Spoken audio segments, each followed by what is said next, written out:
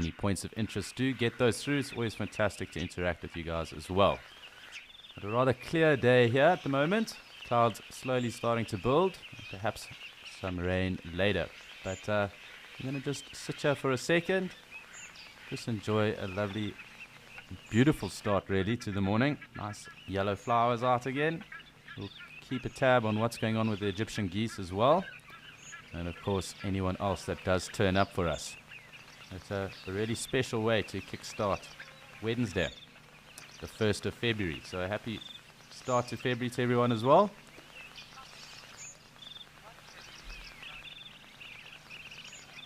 Good morning, Jamie. Yes, really, it is stunning. It really is picturesque here at the moment. Lovely and green, and thoroughly enjoying a really peaceful interlude at the moment. So I'm going to give it a second or so, and then I'm going to start to pan in, and we'll have a look at what characters are around. But I did just touch on it being quite clear, and perhaps the clouds building, and it is time for us to check into what the weather is doing across the different locations this morning.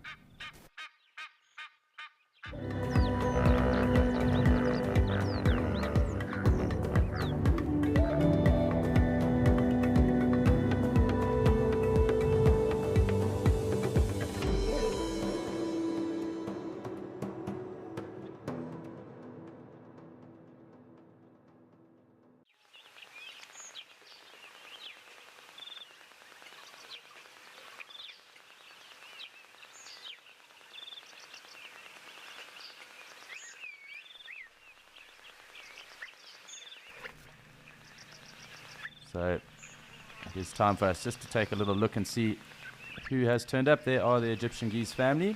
Looks like someone else is on the other side. It's just one of the parents. Of course, we will keep tabs on who else has decided to pop up for us throughout the course of the morning. And of course into the afternoon too. So just trying to pick up on the Egyptian geese.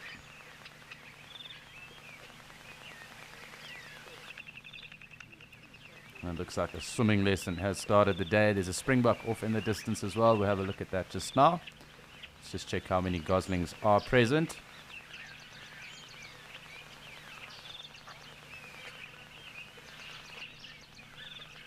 Hi, Alice. So I just want to double check what the bird population is in Etosha, because Okuya is an Etosha Game Reserve in Namibia, the foremost game reserve in Namibia.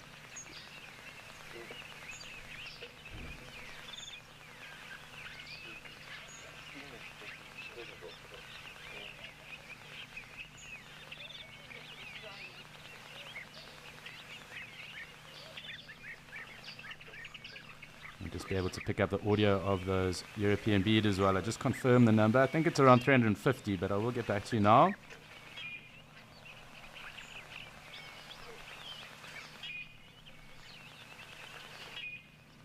So there are roughly 340 odd bird species here in Etosha. And what you can hear right now is one of the red-billed spurfowl. They do hang around pretty close to camp, so it's quite tough to find them. A rather peaceful day. There's not too much wind at the moment. We've got a lovely silhouette and a glassy top on the waterhole right now. It kind of looks like the geese are ice skating.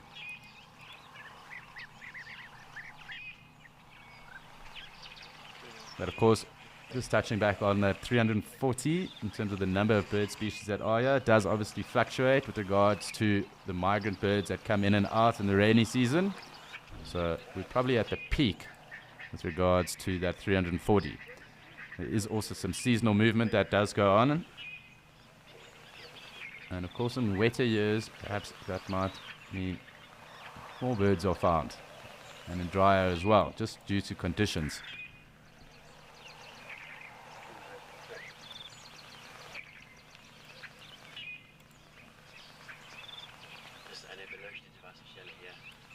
I'm trying to get in a little bit closer.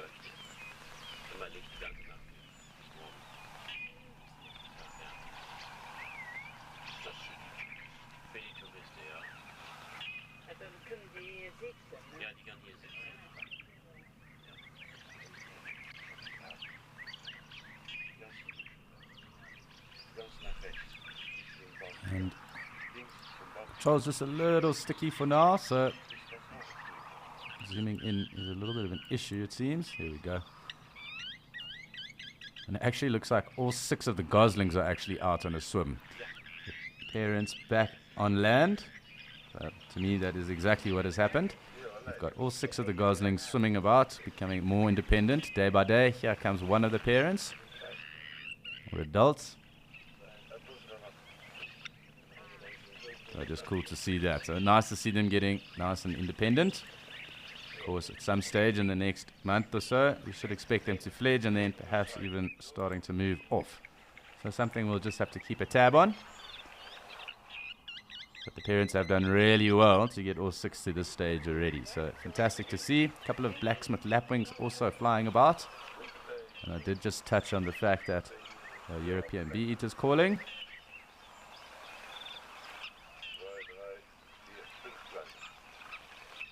And let's just see if we can't find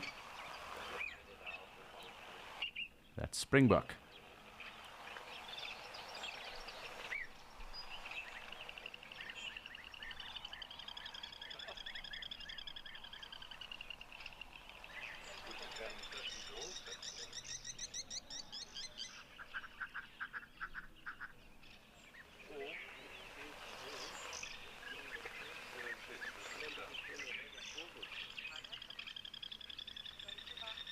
So it does look like there are a couple of springbok off in the distance. I think the other one has gone behind some vegetation. And while we wait for them to appear and get closer to us, I think it's time for us to head across to Djuma. There's something interesting there for us to view and have a look at.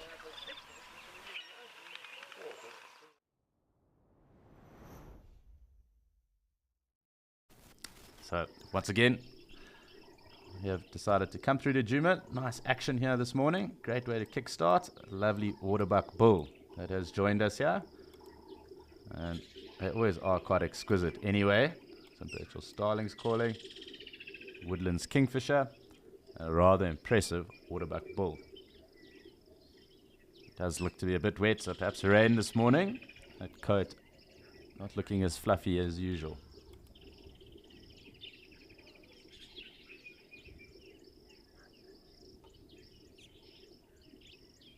So quite cool, standing very regal, very composed, very stocky antelope, and really quite lovely just to see. It sounds like some Aramark babblers off in the distance too. It's a lovely sighting of this waterbuck bull. A little jittery it seems right now.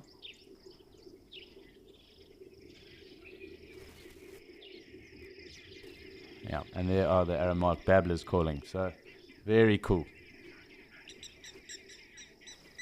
Blacksmith lapwing, Egyptian geese too, so common species across both locations.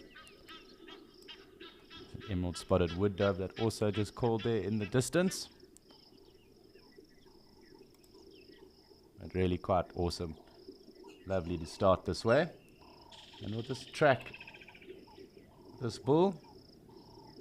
There are a number of them that do frequent Gowrie Dam, and I hope he doesn't disappear off right into the drainage line. Of course there is a dip, you would have seen him just go down the ridge there. So we'll keep as best tabs as possible on him for now.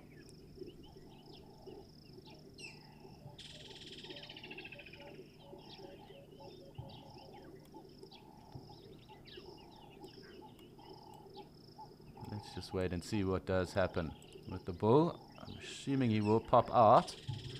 How long that will take, I'm not too sure just yet.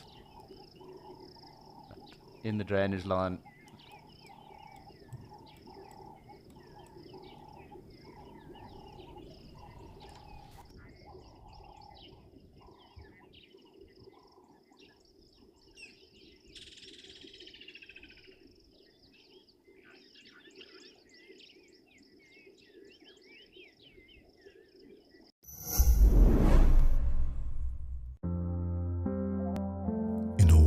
Full of upheaval, we all need a quiet and safe place. A place where anxiety and stress don't exist. A place where life carries on. Slip away into a brand new show exclusively on Wild Earth. Just Nature, coming to you from February 1st.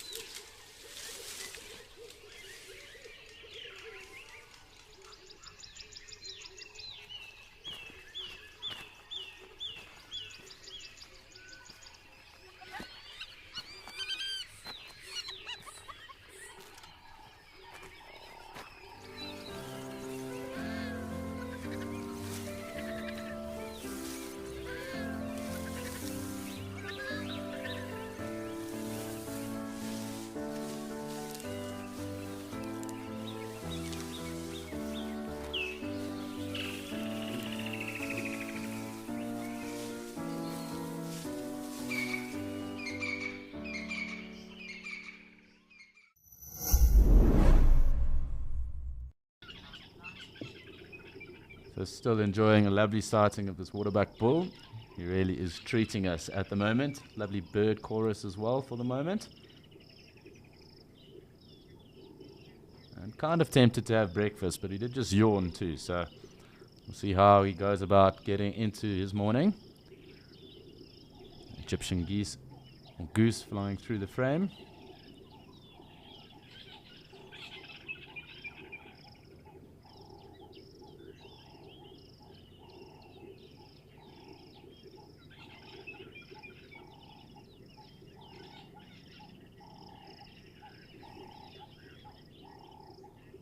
And a couple of frogs as well calling, so it sounds like babbling casinas to me.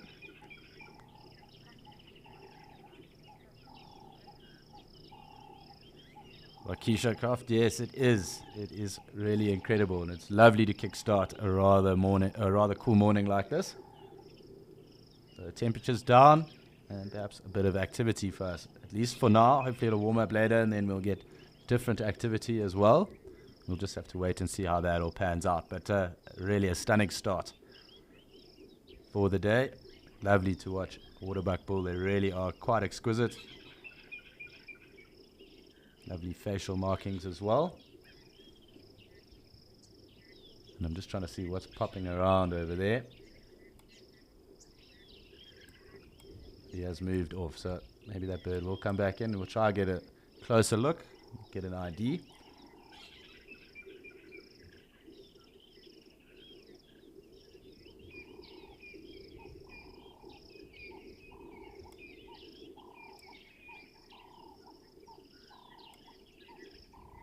It's an oxpecker that has joined, a red-billed oxpecker that has joined the waterbuck bull. And going to go through that ritual combing of their fur. Good morning, Rob. Yes, it is quite common to find them alone. Obviously, also, they do have little harems or little herds too. Of course, they do need to cement their dominance and obviously also then establish mating rights too in amongst them. So it's also common to see them in little bachelor herds as well. Of course, as they get bigger and that need to further their lineage does increase. There's some brown-headed parrots calling. That obviously that need then to, cement a lineage and the rest takes over, it's not uncommon then to also find them by themselves too. So they do then kind of look to a brown-headed kingfisher as well.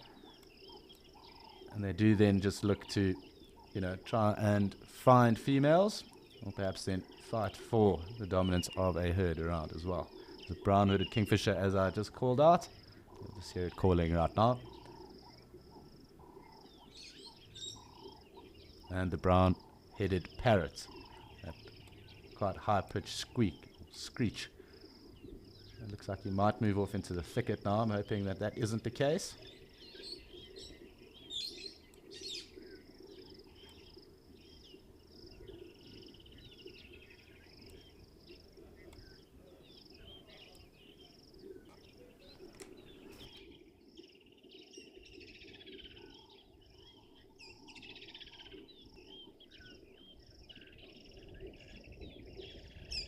So we have had a fantastic start to this morning. And while this waterbuck walks out of frame, it's time for us to shoot across and say good morning to Tess and Morgan down in Amakhala.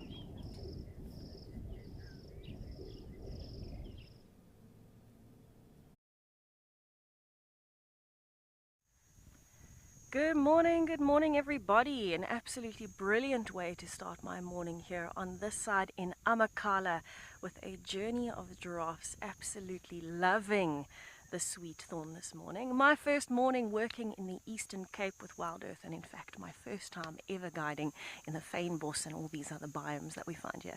My name is Tess. I'll be taking you out for Escape to Nature this morning. Behind the camera is Morgan, and we are super excited to be working together again. How long has it been, Morgan? Months. A year since Morgan and I worked together, so this is just fantastic. There we go. Okay, we're getting used to things out here, as you can tell. I'm absolutely loving my time at Amakhala already. This place is absolutely stunning. Absolutely stunning. And these giraffes are certainly spoiling us this morning with some great views as they are feeding on all of the sweet thorn. I didn't quite believe it when people told me the sweet thorn is this abundant here until I actually saw it for myself this morning and realized it is everywhere. It is such a beautiful plant, and I can see why the giraffes would like it. But this is a very large journey of giraffes. We can only see about 2 or 3 here in this part of the group. The rest of them are really spread out.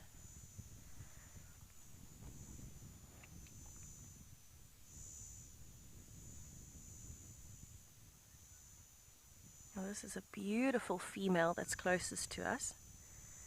She's quite dull in color. She's not as dark as the other giraffes. The one behind her looks like a male, so that might explain why he's darker, but remember, it can also be down to genetics. It doesn't have to be a male-female thing.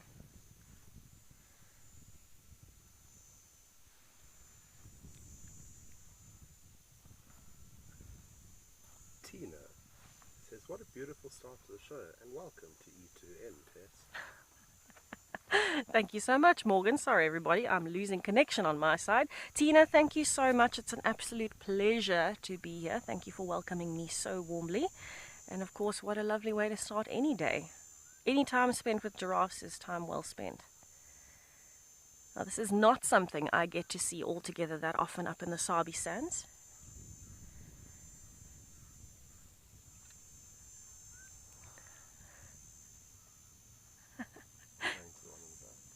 Okay, thank you, Morgan. So this is definitely something unusual for me because, you know, this beautiful big male giraffe, yes, we see giraffes occasionally in Djuma, but we've got very few journeys that we see regularly. And so here, to have this be my first mammal that I've seen at Amakhala for the morning, it's just so perfect. There must be at least 10 giraffes together, even though we can only see these ones. You'd think that there are no tall trees that you'd be able to see them easily, but as soon as those heads bend down to get at the sweet thorn, which is quite a low plant in this area, it doesn't grow very tall, it does mean that they disappear quite quickly. But he is staring at something while he's chewing the cud. I don't know what, maybe the other giraffes on the other side of the road. But you can see he's a lot darker than that female that we saw first. Beautiful caramel color.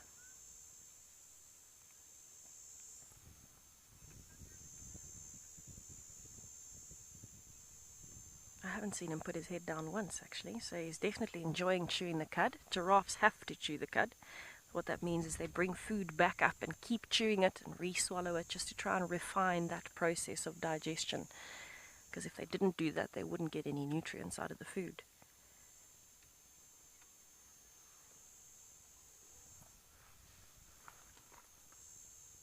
I wonder what he's so enthralled by. He's not the only male here. There are quite a few males in this journey, which for me as well is also a bit strange. It's not something that I've seen that often, is these big journeys with multiple males, multiple females. But I must be honest, I'd like to see some calves in here. Oh, hello girl. She's coming closer. This is amazing.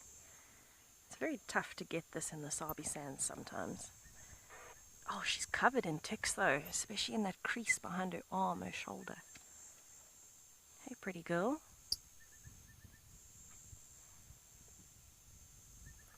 Beautiful tail. They're always so graceful looking when they walk. That right, left, right, left. Very unusual. They look like they walk in slow motion. So you will hear the radio on in the background. I do have to keep it on. I just want to stay informed of who's around me and what's happening. But I'm sure you already knew that. And there she's gone back to feed on Sweetthorn behind the pole. So we'll go back to the pretty male who still has not put his head down. He moved, he's alive, he's not just chewing.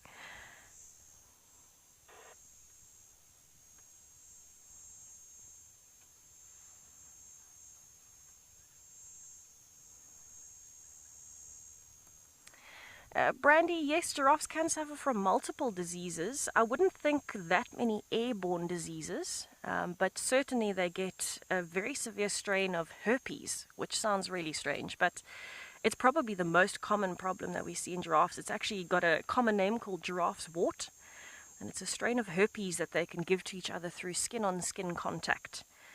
And that causes these big growths all over the body. They look like warts, and then they get really extensive to the point where it can actually cover most of the body's surface, and unfortunately they kind of create these sores, and that can cause infection. It attracts flies, and often it results in death in severe cases. So that's probably one of the biggest threats to giraffes in terms of diseases. I've seen quite a few giraffes with this strain of herpes, but I must be honest, I haven't seen any that regularly in the recent years. I remember it a lot more when I was growing up. It doesn't mean that we've helped the population. I just think that I was, lucky in the sense that I was seeing more healthy giraffes, if that makes sense. But I can't think of an airborne disease, although they would be prone to the usual things I would imagine. Maybe things like anthrax. I don't know about giraffes and tuberculosis. Right. At least we know he is moving. He is a lot bigger than the female. When I see him standing out in the open like that, he's a beautiful, muscular young male.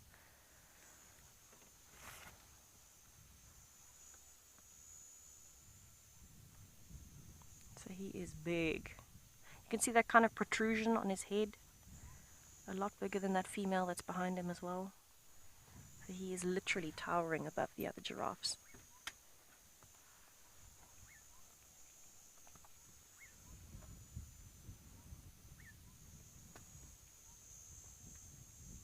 I wonder what, other than sweetthorn here in this region, what their favorite food would be, because they do seem to be targeting only the sweetthorn this morning. And it makes a lot of sense because they're flowering at the moment, but also delicious leaves. We know that giraffes like what used to be the acacias, now the Vachellias and Senegalias. And this is a Vachellia, a straight thorned little thorn tree. Oh, there we go, feeding on something different.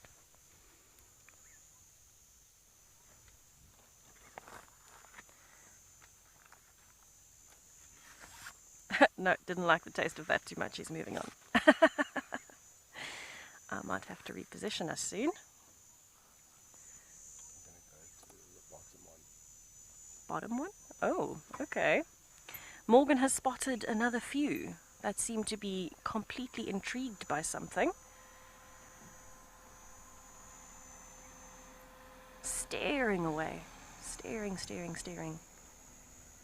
So let me try and count while we're watching that one. It's staring in the opposite direction to what that big male was, so who knows what they are smelling or hearing. I've counted at least 8 that we've seen so far, but I'm sure there are more.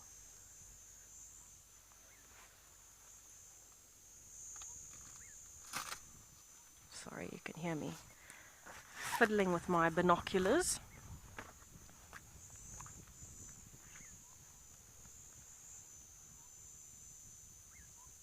That also looks like a male.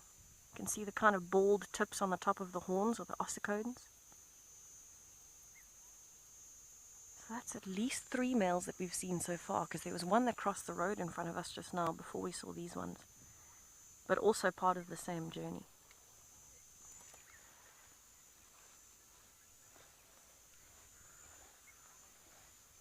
Very interesting. Okay, I think what I'm going to do, I'm going to keep looking for the key on the wrong side, Morgan. See, this is what happens.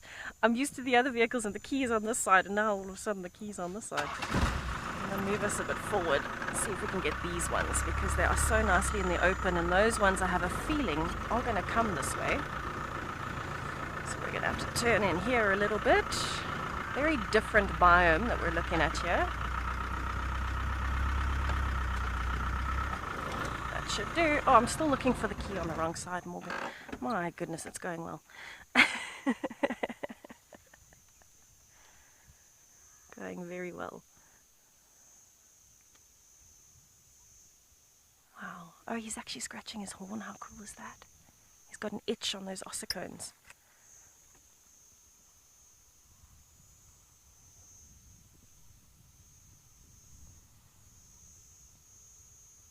Actually looks like dead sweet thorn that he's scratching on. I might be wrong, but I think it's dead sweet thorn. That tall one on the right. Well, the tree that is scratching himself on. Yeah. Morgan. It's so good to work with Morgan again. Another Port Alfreder. Ah, a Telford local, exactly. Now, we are not far at all from Port Alfred, so I wonder if these giraffes can smell the sea. I'm sure they can. Oh, I was hoping he was going to continue scratching his chest there. What a gorgeous male. So the fact that he's closer to females than the other males are that are in this journey, I think he's probably quite a dominant male. Giraffes have a bit of a hierarchy. It's a very tall ladder, being such tall animals, but they have a hierarchy. And he would probably be quite a dominant one if he's sticking so close to 2 females together. They are incredibly social animals. It's different though, because you can find them alone, you can find them in groups of 10 or 20. It can be a mix of males and females, males only, females and calves only. A mix of all of the above. But for me, it's just fantastic to see them all together. Where are you going, boy?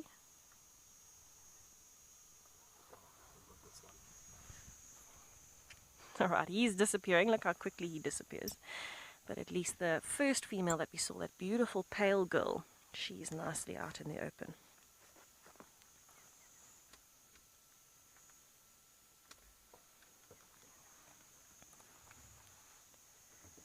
And again going for sweet thorn.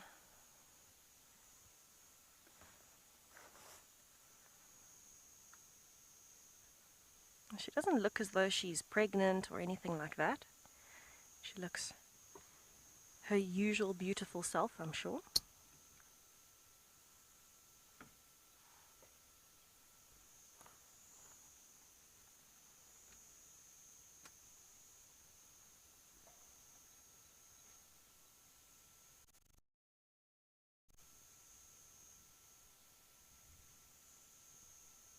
I feel like I could spend all day just watching these giraffes. It's such a treat.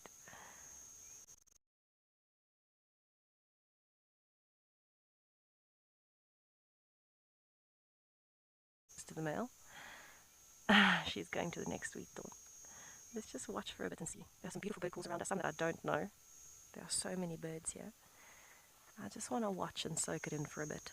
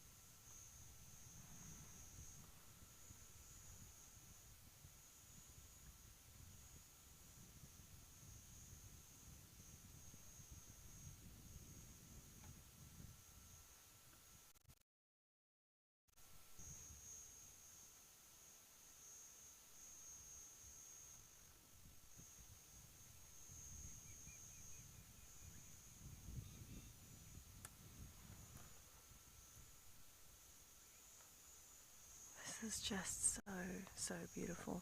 I think I'm going to spend a lot more time here with these beautiful giraffes, but for now I'll send you over to Alex, who's on the Waterholes cameras in Djuma.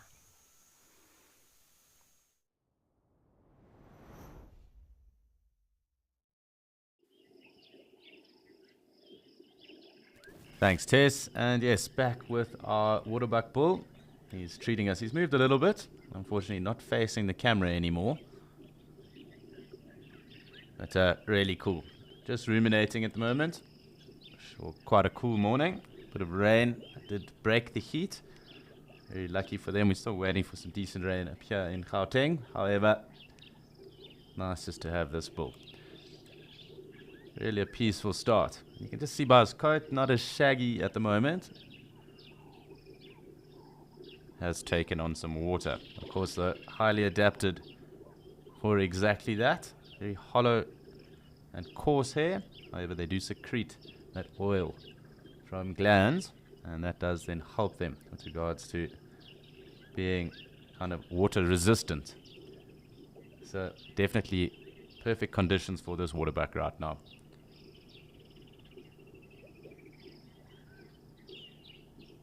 A couple of frogs also out and about. You'll just be able to pick up that little audio as well. So clearly with some rain, amphibians also enjoying a little break and some moisture too.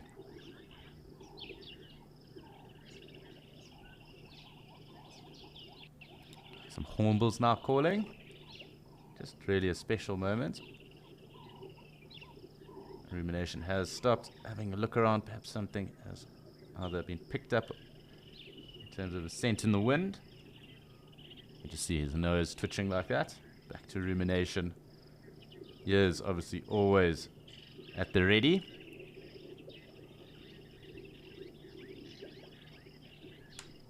And a peaceful moment.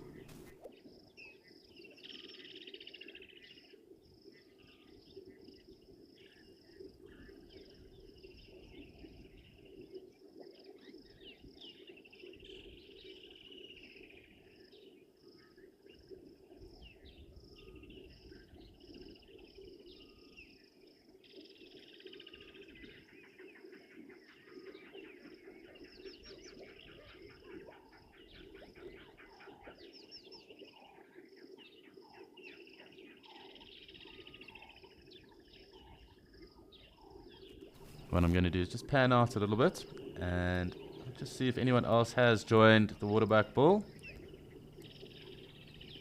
Let's have a little look up here.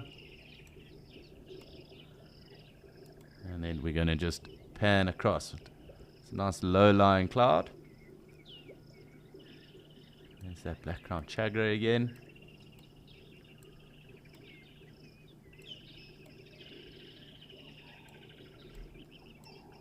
One of the Egyptian geese adults, the two goslings.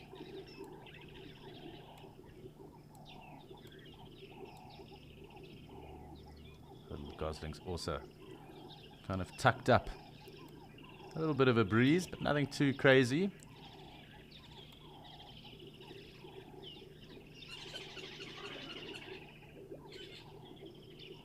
And again, just having a little scan around. We'll join the bull again now. Just checking to see if any of the other characters have come out for us.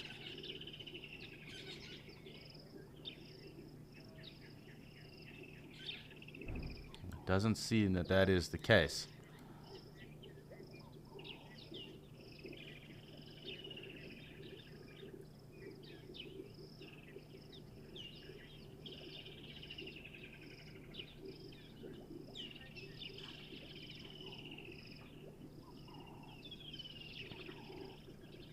Hi, Abigail. Thank you very much for your question.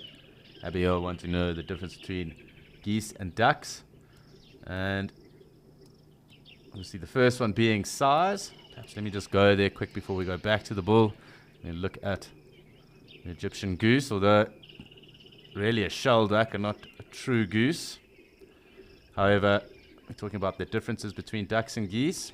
And first and foremost, it would be size. So geese obviously far heavier. So there's a difference in their calls, as well as there being a difference in the number of vertebrae found in their necks. So duck with fewer vertebrae than geese or swans. Geese and swans have anything upwards of around 16 vertebrae in their necks. So those are the key things that we would look at, or that differentiate between ducks and geese. Those three things that I've just alluded to.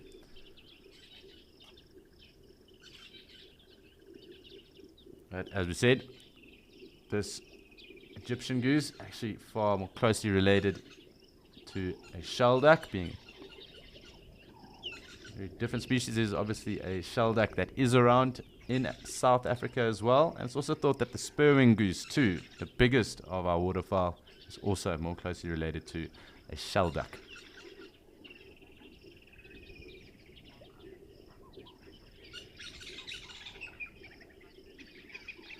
So very cool, nice to touch base with some of the birds, and of course that waterbuck bull.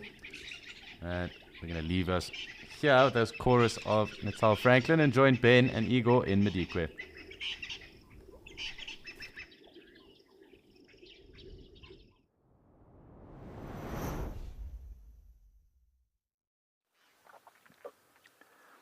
Good morning, everybody.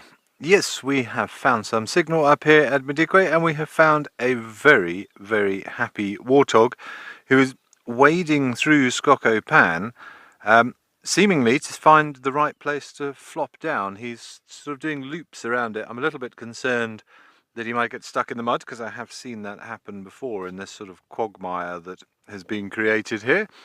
But he seems to be thoroughly enjoying life. It's a good way to spend the day, I feel. But it's a lovely, cool start out here in Madikwe, or I should say up here in Madikwe, up in the northwest of South Africa, close to the Botswana border. We do have some rain forecast for today, but currently it is just overcast. We had a couple of spots of drizzle this morning, but very, very beautiful nonetheless. And of course, for me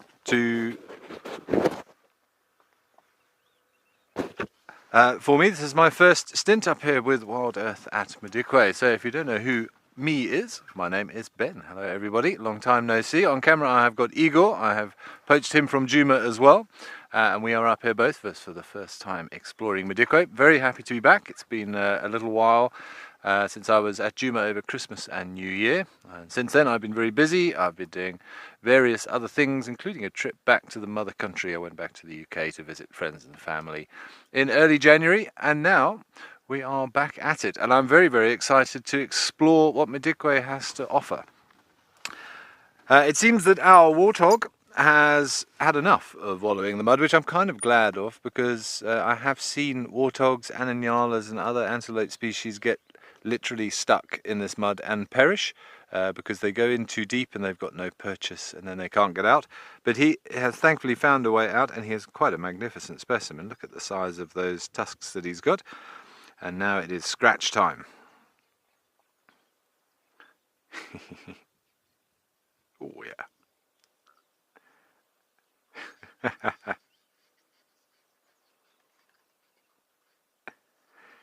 Thank you, Sandy. It's wonderful to be back, and I'm very, very excited to explore.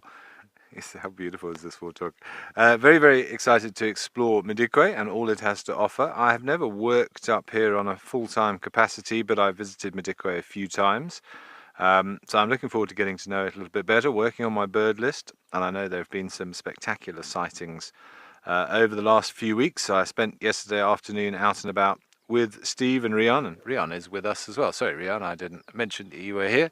He's trying to be the anonymous in the back seat, but for no longer. So we had a good look around, see where the best areas are. I heard some of Steve's war stories for being up here, and I'm very, very excited to see if we can carry over the torch.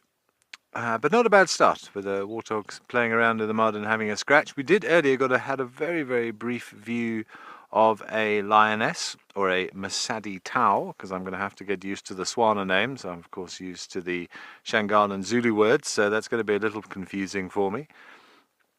But we only saw her very, very briefly, but it's been a great start, and what a beautiful warthog having a good scratch.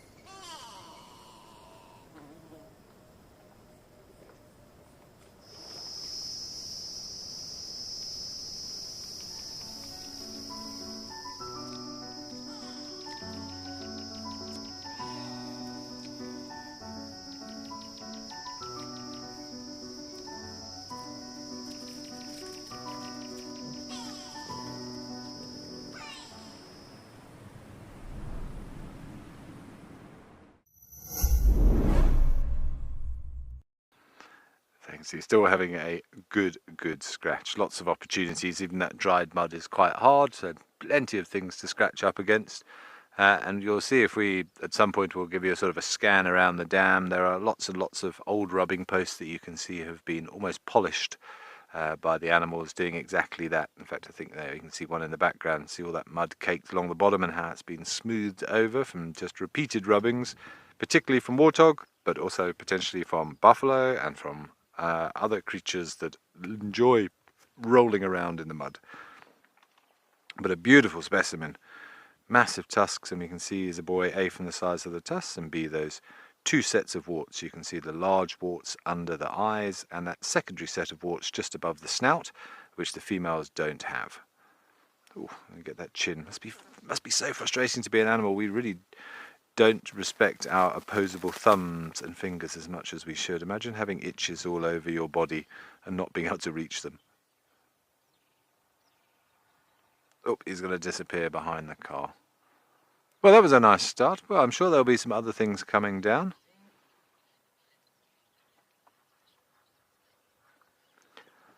Lawrence, I'm unaware of any cases where mud in itself would cause irritation to the skin, and it's used as almost a sort of to help treat wounds potentially as well. It just sort of seals everything off and stops bacteria and stuff getting in.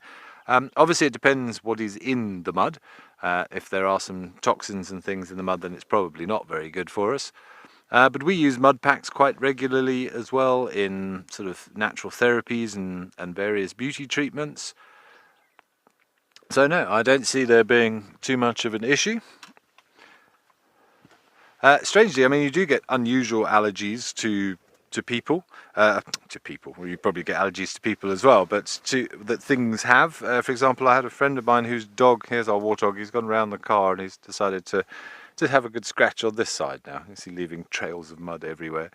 I've got a friend who's got a dog who's allergic to grass, which would probably be about the worst possible thing you could be allergic to if you're a dog, bearing in mind you walk around on the grass all day, every day, in these sorts of habitats. So there are unusual things, but I'm sure if they'll figure it out. If they get into the mud and they have an irritation, then they will avoid the mud. But that would be like worst case scenario for a warthog, because warthogs love mud. But you can see that's very inclusive sort of smeared coats that he's now got. That will, say, protect from parasites and biting insects, and it will also help protect from the sun. Not that we need it today particularly, but it does act as a very effective sunblock.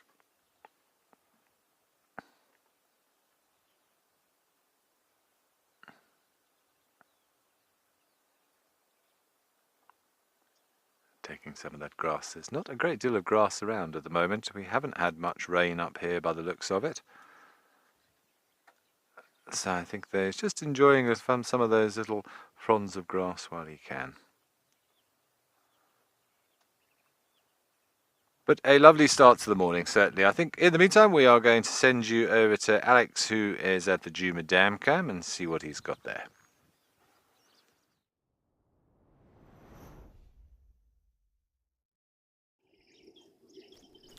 Thank you, Ben. And yes, back with our resting, ruminating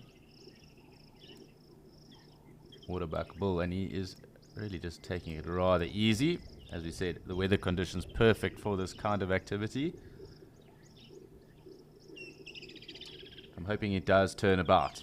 I'm going to just zoom back out. Time for us just to check and see who else might be through.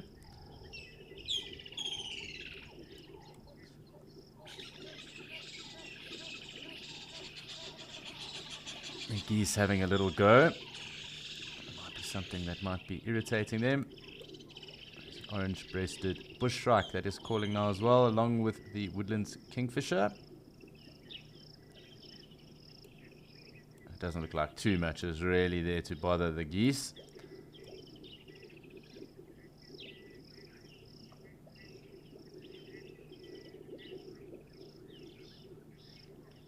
One more pan up here, and then we're going to go back to the waterbuck bull. See if he perhaps stands up for us. They don't generally sit for too long, but of course, it'd probably be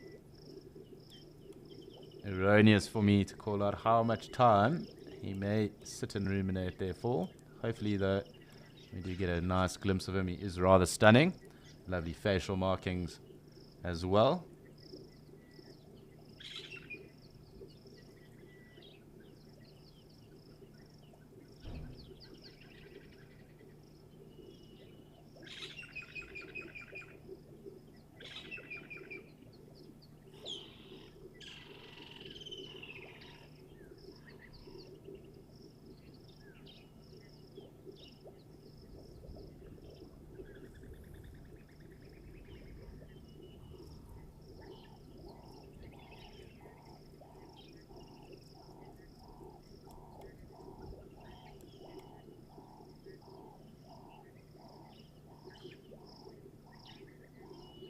Looks like that is where he parked his car for the moment. Hopefully he's going to turn around at some stage. Otherwise, we'll try again as close on him. We can look at those lovely horns of his. Rather imposing, if you ask me. One of the more imposing sets of horns that bull antelope do carry. You'll just be able to see that. Obviously with those ridges on the inside. And quite smooth on the outside on his horns. Obviously that does help with kind of grip. See, from the inside to the front, and when they do spar, it kind of does aid in terms of grip as well. But rather imposing horns that waterbuck bulls do carry. You can just see that white marking underneath his chin there, and then of course that white muzzle to his nostril. Just peaceful, really. Nice to have him about.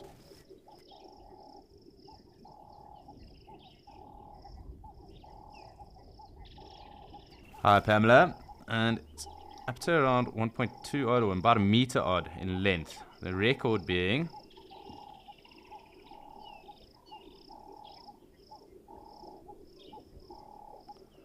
just want to double check that. I think it's around 1.2, the record meters, that is.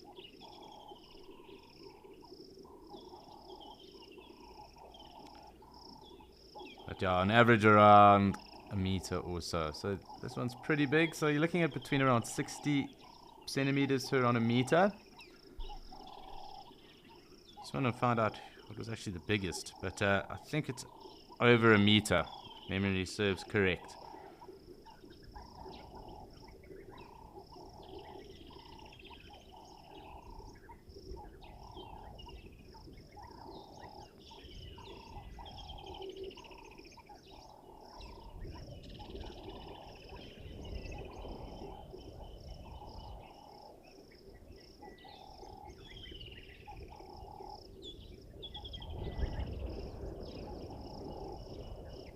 Might just take me some time just to find that. So we're going to just enjoy this. The wind is slowly picking up. No complaints.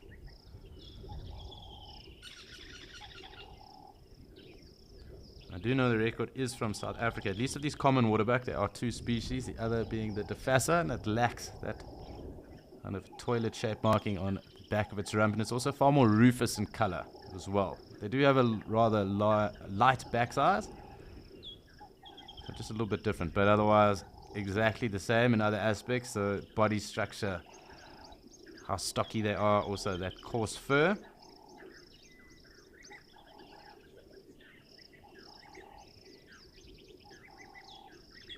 There's a cuckoo calling. Yeah, so we're looking at it's around a meter, I think is the max a waterbuck bull's horns will get. Now, I do think the Defasa that I did mention is a little bit shorter, smaller than the common. Again, something I just want to double check on, but memory does serve correct. That is the case.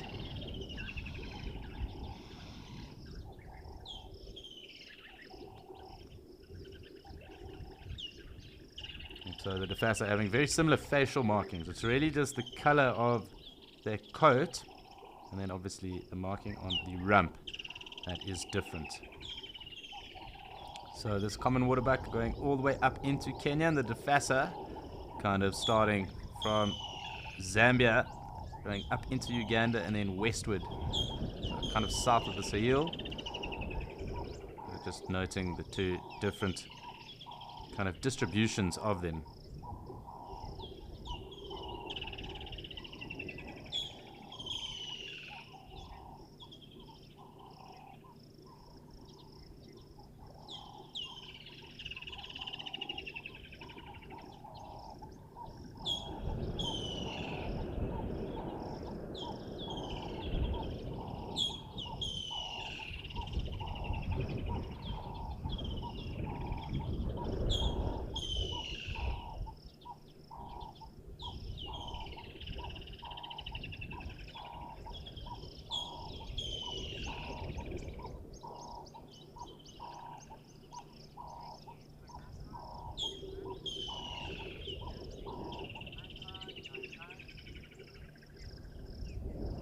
So still just enjoying this lovely waterbuck bull.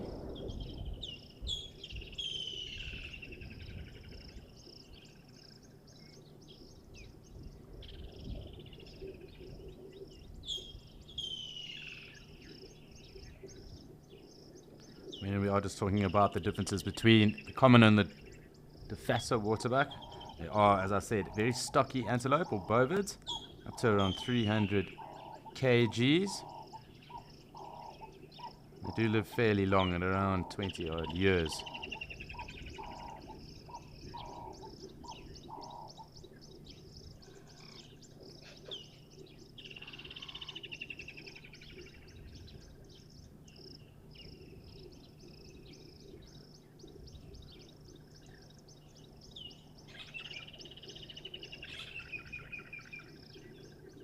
And the reason why I'm saying that is possibly a slight difference in size between the common and the Defasa, although I'm sure there are different subspecies within those genuses of the common and the Defasa just by region. It's generally noted that on the western side of Africa, a lot of the wildlife there sometimes is a bit smaller than their East African counterparts. So in particular with buffalo, the West African buffalo being smaller, the West African lion as well. I think there might be a couple of kgs in terms of difference between the two, common and Defasa. But again, regional differences do occur. There will be outliers in those populations too.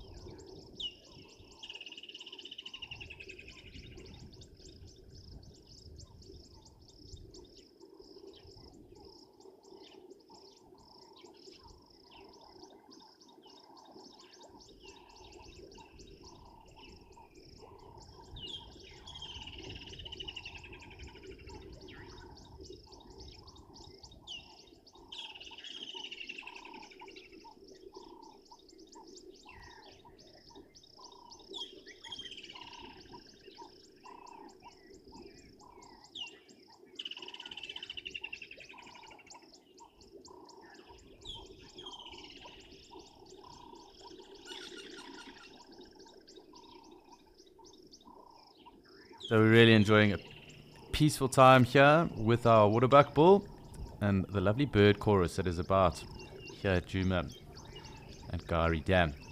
So it's really nice, lovely and peaceful, as I said. It's great to be able to sit back and relax. Lots going on.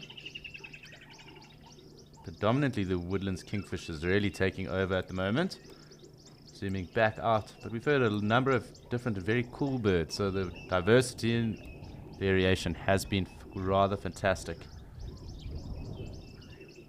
I'm just having one last scan around. We're going to have a look at the Egyptian goose, and while I do that, it's time for us to say good morning to Nick down in Kariega and see what's going on there.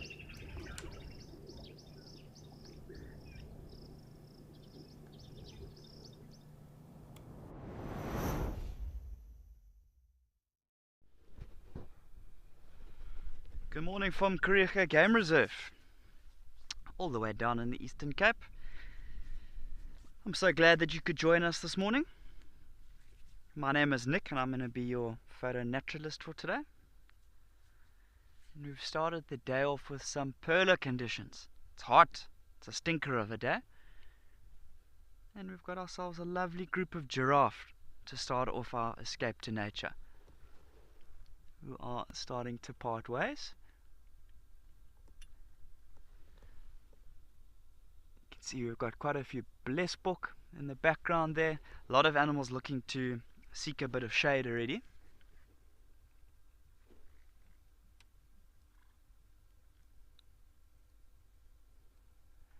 And these giraffes are so close that I'm going to have to unfortunately cut their legs off. I can't get everybody in the frame here.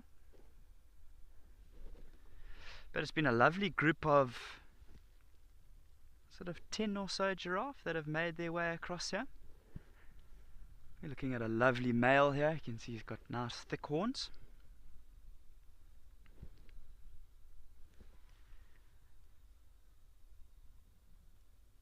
Yeah, I've basically just been sitting here by Scotia Dam, taking it easy, doing a little bit of birding, with the heat starting to increase, there's been a nice consistent flow of different animal species coming down to the water.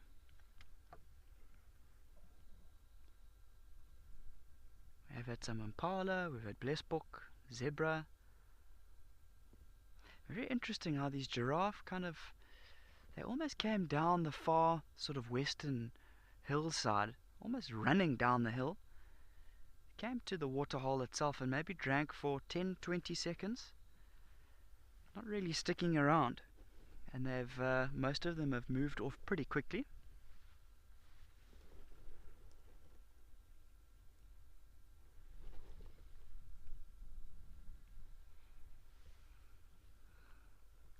So 100%, nice to start with such a tall animal like a giraffe. Nice and peaceful. This guy's just checking out his surroundings. Oh, off he goes.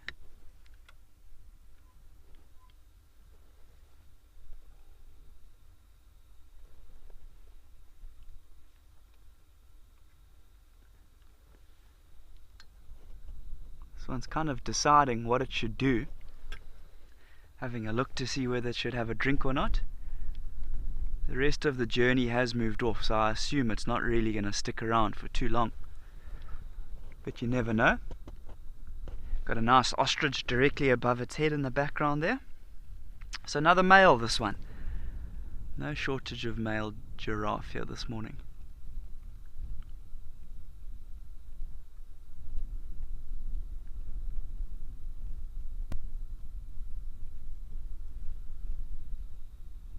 There's our grey heron flying there.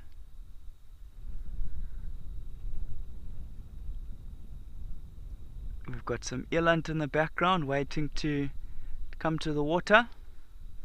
Once again, I apologize if we're clipping off legs and things. He's just far too close. He's about 20-25 meters off here.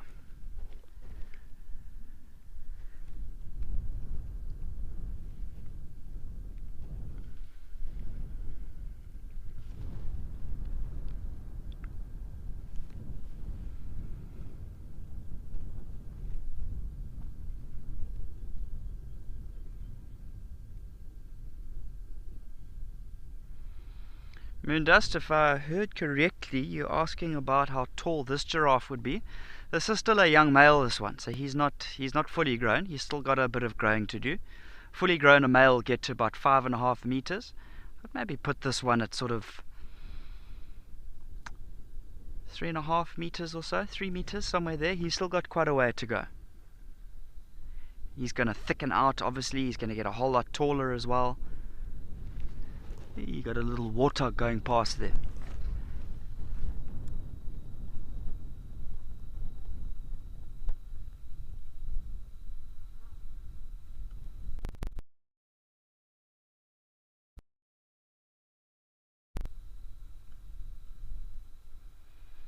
Not quite sure which direction he wants to go.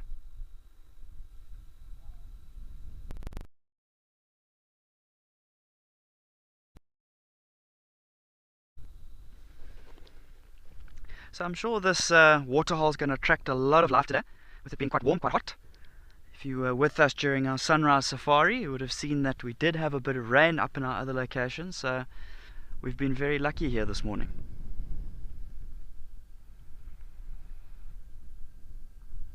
Alright, let's take you across to Alex and Okukuyo and see what he's got.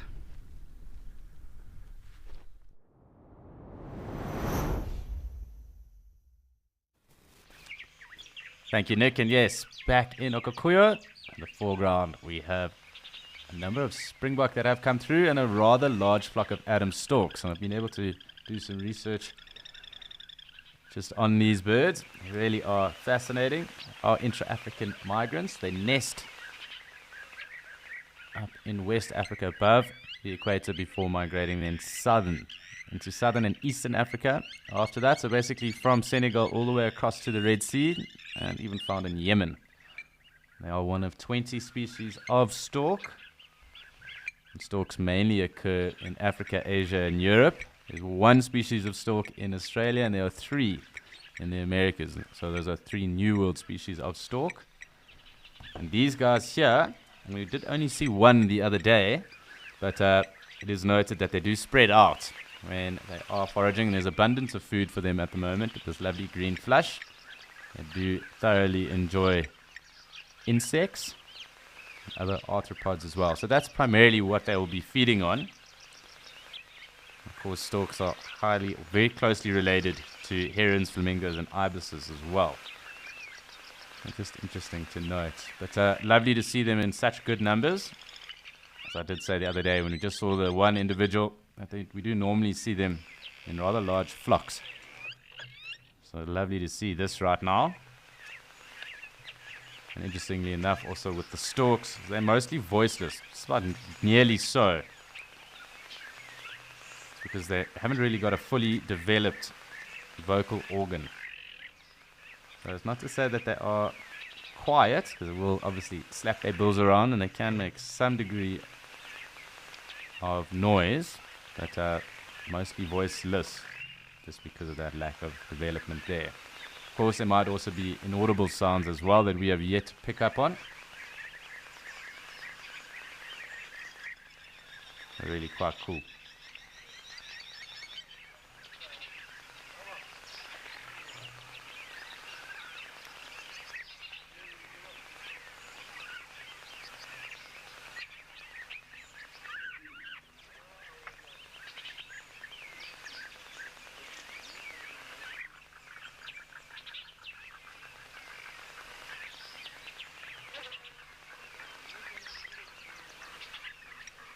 Lovely, just to be able to sit here and actually just watch obviously the grazing going on, but nice to see different birds as well around Okakuyo. And of course a lovely large flock of these Adam storks. And of course getting that very loud raucous call of the red-billed spurfowl now as well.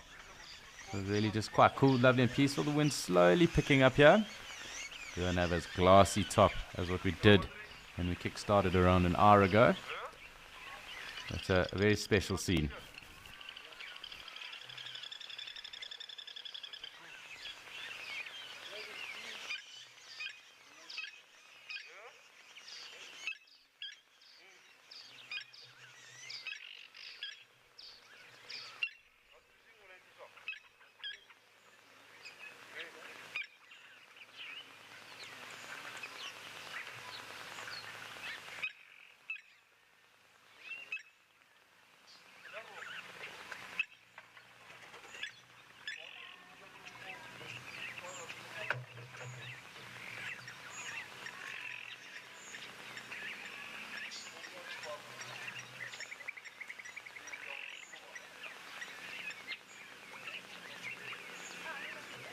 I'm going to just zoom back out again. Nice to see those springbuck up in the distance there. They have started to get closer. I'm assuming they will get right close and be around the peripheries of the waterhole as well. But I want to check in, see who else might have come down to join us, and also just have a look towards the south and north of us as well.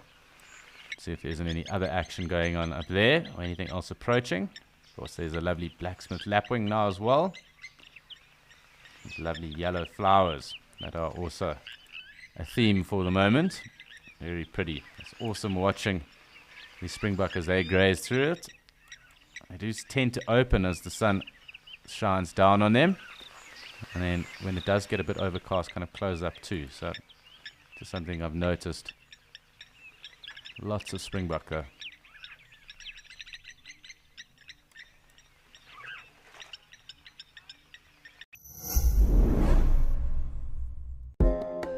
Here at Wild Earth, we know it's not always possible to watch your favorite show live.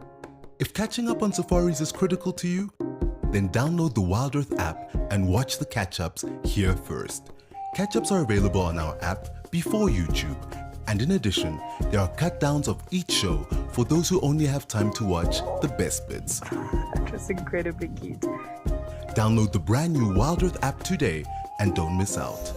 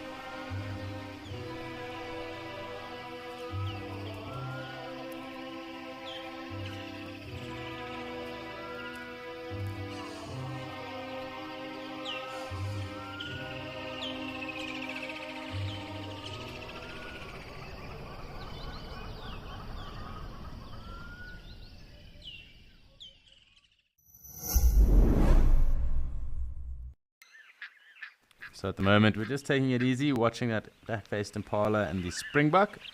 Of course, we did just take in some very cool visuals of that rather large flock of Adam's storks. Also just picking up on the other bird audio that is about. So nice to just see two different antelope at the moment. I'm hoping that at some point we might get some zebra and that wildebeest bull that has been around. Perhaps something else, but who knows. The day is just beginning, and we'll just have to wait and see what comes through.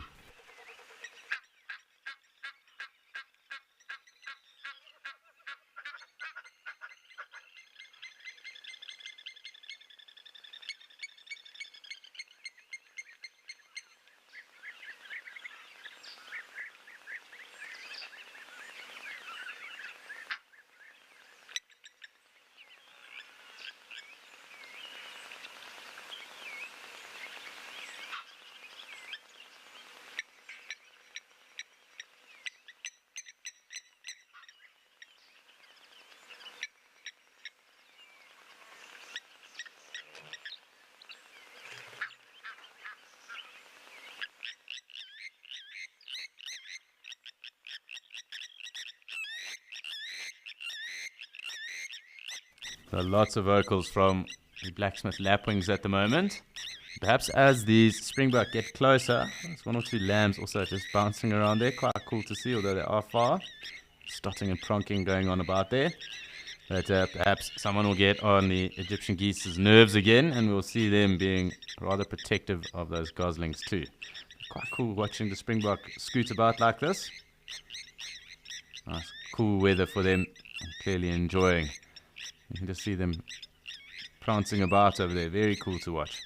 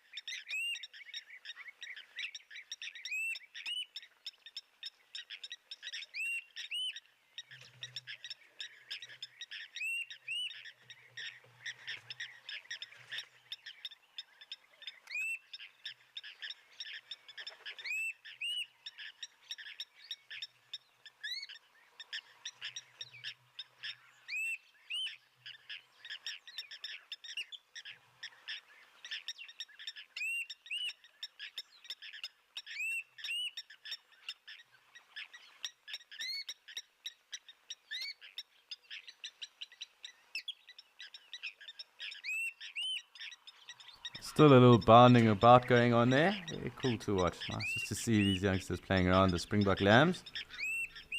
Gonna zoom back out. A new bird that is calling here. I need to just go through all my apps at some point just to get a proper ID. The wind seems to have died down a little as well for the moment. So very cool, lovely to watch all those springbuck bonding about like that. The lambs at least, stotting and pronking. But it's time for us to join Nick and his giraffe again in Kariega.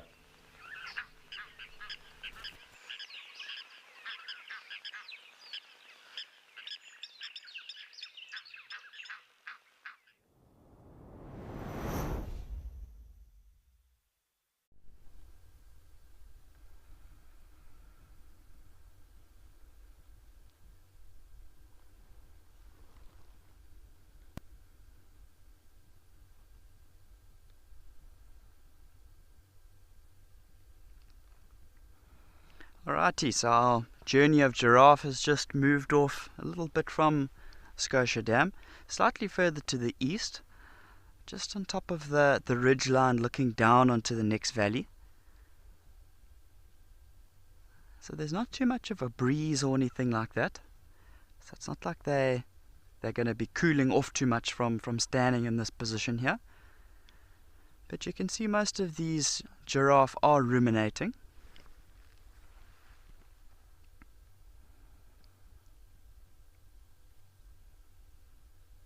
So maybe earlier on this morning they did a little bit of active feeding.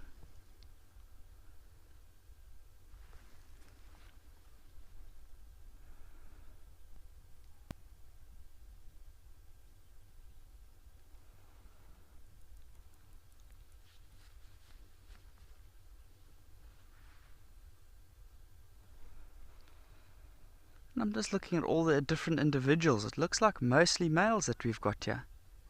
One or two females, but it looks like the large majority are males. Whew, and it is definitely starting to cook this side of the world. I'm sure we'll see these giraffes starting to head down towards the Kariega River, just to the east of where I am now, not too far. Remember, it'll be nice and cool there, lots of nice shady spots. But giraffes seem to handle the heat quite well in terms of staying cool.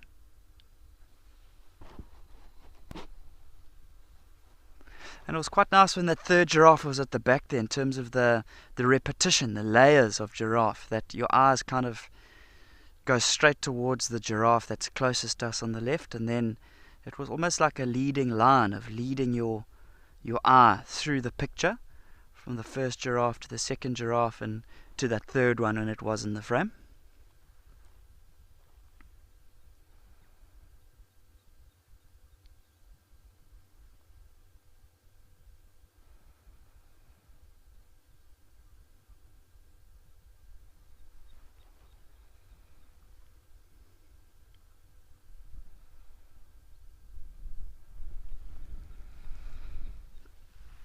Judy, that is an ever-changing answer.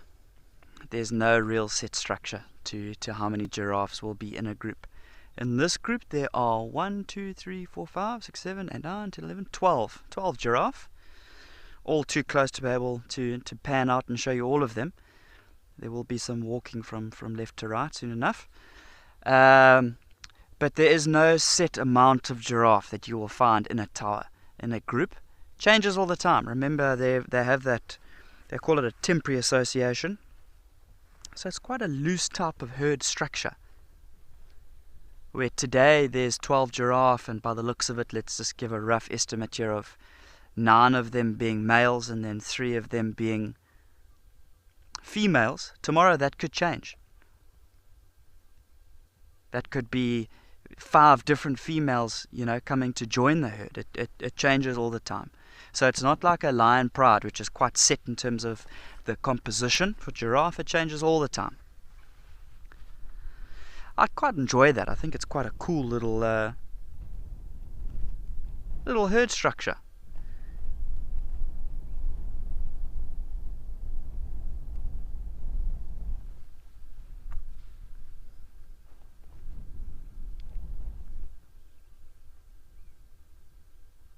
Look at this, all of them are coming to stand in one spot. That was too many for our male closest to us.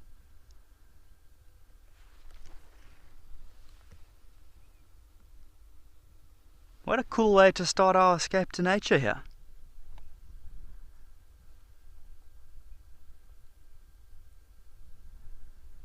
There's 1 or 2 zebra off to the side, also just flicking their tails like we can see these giraffe doing. There has been lots of little midges flying around this morning. With the heat that we've had, it's brought all of them out, so I'm sure the giraffe will be struggling a little bit with that, so we should start to see a lot of tail flapping from all of the different animal species today.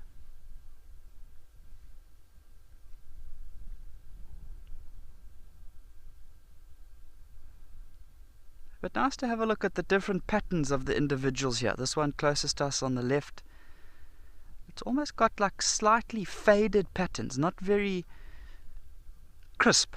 Whereas the one further back slightly to the right there, you can definitely see the blocks are more definitive. Very, very different.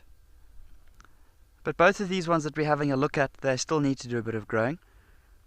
Remember, giraffe, they live for around 30 years, 30, somewhere around there, 27 to 30 years. This young one closest to us, I'd maybe put him at somewhere just short of 10 maybe.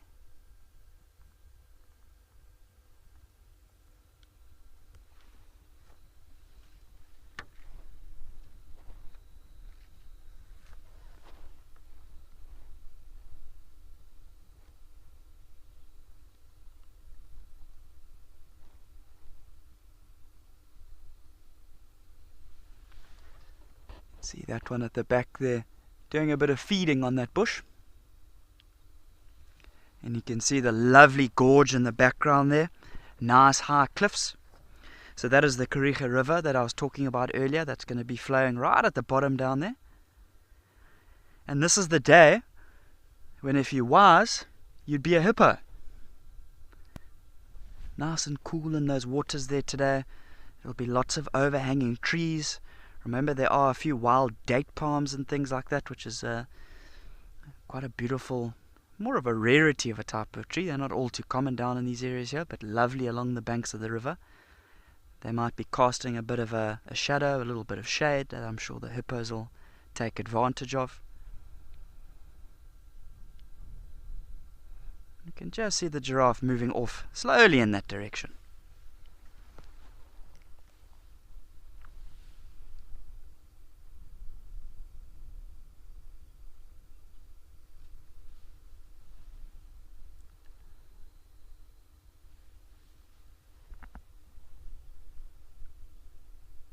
What an amazing view there. So here I am zoomed all the way out. In terms of taking a photo here, with all of these giraffe that we do have, I would go for a wider angle photo. And I would try and get a little bit more of the top of that ridge line that we can see. Right at the top of the frame, I would try and get all of that with a little bit of sky included. And I guess at the end of the day, you can't have it all. But you know, you need a nice wide angle lens, maybe a sort of a 18 to 55 or 16 to 35, somewhere along there.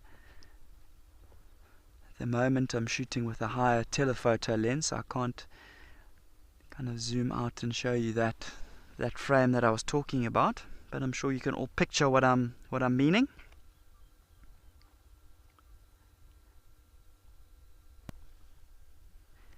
And you can see that bush that the giraffe are feeding on. I can't see what it is from here, possibly a plumbago. You can really see that browse line, that also more of a browse line. You see that sometimes on some of the bigger trees, but you can see the browsing maneuvers that a lot of these eland and giraffe have had on the tree here. You can see it's almost been like pruned. You know, when there's new growth that's going to come out, they're obviously going to look to feed on that.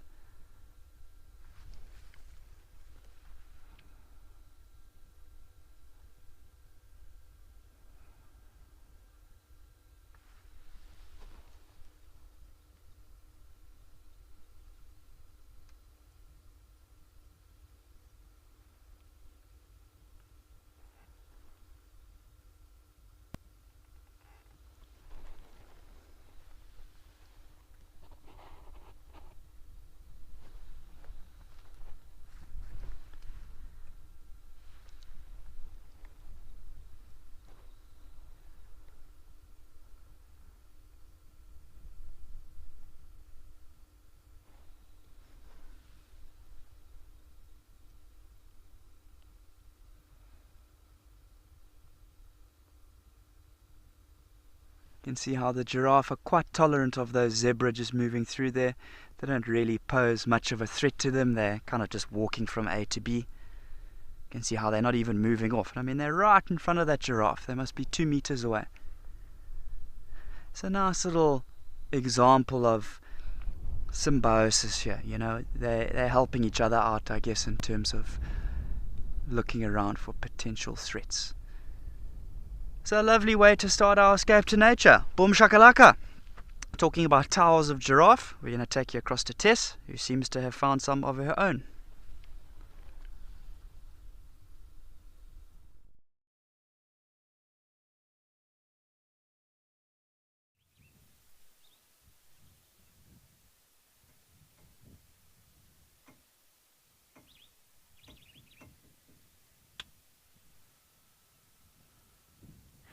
So we are having a very lucky day on giraffes, it seems. We're in a completely separate section of Amakhala, although don't ask me where exactly. I just know we've been through a dune forest. Very exciting, beautiful area. And now we found a whole nother journey, but they are looking just as nervous as 1 or 2 of those giraffes that we saw earlier. And I don't know why. The wind has picked up, so I'd imagine they're hearing something or smelling something. But there shouldn't be any predators around here, hey Morgan? Maybe some jackals? Never know what the lion. Yeah, we never know where the lions are. I'd love to meet the lions. I can't wait to meet them. But these giraffe aren't even chewing the cud. Look how they are staring. This is the kind of behavior we look for when we're looking for predators. And the fact that all of them are looking the same way. Oh.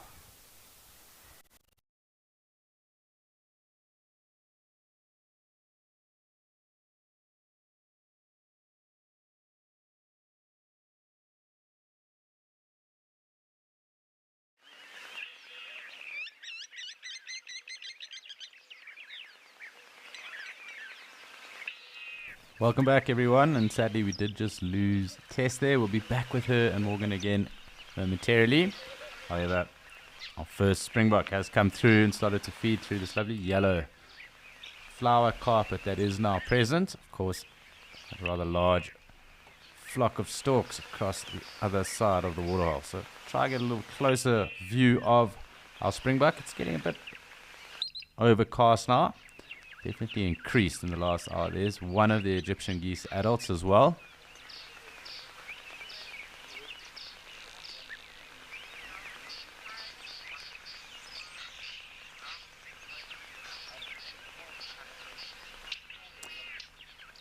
So very cool and lovely to be here in Okukuya, and you are with myself, Alex.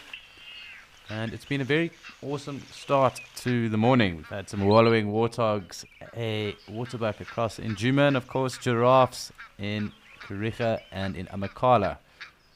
But some impala and springbok here. Lots of lovely bird calls and that lovely flock of Adam storks as well. So we have really got off to a flyer. It is very cool. The geese, I think, kind of telling that springbok not to get any closer than it did. And it is moving off. I'm going to zoom back out a little bit.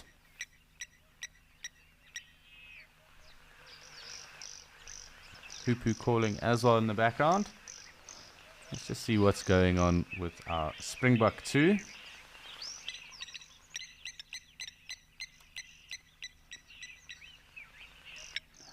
Has kind of moved off as well for the moment. Lovely call of the hoopoe in the background.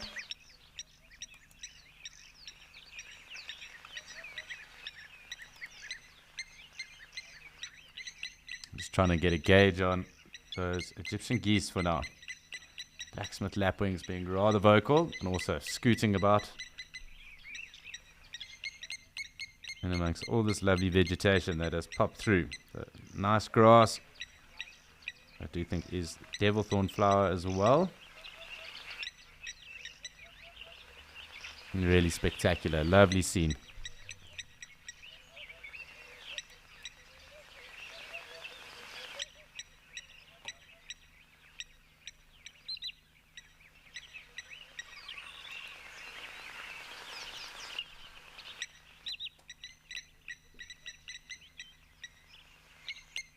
I haven't actually seen the little grebe yet this morning that does frequent the waterhole.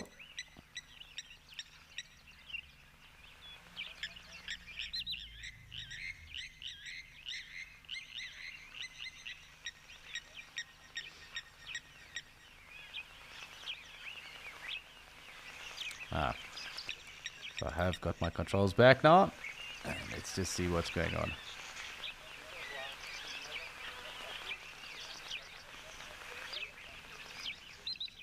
So very peaceful here in Okukuya.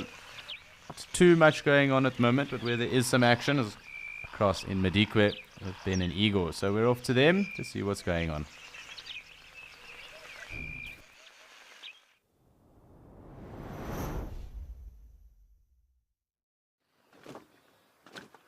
Thanks, Alex. It's also very peaceful up here in Madikwe. As you can see, we have changed dams.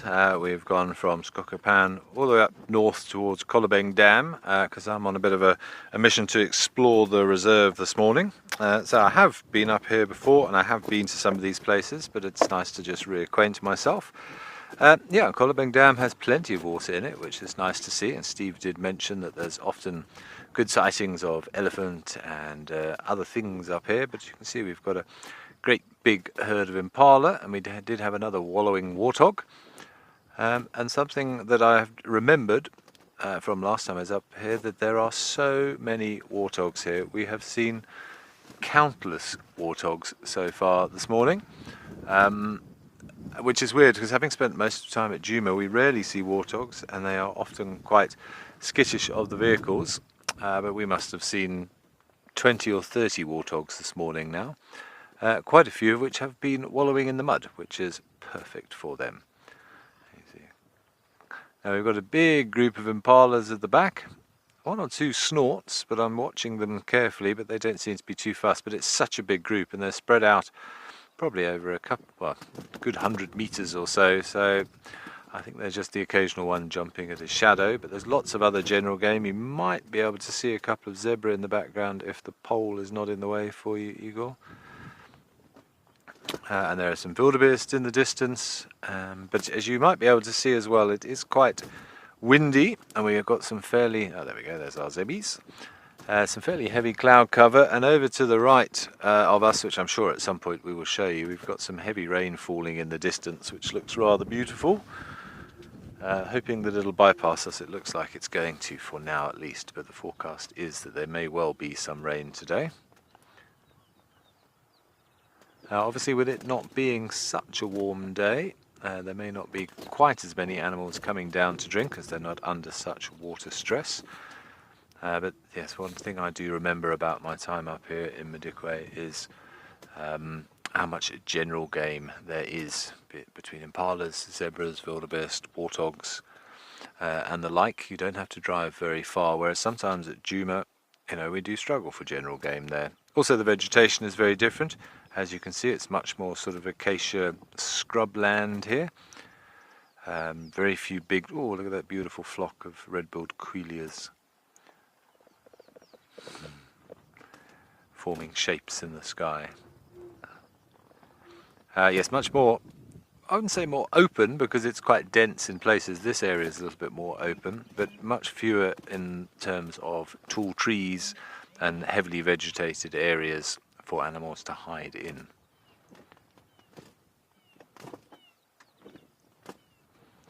I love it. Look at that. Oh, that's just spectacular, isn't it? And then they all disappear into the tree. We do get some huge flocks of quellias up here. The most I've seen is when I've spent time out in Namibia. I spent time on a Rindi game reserve a little while doing some training back in my eco-training days. And we would sit there for hours just watching flocks of what must have been thousands of quellias pulling these incredible shapes. These, well, we call it a murmuration of starlings when the starlings do it in the northern hemisphere. They're not here in such sufficient numbers to create those wonderful sort of rippling flocks that they do, but the quellias are what we've got, and there are cases in Africa, oh look at them, where the sky will darken with the number of quellias, and huge flocks can fly overhead lasting minutes before the whole flock has sort of gone past. Millions, literally millions of birds. They are of course the most numerous bird in the world if we don't count chickens, but the most numerous naturally occurring bird in the world.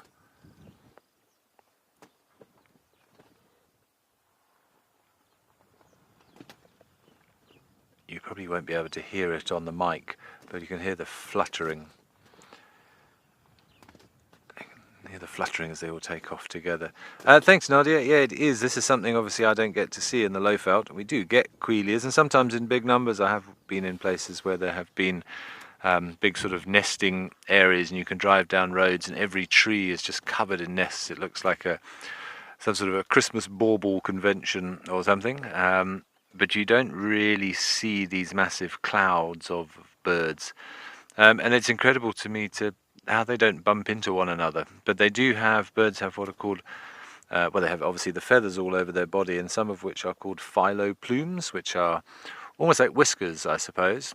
Nobody really knows exactly what their role is, but they think they sort of sense changes in air pressure to allow them to sort of navigate well. And when you're living in a flock with thousands and thousands of other birds. You know, when one gets a little bit too close, the pressures change, and that just helps them react. And of course, when one reacts, the ripple effect goes through all of them, and that's what causes these beautiful sort of symmetrical rippling balls of shapes that you see in the sky. You can see a bunch of them clustered there, the red-billed quilias, quite a few that you can see the males. There's one right in the centre there, was a few right in the centre. You can see the yellowish coloration. That's in their breeding plumage, because we are in breeding season now, and then during the winter they go into their eclipse plumage, so a little bit more of the sort of the classic browns, because there's no point attracting attention to yourself if there are no ladies to show off to. I'll see if I can dig out a picture whilst we're looking at them so you can have a closer look at them. But very beautiful bird, actually, considering they are so numerous, but they can be problematic. When you have birds in the millions and they are seed eaters, then of course they can do a huge amount of damage to crops and things, and they can be very frustrating to those people who are growing sort of things like maize. Igor, if you want to come in a little bit closer here, I've got a picture of them in the book.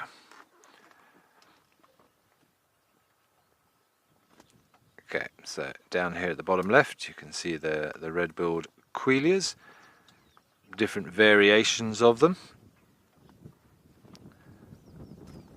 The females are up here.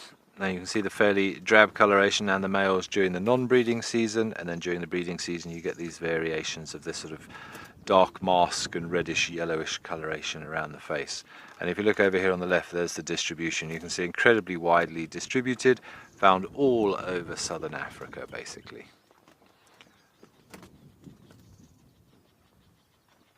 Very, very beautiful birds, and ones again we tend to take for granted because there are just so many of them.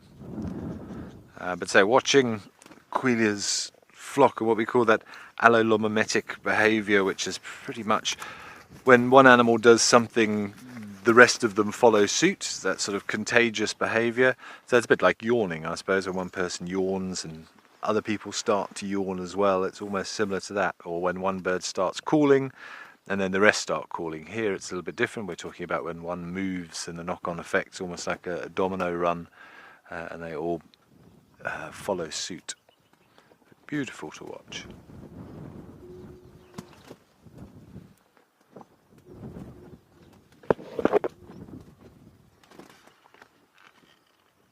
They keep coming in and out of that tree, or whether they're coming down for drinks. They won't be feeding because they're, say, more sort of grass seeds they'll be taking. Oh, sorry, I got the question, but I didn't catch who it was from. Could you just repeat, please? Timothy, was it? Apparently Igor said it was Timothy, if that's the case. Timothy, that's something I'd have to check. I only know them... It is Timothy, apologies Timothy. I only know of them being in Africa, but I would have to check to see whether or not they are more widely distributed, but I don't think so. There may be other types of quilia found around the world, but as far as I know, the red-billed quilias are restricted to Africa. Let me just have a look and see if I can find any more information on my app whilst we're watching them. But you can see them all flitting into there. They keep coming down to the water, and there they go again. So just having a quick drink, and then as quickly as they arrived, probably I think when one goes, they all decide to go. They probably don't get much done. Alright, let me have a quick check, see if I can find the distribution information for you.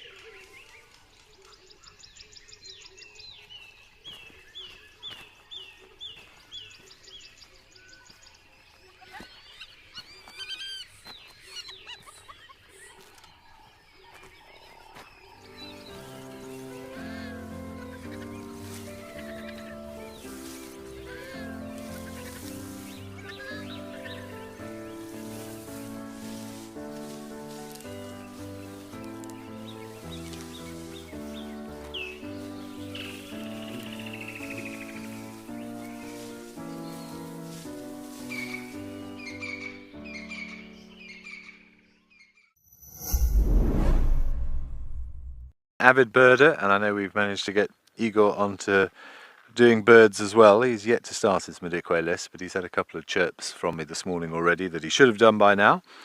Yeah, we saw a juvenile Lanner falcon flying overhead whilst when we arrived here, and Steve also said he saw a Lanner hunting here the other day, so nice to know we can come and have a look at those, because again, don't see them very often over in the Lowveld. And I do keep a list for Madikwe, but having been here a few times, it's already got quite a few birds on there. But I hadn't seen Lanner before, so I've added that one to the list, which takes my Madikwe list to 183 now. And I will very much hope to surpass the 200 barrier before my time here is up. That's generally what I go for when I go to a new area. 200 is the goal. But it is a little bit more difficult here because there are a lot of what we call LBJs, quite a lot of sort of larks and pipits and warblers, and those birds which look very, very similar, and you've got to look for little subtle nuances in the face masks and in the patterning, or that know the call quite well to be absolutely sure of what you're looking at. So there will be quite a few that I'm sure I'll look at and not be sure exactly what it is, but I'm sure we'll have plenty of opportunity to try. And the nice thing is here there's a good network, lots of guides working up here, and we'll be able to send the occasional ID photo through, I'm sure.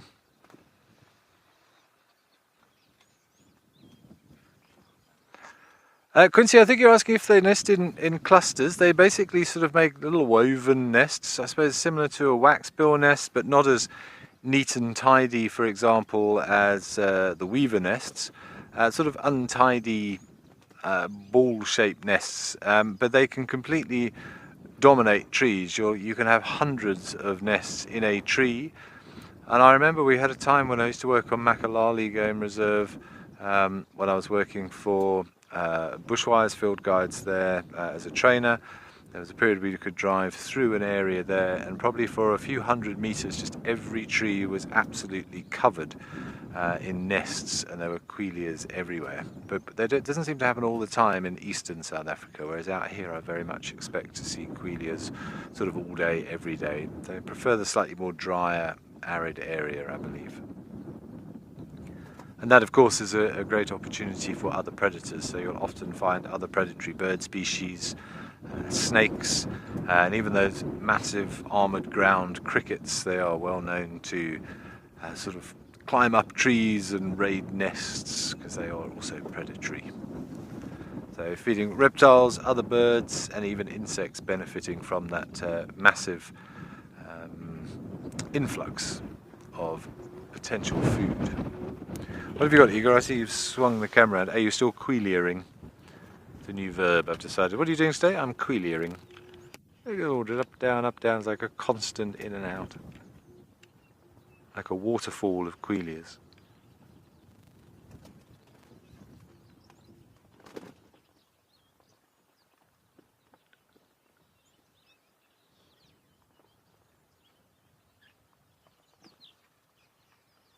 It's mesmeric, eh? It's like some of that kinetic art that you can get these days.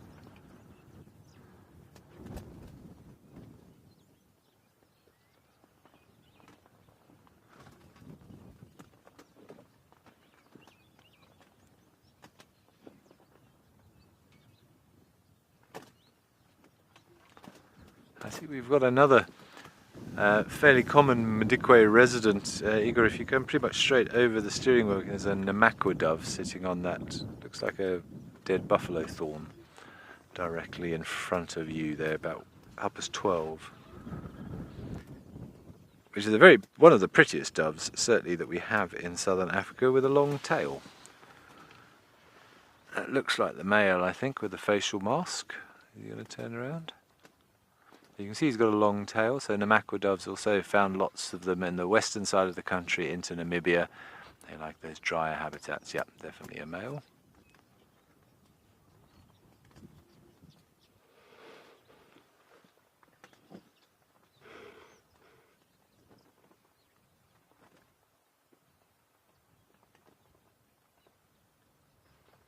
See that sort of orangey yellow beak and that black facial disc.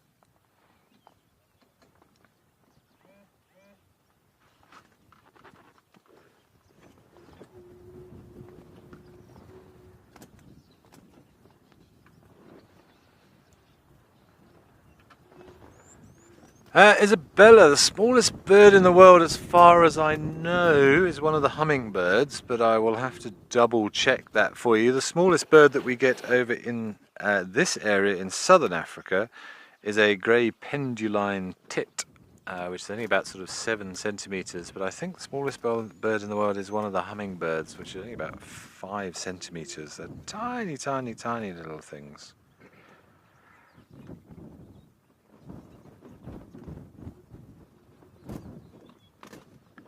But you often find that a lot of the small birds are actually some of the prettiest. The amount of colours and pigments that they can pack into that little feathered body is incredible.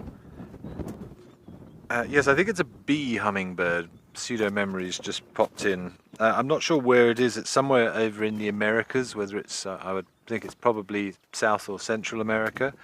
And I'll have to find out exactly the size of it, but I seem to remember it being absolutely tiny. Okay, I've just done a quick check for you. It's just over 2 inches long. That's it. Tiniest little hummingbird.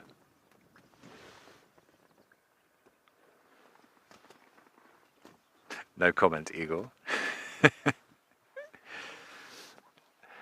No, but some of the things like the firefinches and the waxbills and the petilias, and they've got incredible colours. I saw a yellow canary whilst we were at Skoko Pan as well, with this sort of almost fluorescent bright yellow. Beautiful colours.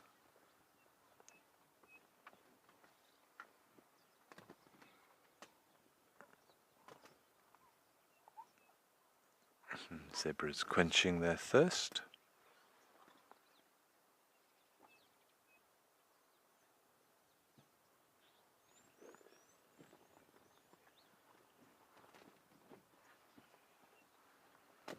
And this is of course supposed to be the wet season here, and we've had minimal rain, although again sort of surrounding us I can see rain on the horizon, but it seems to be avoiding Madikwe at the moment, and if that continues the animals are going to be under great water stress, and these water points will be an incredible hub of activity over the next few months. But I'm sure the rain is going to come, so the forecast for the whole time that Igor and I are going to be up here is the potential certainly for rain on a daily basis. And those, particularly with all those warthogs, they are one of the first animals to really suffer in a drought, and with such a heavy population of warthogs they will have to be rather careful. But it's excellent food for the predators as they lose condition.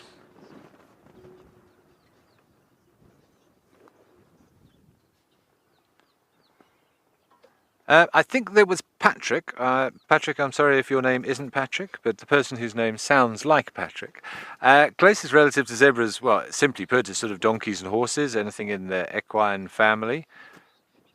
And of course they share an uncanny similarity to something called an okapi, which is only found in Central Africa, which is a sort of cross between a giraffe and a zebra. It's got sort of stripy back parts and then a sort of an elongated neck. But basically they're in the same family of horses. I mean, even their genus is Equus burchelli, unless that's been changed. That's what I remember it being, even though they're now plain zebras, not Burchell zebras. But they are in the horse family, basically. So donkeys, horses. And you can see that, obviously, their hoof, their single toe that they have, just their entire body shape. What does differentiate them between those other species, though, is their ability to carry heavy loads. We, as humans, we use donkeys and we use asses and we use horses to carry people, to carry, to be trained. They bite, they kick, they are, which say is good for them. They refuse to be humanized, which I think is a special for them. I think we want to show you where the rain is falling over to the east or the south east. You can see a great wall of rain in the distance, which is avoiding us. Hopefully, look at that. It's just thick band of rain to the right of the screen there. So there is definitely some heavy rain falling, but that is, I think, outside the reserve. But I see last night or early this morning, a couple of the lodges in the west did report around about 10 millimeters of rain. So we may be in for some wet conditions over the next few days, certainly.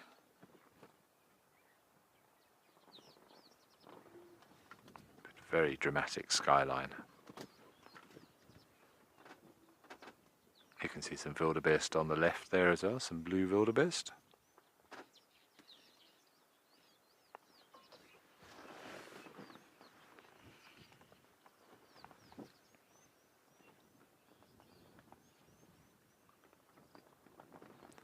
You can see that great wall of rain. I don't see any associated thunder and lightning. Again, watching the clouds moving, they look as if they are moving from right to left.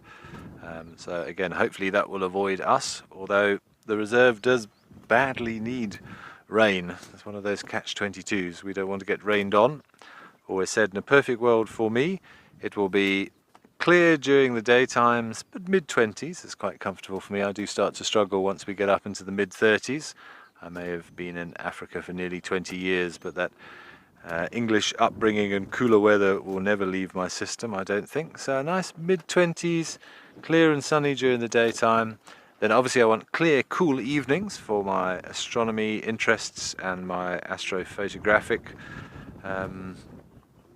endeavours that I get up to. And then it can quite happily rain from sort of 1 o'clock in the morning to about 4 o'clock in the morning, and then turn out to be nice and clear again. That's the perfect climate for me. But you can see how quickly that rain's moving, already getting towards the edge of the screen now.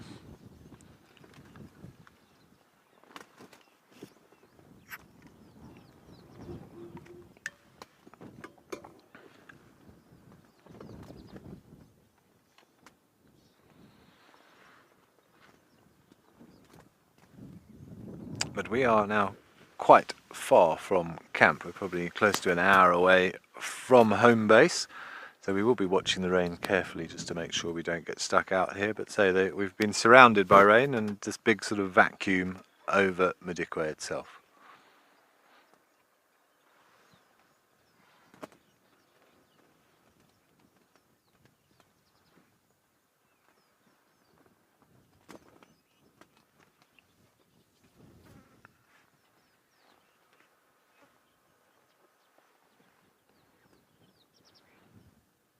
Dramatic African skies, but we will keep an eye on it.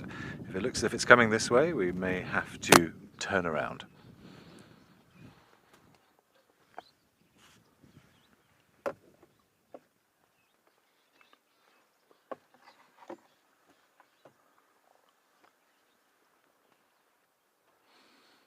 Lovely contrast. We've got water in the foreground, we've got lovely green and yellow bushveld in the middle, and then we've got beautiful storms and the little mountain range in the back. A little bit of everything in that shot. Okay, we are going to continue to monitor this rain, because if it does look as if it might come this way, we might have to make a hasty retreat. Let's send you back over to Alex on the waterholes.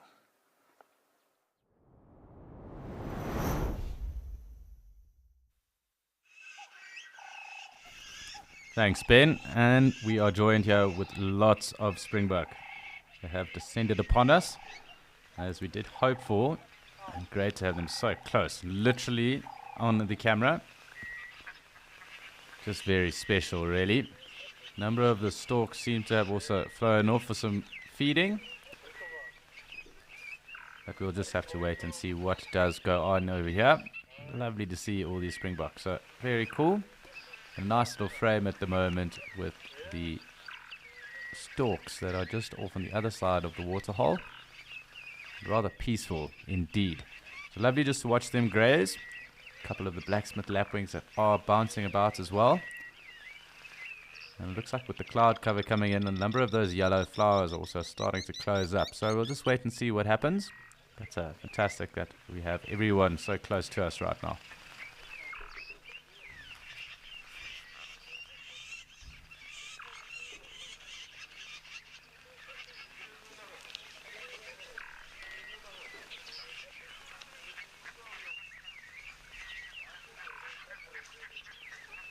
Nice to hear that the Egyptian geese are also still busy and going about their Wednesday as well. A number of springbok also just off to the top left of screen at the moment. There's a little bit of vegetation that they are just feeding in front of right now as well. So very cool to see.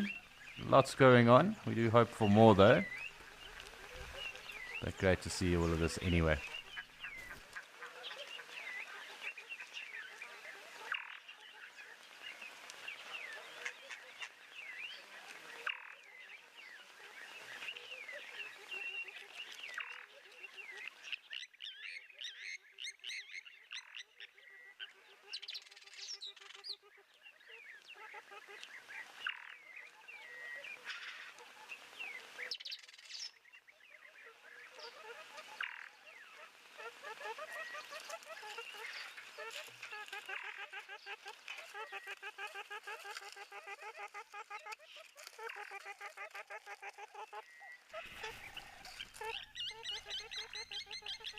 I'm wondering what this bird is that is calling here. Very close to the camera, it sounds like at the moment. I think it might be a hornbill of some form. I'm not too sure. I'll have to have a play around at some point and figure out what it is. You can actually hear the springbok though moving about quite close to us. I think it is perhaps even starting to rain here. So we'll just have to keep and look and see what is actually going on.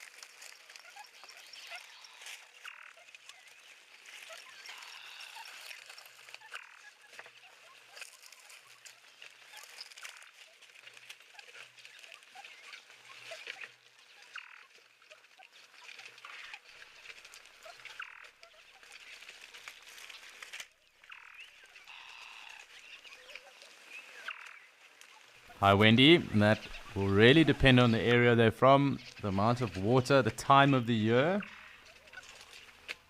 because they are highly arid adapted and they can exist in areas where there's no water at all as well.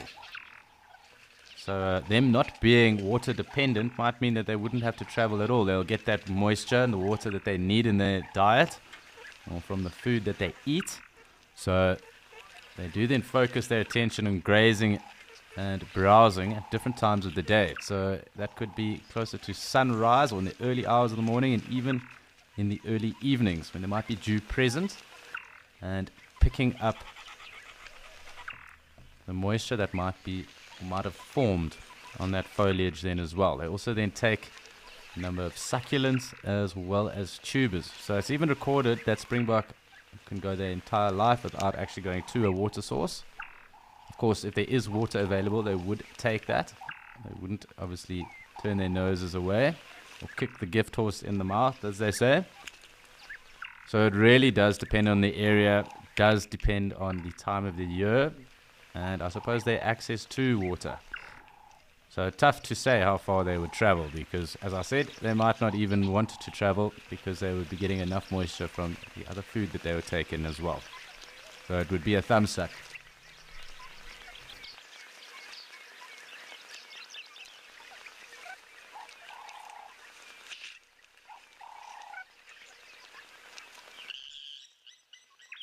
Hi Teresa, and no, they're generally born with their coats. There is obviously recessive gene within springbok populations, and there are a number of recessive genes of springboks that are also farmed. So we get the midnight, the normal common saddlebacks, as well black springbok too, which are entirely black.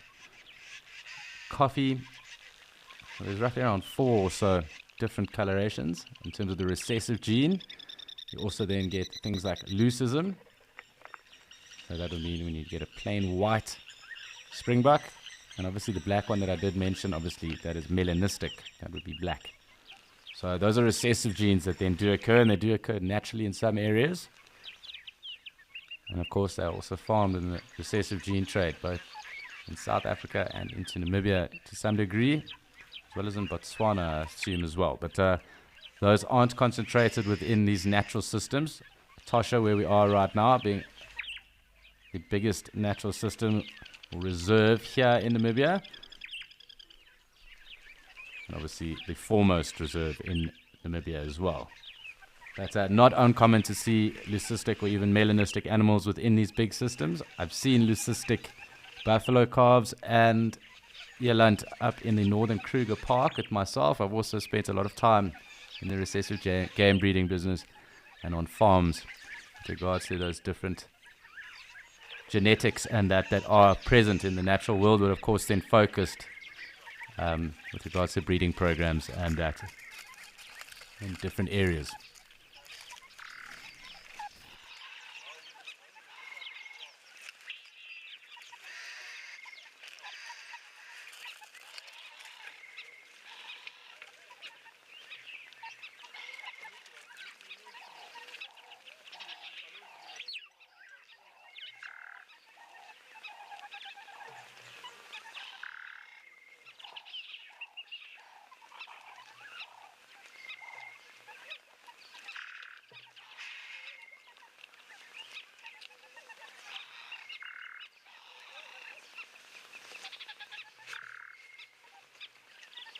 So really just enjoying this lovely sighting of the springbok right now. They really are quite close and it's awesome to watch them.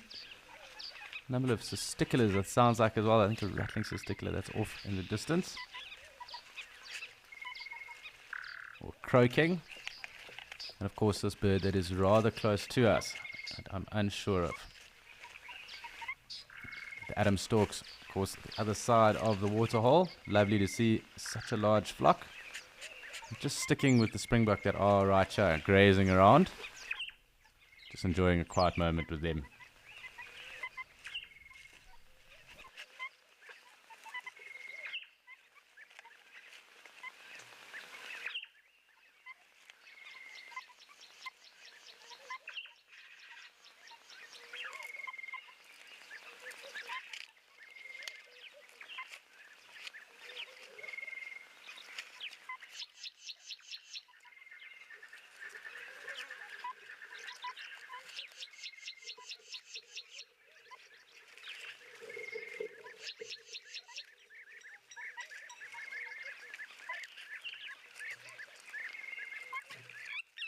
Nice, getting that lovely audio of the European bee-eaters as they kind of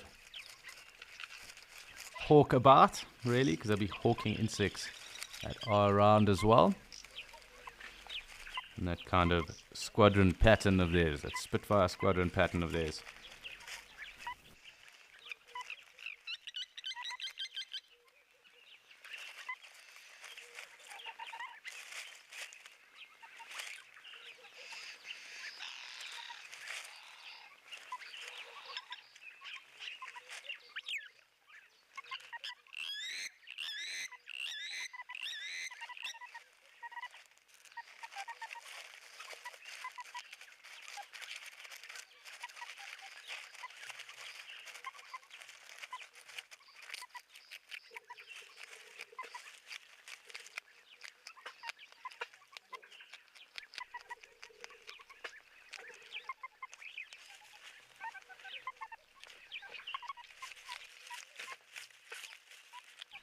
Hi Jesse, thanks for your question.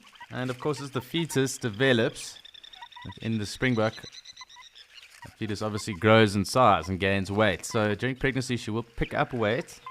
Her height and the rest won't change, but she'll definitely get bigger as that fetus grows. So there will be a fluctuation throughout that gestation period as well. So she will obviously have to use resources as well as, you know, continually eat. And as that fetus then grows too, she'll obviously have to pick on weight as well. So naturally, as with gestation periods and that, as embryos and fetuses then mature prior to birth, any animal that would be then carrying a baby would then also put on weight due to the growth of that fetus.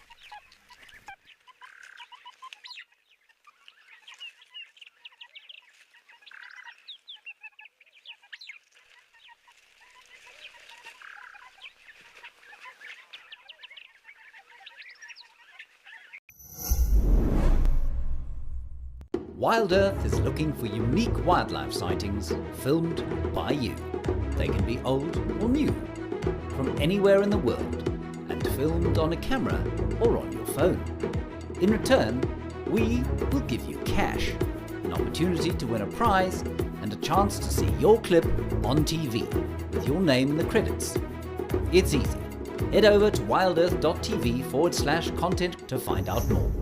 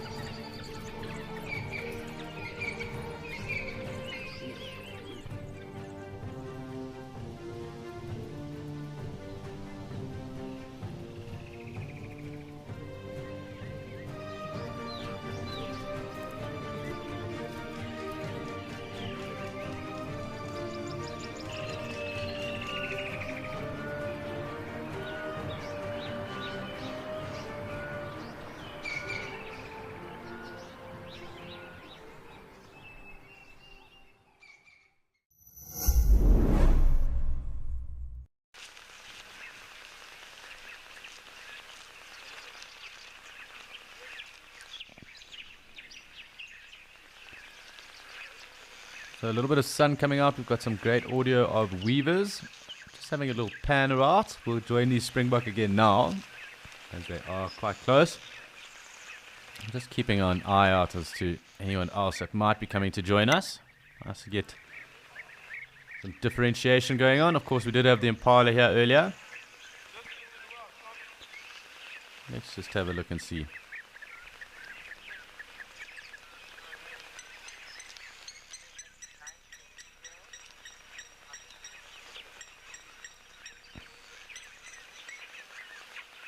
So I'm just going to take in a different view for now because springbok are up this way and we've got the light coming through, and there is the wildebeest bull right off in the distance, so tough to make out. It looks like there's actually two wildebeest that are there.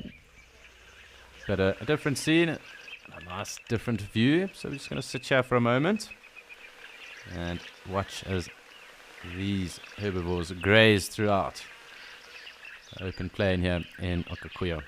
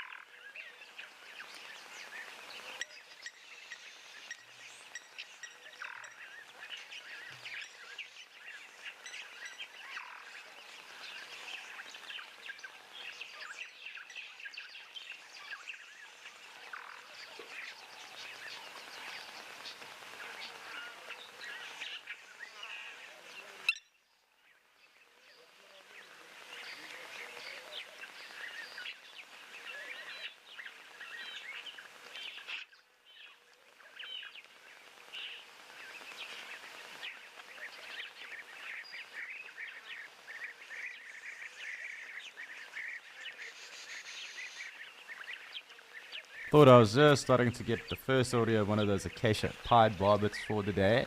Haven't heard one yet. They are generally in the area. We do pick them up throughout the course of the day as well. But lots of the European bee-eaters still about.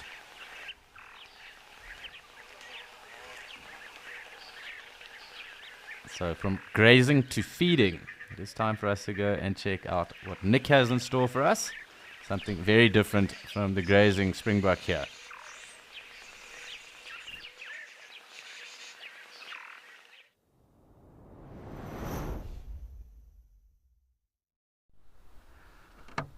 Alrighty, welcome back to Kariega. And I've managed to find us a male lion. Yes, please. You can see he's got himself firmly tucked underneath a dense, thick shrub here. I've had to do a little bit of maneuvering to try and get this view for us here.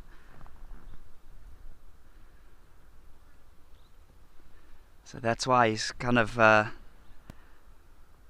little bit here and there, but amazing to be able to find this lion. I haven't seen his brother. Just having a look at his body posture, in terms of his breathing rate. When I was having a look here, I've come close to one of the water holes and I saw a little bit of blood on the grass.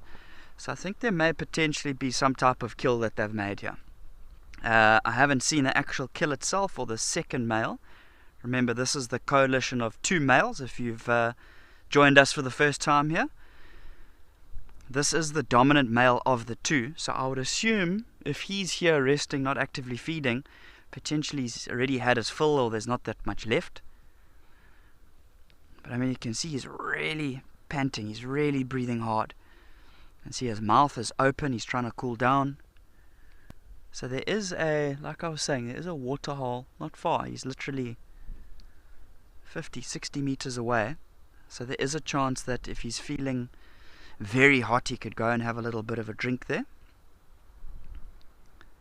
But I mean, look at the overall movement of his body. He is feeling it.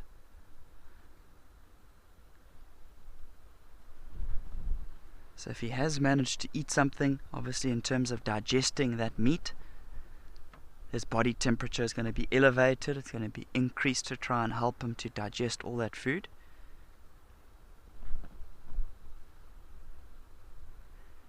But he's a beauty. He's an absolute stunner.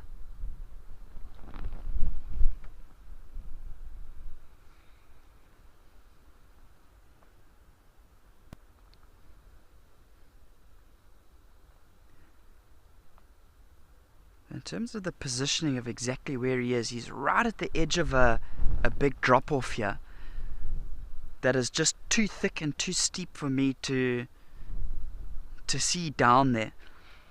But just looking at, there's a game trail coming up. I can see his tracks have come up there. It's literally just 10 meters to his left-hand side here. So he's obviously come up from that little valley there, in that direction he's looking. So I'm kind of really hoping that if there isn't that much of a carcass left, that potentially his brother might come up and join him here. It would be lovely to see a little bit of bonding between the two of them.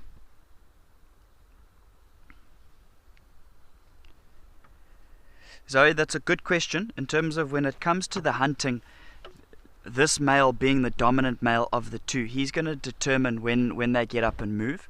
But in terms of actually catching the prey, they're going to work together as a team. You know, he may be the dominant male, this one, but they're going to work together as a team. It's definitely easier having two than one. But then there'll be a few differences. I mean, in terms of coming to feeding, coming to actually eating on that carcass, this male will take control and he will get the best bits. Because he is the dominant male, he is going to most likely get the nice, soft, juicy rump.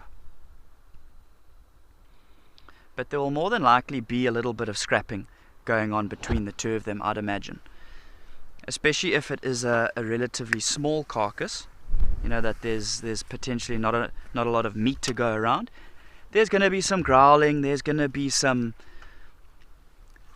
hitting each other there, Just trying to have a careful look at him. I can't see any blood or anything like that on his chin or anything. It's quite tough with all of the shrubs and things that we've got, but I don't know how long he's been lying here for.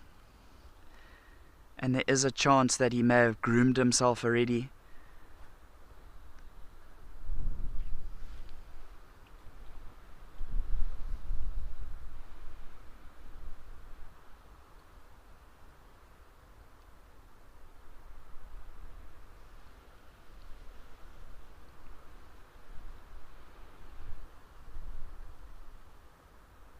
Good looking male lion, this one.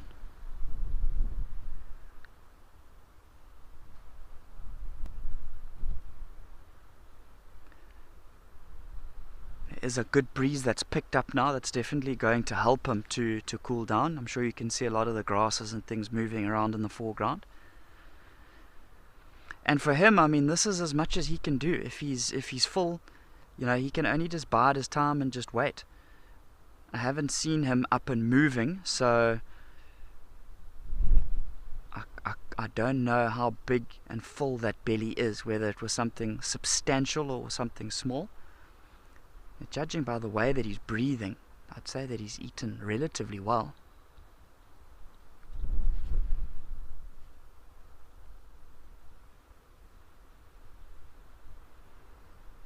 But you can see, being the dominant male, he will have to assert himself. You know, there'll definitely still be a little bit of boxing between him and his brother.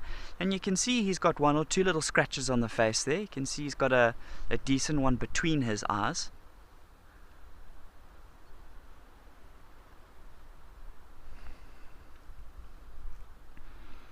Remember, when was it now? Sort of 3 days ago, he stopped mating with that young lioness. And she would have been hitting him quite a bit.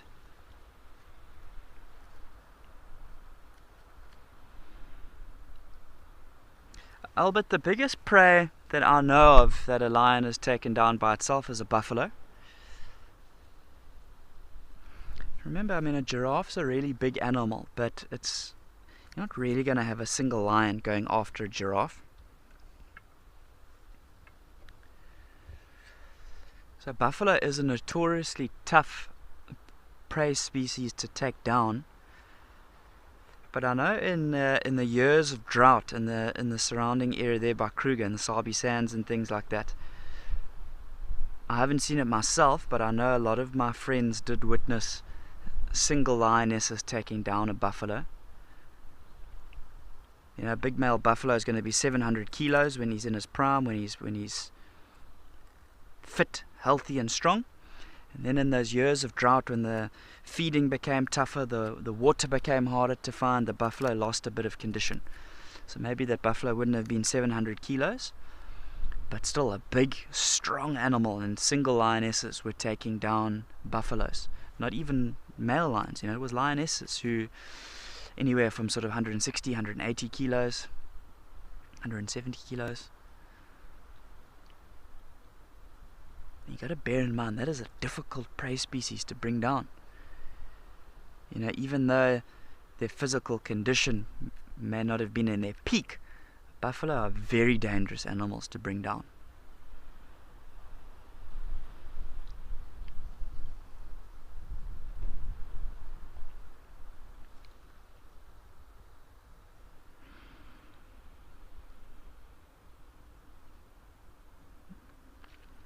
You know, if you think of the horns of a buffalo, those are very dangerous. Sharp pointed horns.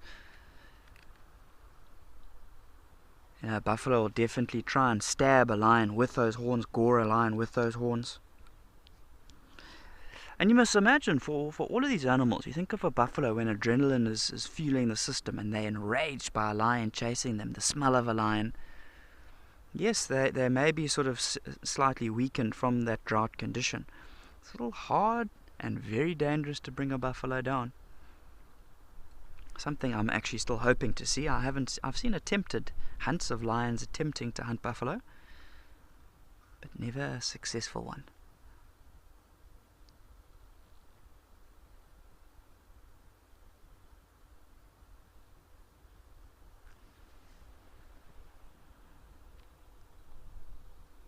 So for this lion, who knows? Maybe he was resting around this waterhole, and with this heat that we've got, an animal came down to have a drink here, didn't spot the lions. Maybe he was resting in the shade like this, quite camouflaged in the shade, and he took his opportunity.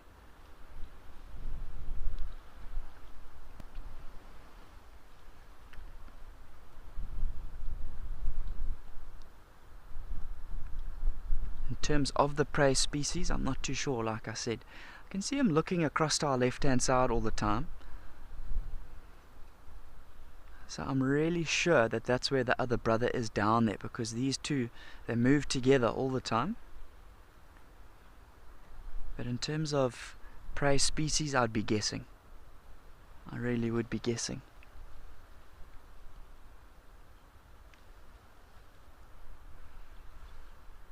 You can see how he's still quite vigilant, looking around all over the place. So the wind is gusting, and it's kicking up quite a lot of dust, causing these little like whirlwind dust storms, and it's kind of getting his attention every now and then.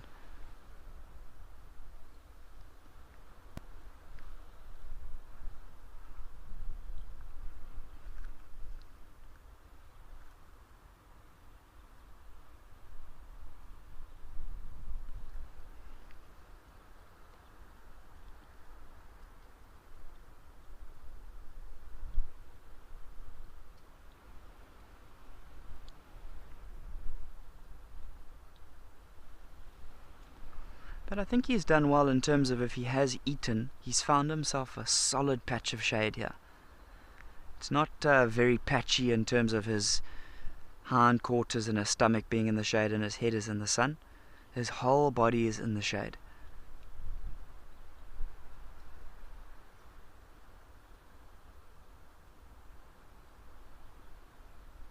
I think in terms of him moving from here, I think the only reason he might move would be to get some water, or if the flies were really buzzing him and giving him a tough time. Can't see any flies though.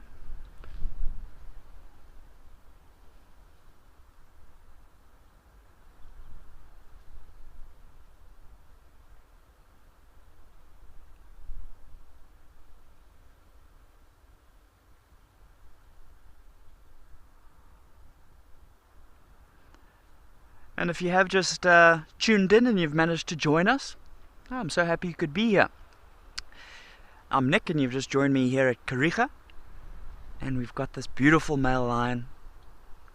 We've had some giraffes this morning closer to one of the waterholes. We've had amazing action in Amakhala. We've also had some warthogs, some lions there. We've done some birding with Alex at Djuma. And as you can see, it is cooking. The animals are looking for a bit of shade here. We think that this male lion has made a kill.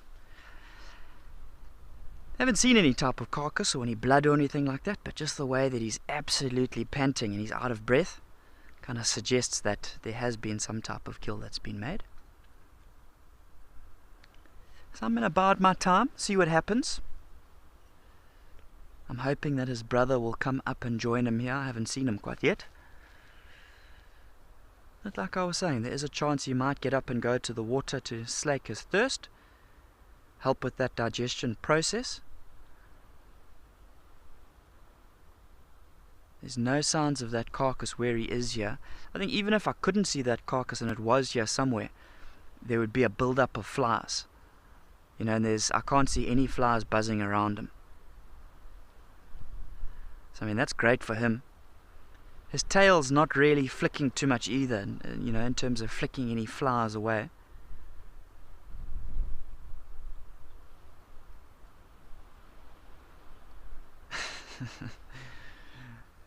His head is just oscillating.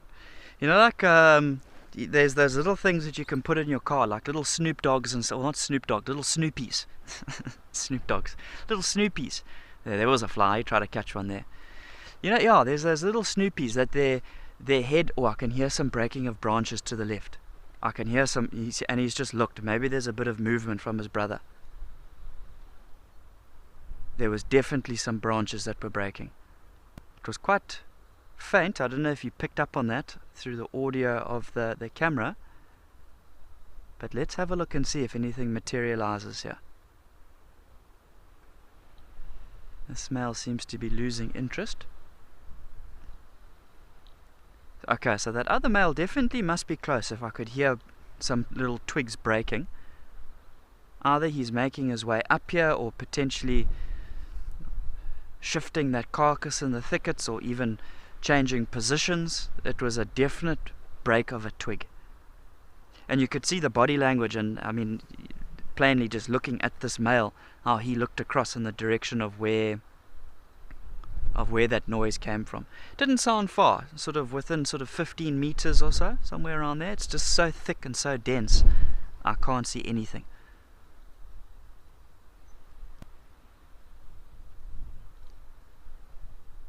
Awesome. Yeah, so I was starting to say, you know, some people from your rear view mirror, some people hang those little toy things that are like Snoopy, where the head is, it's obviously like a little screw that they've put there, and you drive and the head little bobs from side to side. I feel like that's this lion. As he's panting, trying to cool himself down, his head is just oscillating side to side.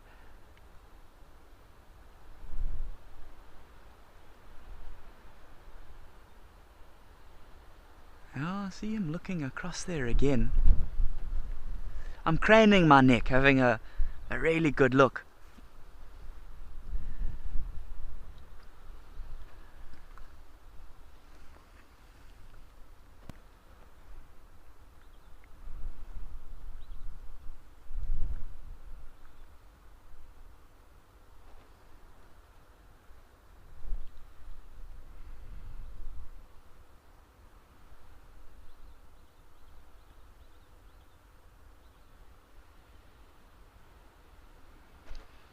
No, Lean, they can. Hyenas can intimidate lions.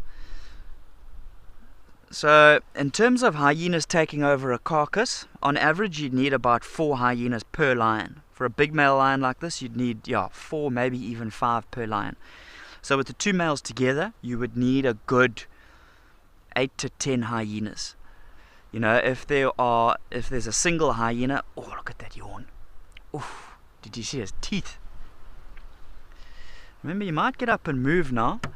Little bits of yawning like that, little bit of grooming like we're seeing here.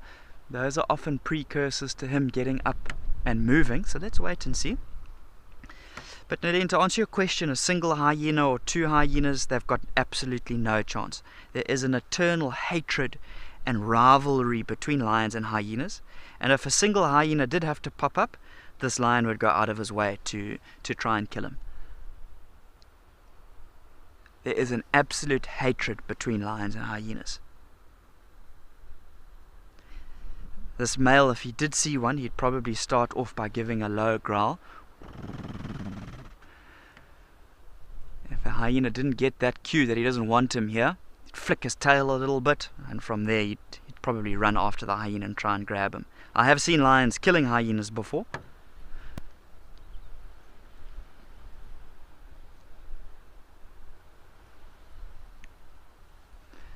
In terms of after feeding on a carcass, it's quite common to see this cleaning and grooming behavior. Yeah, if there has been a little bit of scrapping between the 2 males over the carcass, could be little bits of blood and things like that that got caught in his mane that he'd want to clean out. In terms of when they do feed, they lie down on the ground and feed, so could have been a bit of dust and dirt and things like that that gets caught in the mane.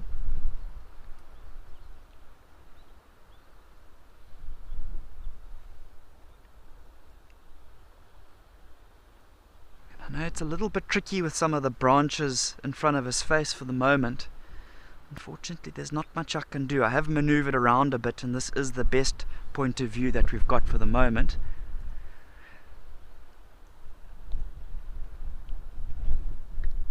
Right, I am zoomed out all the way. He is quite close to the vehicle.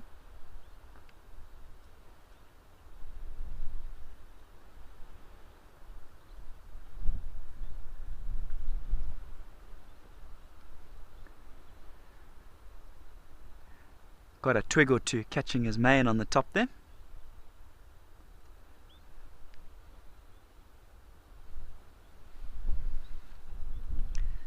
So I'm hoping that he does not go back down towards where that carcass is. If he does, we will lose view of him. But let's have a look and see what he does.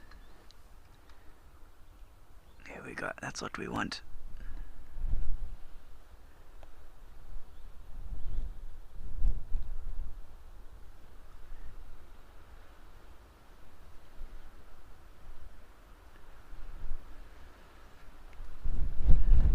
Delilah, for male lions, they'll usually be dominant males up to the age of usually around 10 years as a rough number.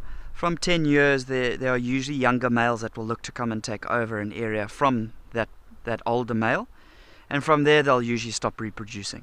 I've just heard some more crunching of bones further to the left. They will continue to live for a bit longer, but they won't have a pride, and they won't have lionesses hunting for them and obviously mating for them. So for males, they're probably going to stop mating around 10 years of age. For females, they'll keep mating for a little longer. Remember, they live for closer to sort of 15, 16 years around there. I have seen a female of 12 years still mating and producing youngsters, producing cubs. So females will keep mating later on in life than a male would.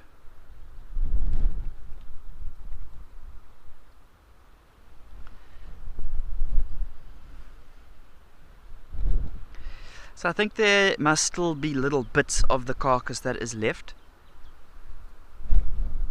I heard a twig breaking earlier that I mentioned, and then just now there was definitely a crack of a bone. So potentially that other male was just repositioning himself, and he's not far. I mean, he must be very close here.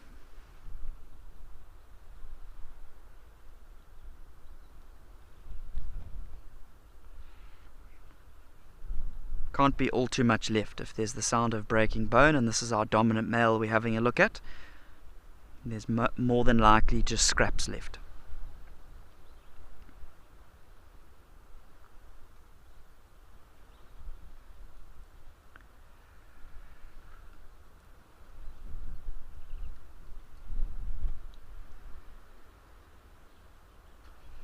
Interesting, the shift of position that he's got here. You can see a little bit of his face is in the sun there. There's definitely a shaft or two of sunlight that is hitting his face, whereas before it was completely in the shade. But there's definitely been lots of twigs breaking and bones crunching and things like that, and every time that's happened he's turned around and he's had to look behind him to see what's happening. Whereas I think in this position he's facing where his brother is, and all he's got to do now is open his eyes to see what's happening. You know, he obviously knows exactly how much meat is left there. It's probably not too much, but still, I guess it's intriguing to him to hear all of these noises going on, and yeah, he just wants to keep an eye on things, keep an eye on proceedings.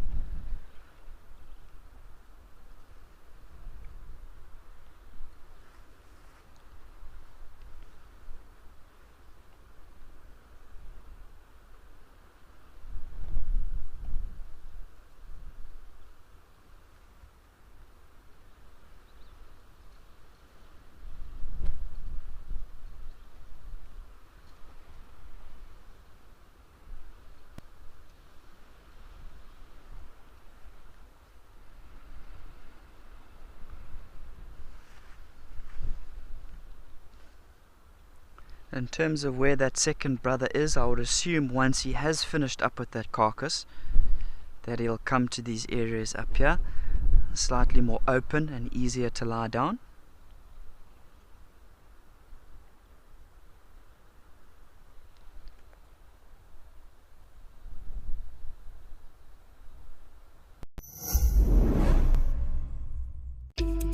Here at Wild Earth, we take great pride in curating our best animal content for you. Would you like our very best animal stories, highlights, questions, and the inside scoop on all things Wild Earth before anyone else? Find it all, as well as info on our exciting plans going forward first, in the newsletter handmade just for you. Available to all Wild Earth explorers.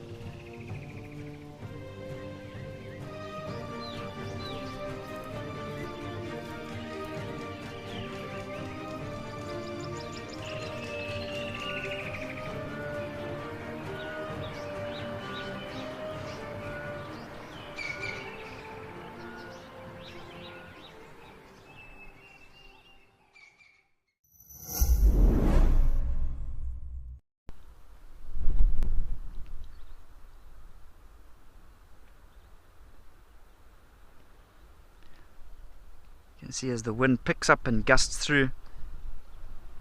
Trying to catch a fly there. Just as we talked about, we thought there weren't too many flies around him here.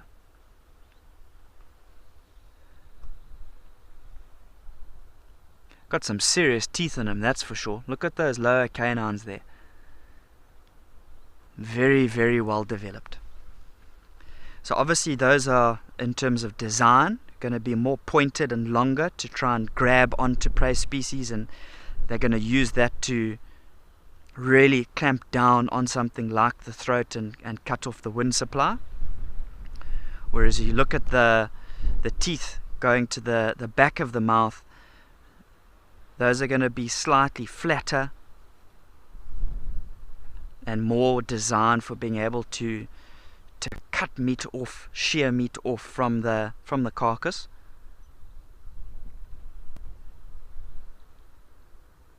The technical term that all of our scientists use is carnassial shear. It's really good for cutting off and slicing off those bits of meat. And that's why you'll often see when you start getting to the end of a carcass, the lions, when they're feeding, they'll be maybe perpendicular, their body will be perpendicular to that prey, but you'll see they turn their head to the side and they almost chew on the side of their mouth, and that's because of the difference in the design and the shape of those teeth.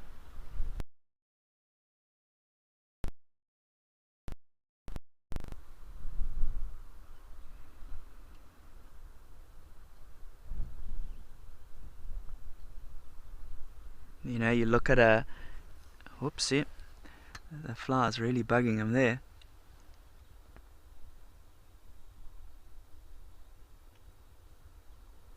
You can see how his tail is going flat out, and that's just the flies causing him issues.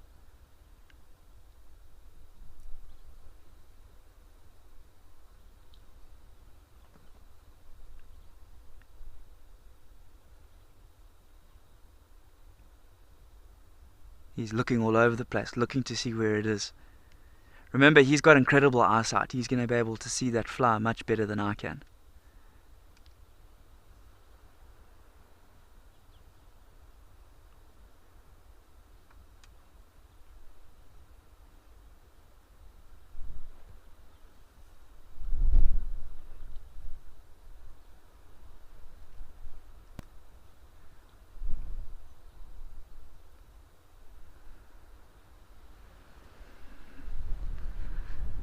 Yeah, you see his head moving all over. He can see this fly, and obviously for him to catch it, the easiest way is just to catch it with his mouth and kill the thing.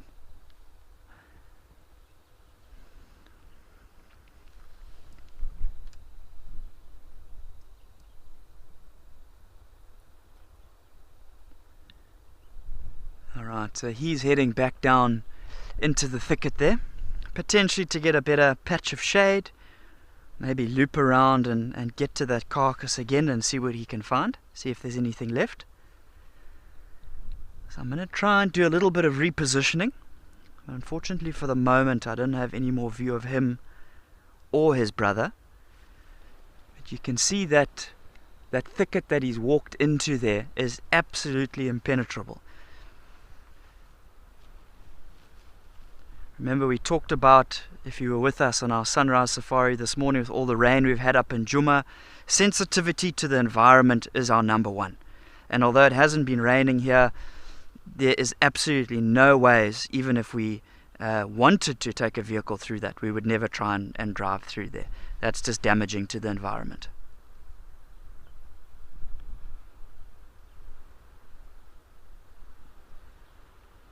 Now that he's gone into the thickets there, I think let's take you across to Amakhala and see what they've got.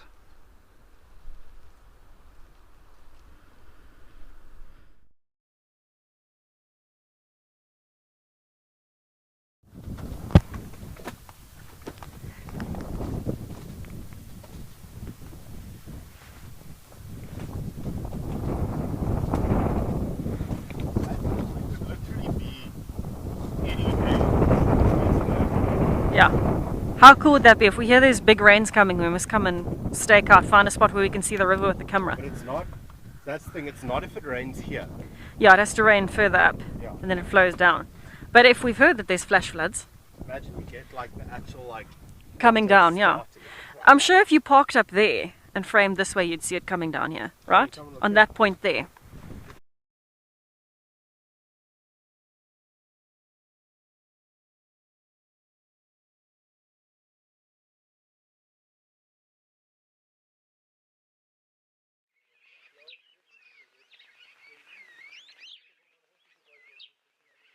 Lose Tess, but we will be back again with her momentarily. We are back in Okakuyo, just keeping a tab on what is going on up above us. A number of the Springbok have kind of moved a little bit further off of us, just kind of grazing their way around the waterhole at the moment. Still lots of bird audio, and the cloud cover ever increasing. So it'll be interesting to see what that does mean for this afternoon. Because my feeling is that it will probably be some rain at some point throughout the day. That Impala Ram still there.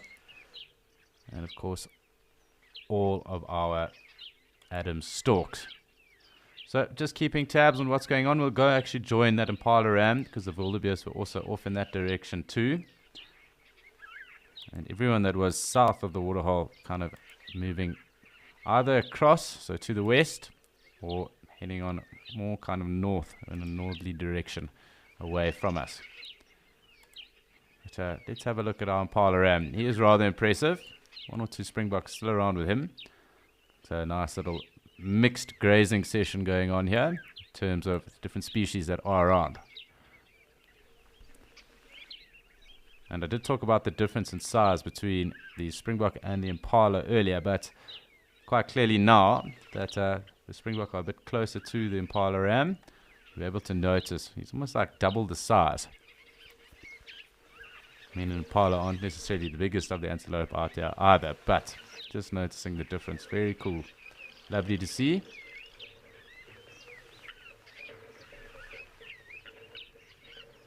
Two very quick antelope as well.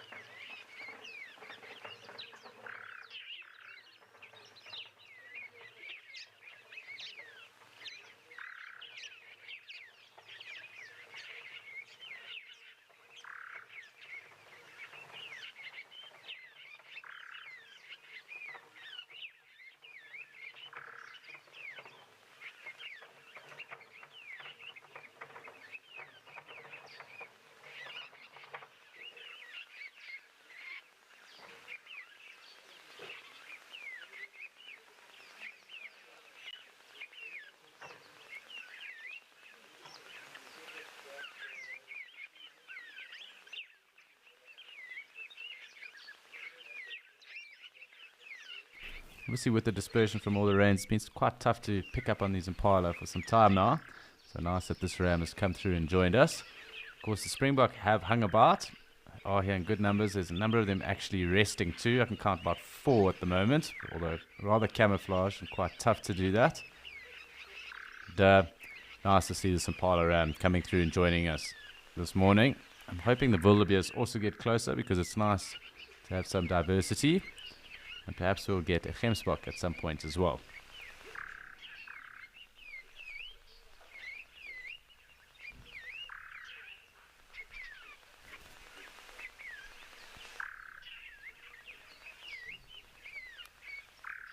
Right, let's just wait and see. Of course, primary function for the day of these herbivores: rest, sleep, ruminate, drink water, and obviously groom. So there might be some allo grooming that goes on at some point.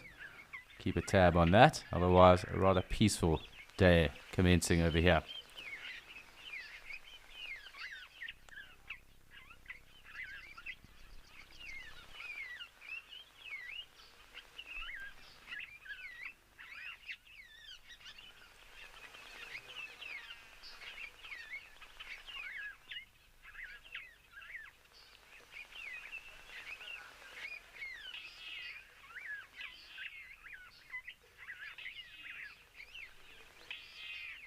So some starlings also giving off that call. So from peaceful scenes here in Okakuyo, once again, it's time for us to check in with Tess in Amakhala and see what's going on there.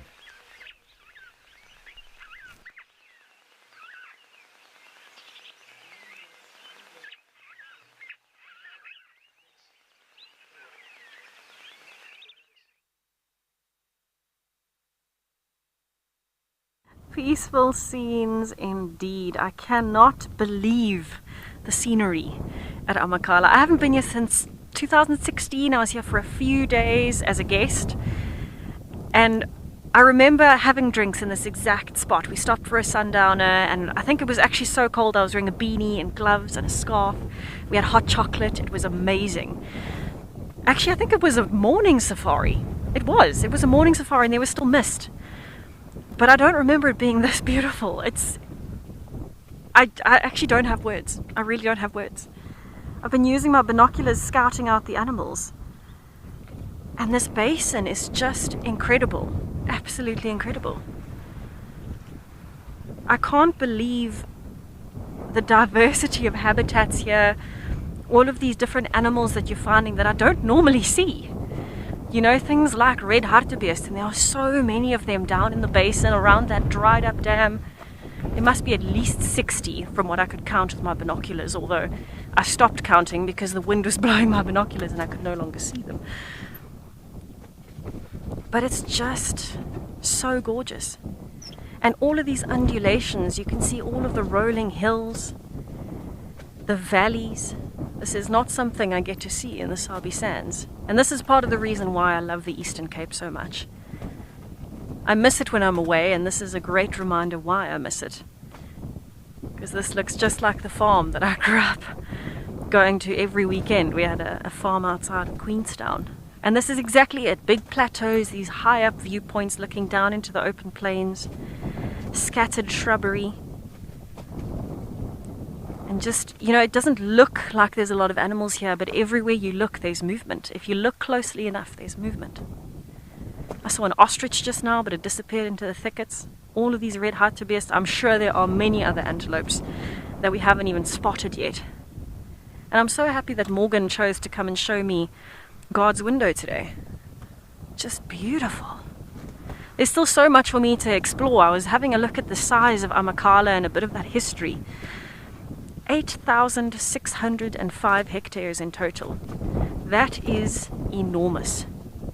And to think that that is all natural, protected, wild. It's mind-blowing. Francia, I would imagine this place is called God's Window because of the incredible view. I mean, can you argue with the fact that this looks like a view from God's window? It's just stunning. There are actually no words to capture all of this, and in fact, we're not even on the edge. We're not even at the point where we can clearly see the river bending in a U-shape underneath us, the rock faces. There's caves down here. I can only imagine there must be bush paintings and things like that down here. It must be absolutely brilliant to explore, especially on foot. I would love to do that. Take a few trails in and out here. In fact, I think there is a trail that you can do here, and it's definitely something I want to do. Yeah, with Rian, go and sleep in the cave overnight. I would love to explore this. But I mean, there's another God's Window that I'm familiar with, which is close to Graskop, very close to the Sabi Sands. Well, much closer than we are now, anyway. And also a magnificent view. You hike up onto the top of a viewpoint like this and you look down over these valleys, and there's just nothing that compares. And I can only imagine, I mean, we're at one viewpoint now. I can only imagine the more you explore and the further you go, it must just be more and more beauty everywhere that you look. And what a blessing that it's so green at the moment as well. The grass is green, there are some brown patches, but that's normal. But the vegetation is so lush, despite the fact that the river has been dry for many years. We were chatting to Rian here at Amakhala. He's kind of our point of contact. And he was telling us about all of these caves. Look at that cliff face that you can see. He was telling us about the last time the river flowed, many years ago.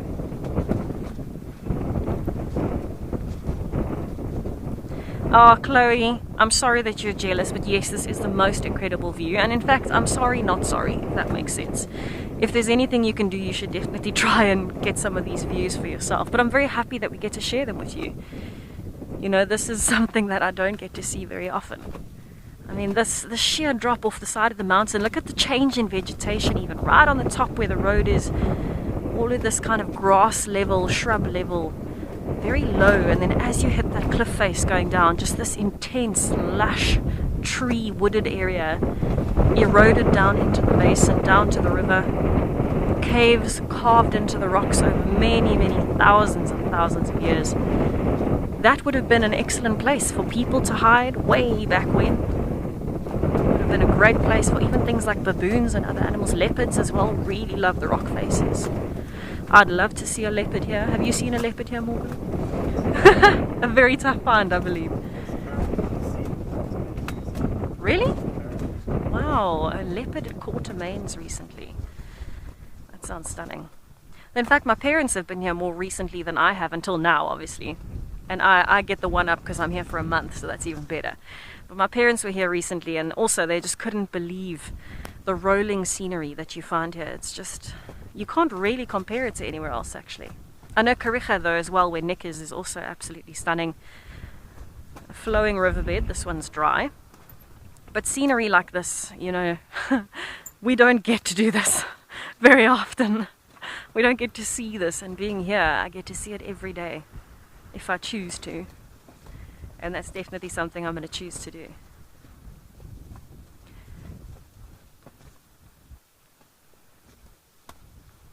Just stunning. I feel like I could sit here all day. Hey, Morgan? All day.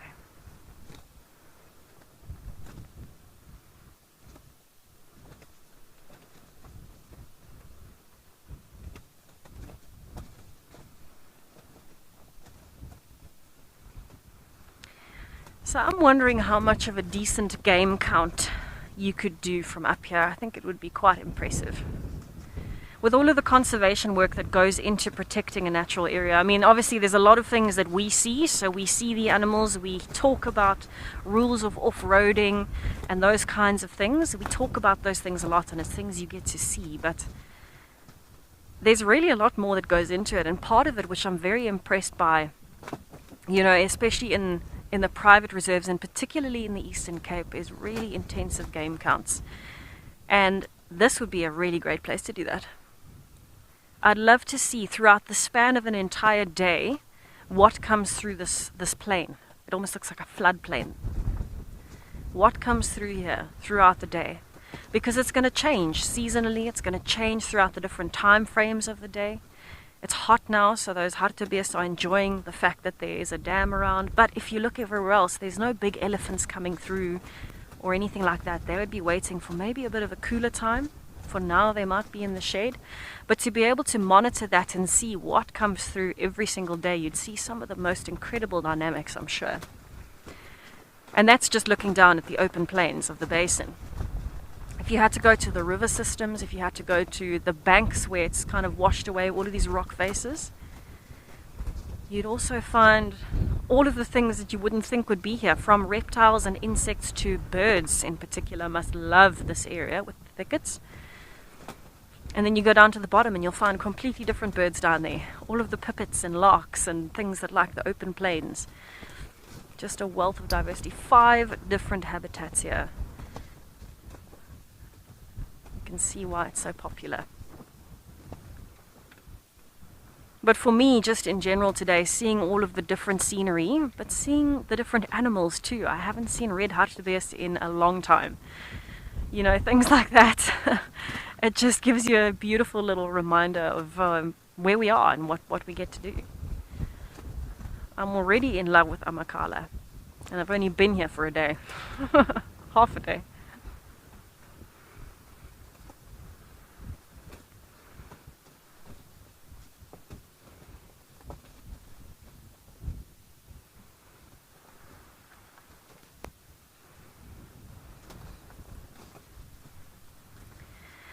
So I'm looking at some of these road networks and particularly the animal game paths as well.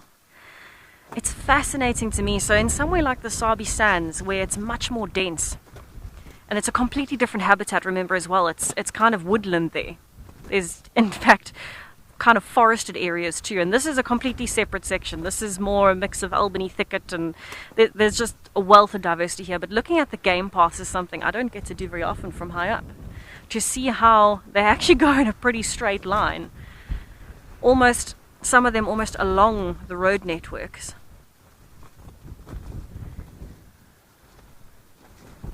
It's just so cool to see that this is something that the animals have done for many, many, many years, using these exact same trails, just like we would, like a road. Incredible. Well, we are going to enjoy the breeze and the view for a bit longer, but I'll send you over to Alex at Okukuyu to see what is happening in Namibia.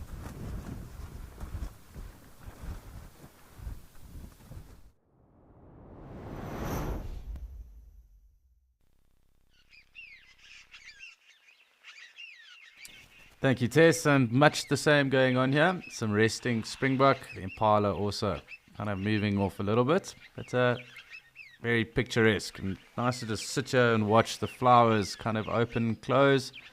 The springbok deciding to graze and then drop down and rest here and there as well. So cool bird audio. Haven't seen many of the egrets around just yet, but as I said, much the same, not too much else going on. Just grazing herbivores, really.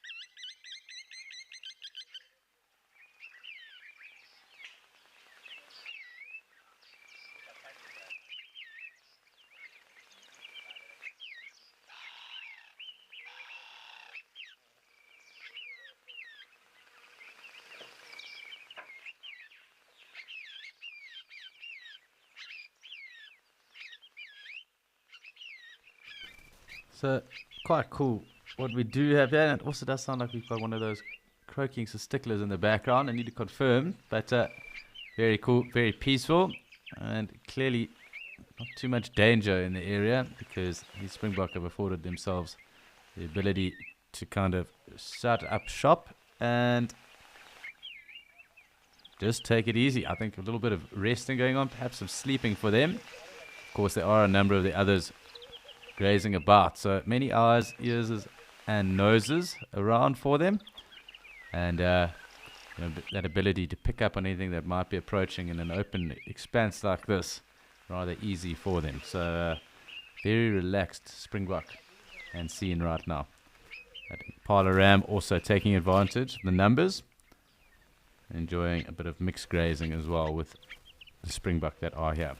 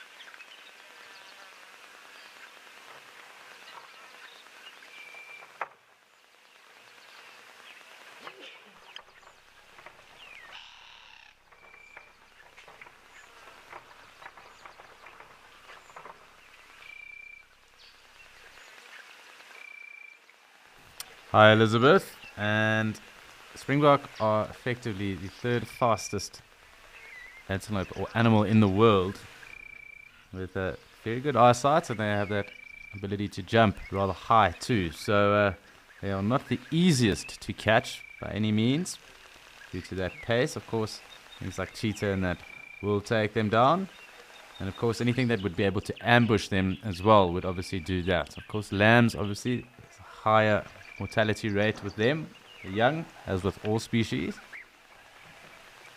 But a rather tough animal to take down. And what they will do, if they are accosted by any predators, you do pick them up, you will start to see them doing classic springbok behavior, that stotting and pronking. We did see the lambs in the distance getting up to a bit of that as well. So kind of jumping about and also just showing that agility, dexterity as well. And you will then also notice that metatarsal patch on their backs. That white crown of hair then pops out as well. And that's primarily when they do flash it, is in those instances. So not the hardest of antelope, or not the easiest of antelope to catch or prey item out there. So it would take a rather experienced hunter, I would assume, to be able to really capitalize on that.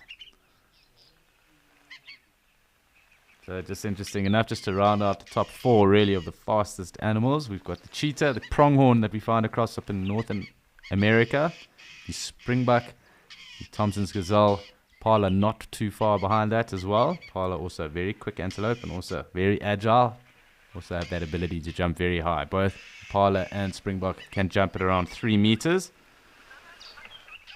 That's pretty excessive.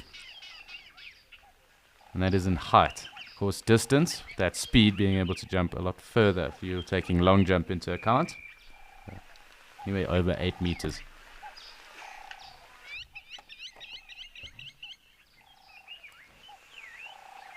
I also do think another one of the characteristics that would also mean that springbok are obviously tough to catch is obviously the open areas they do frequent. That obviously aids them, being able to notice from a distance if anything was approaching. Of course, at night, a lot easier. And anything holding up in a thicket such as this, or near a waterhole, if they were to go down there, of course they are arid adapted, possibly be able to catch a springbok.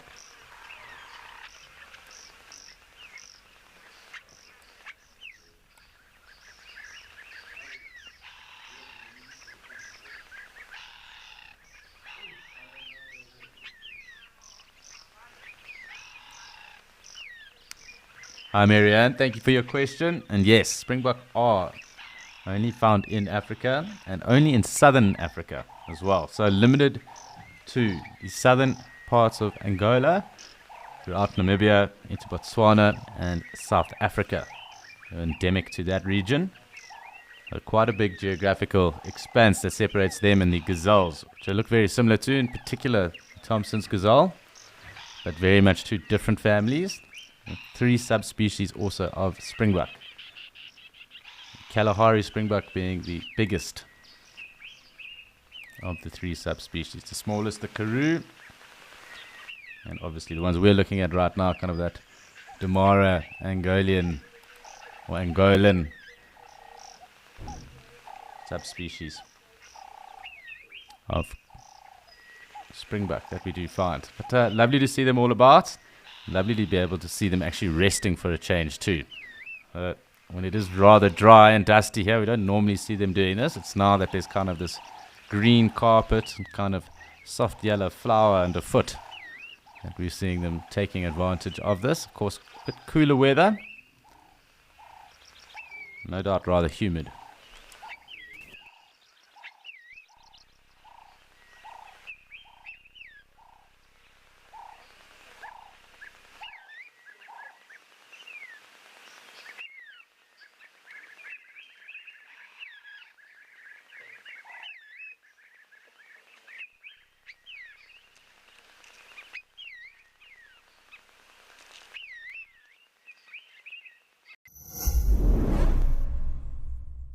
Would you like a stay in the African bush?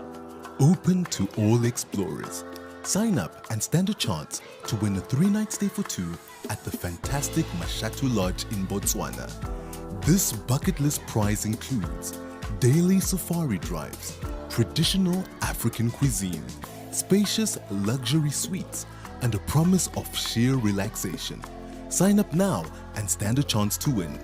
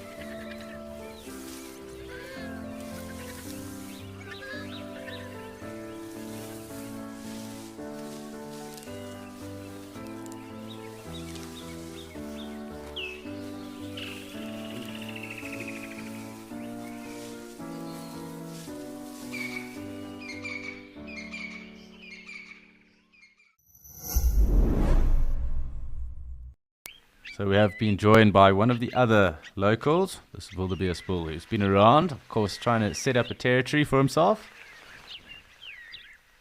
And he was in the distance earlier, so nice that he's come through. And of course, great to add another character to the list, at least for today's sightings. I'm hoping he will come down to the water, although he probably won't drink for too long. Lots of moisture and nutrition in this green flush that has popped out through this whole area of Okakuya waterhole. And at least what we can see from being rather stationary. A couple of resting springbok. Count around 8 right now that we can see.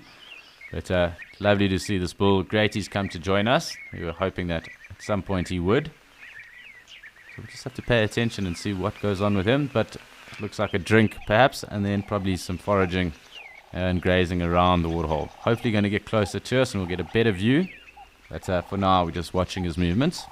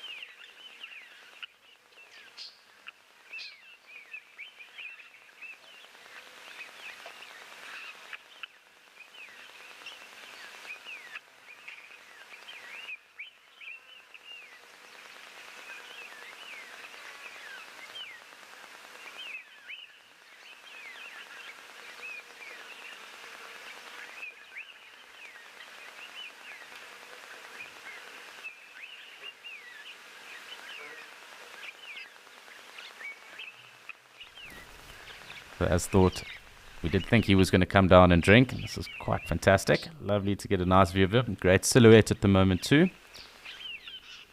And what we'll also just wait to see is which direction he kind of moves off in after this drink. But, not going to be the longest of sips. There you go, heading out already. Either going to head back towards that northerly direction. What I'm hoping is that he kind of comes closer towards us and we get a better view. But we'll just track his movements.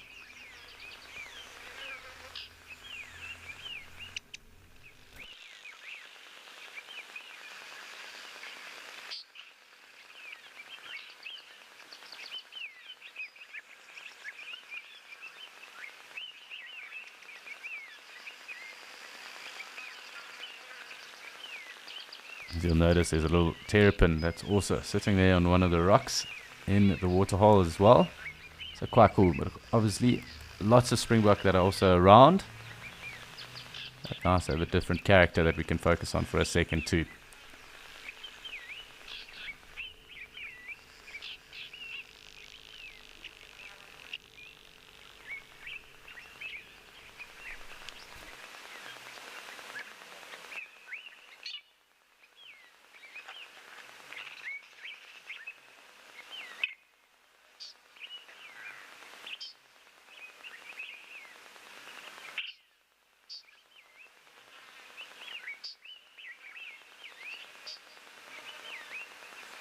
Not too much else going on with him. It looks like he's just having a little purveying the rest of the springbok that are about. It looks like there's a couple more impala actually in that thicket. So mostly browsing and kind of holding up in the shade. So we'll just wait to see what goes on. Hopefully those impala will also then come out. We did obviously have that big ram that was around. But to me, just the body size and kind of coloration, but could be the light playing on me. I think is in fact actually springbuck, now that I kind of trained the eye in there. So see, yeah, springbuck kind of holding up. So instead of grazing, taking some of that acacia or old acacia, so either Senegalia or Chelia that is in there. Springbuck, well, this wildebeest bull still enjoying it, and of course the springbuck kind of sleeping on some of the softer terrain in between the concrete at the moment.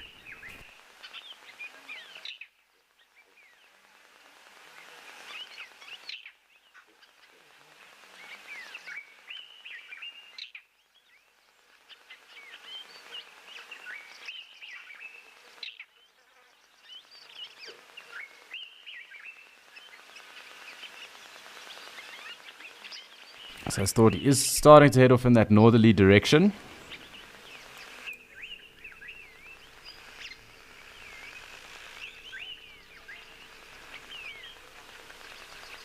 Hi Starbuck. Yes, it is possible for animals to have allergies. Of course, if you do have an allergy and you are a wild animal, it's probably not going to bode well for yourself. But I grew up with Great Danes, and a number of my Great Danes used to get or had an allergy to grass, actually 2 of them. So that really wasn't very good for them, because they'd get kind of little rashes and that. Needed cream and that to sort that out. So very possible for animals to get rashes. Of course, more on the rare side of things, so quite spectrum.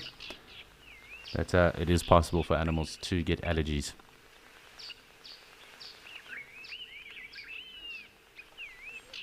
So it looks like he's held it up for a little bit. He's still grazing about here. Clearly that is where he's chosen to put his head down and get towards mowing the Okakuya lawn at the moment. So we'll just wait and see. But, I'm hoping he kind of hangs about with the springbuck that are here. Probably at the extent of how much I can zoom in. So we'll just pay attention as to what's going on. Just enjoy some different grazing or a bigger animal in frame.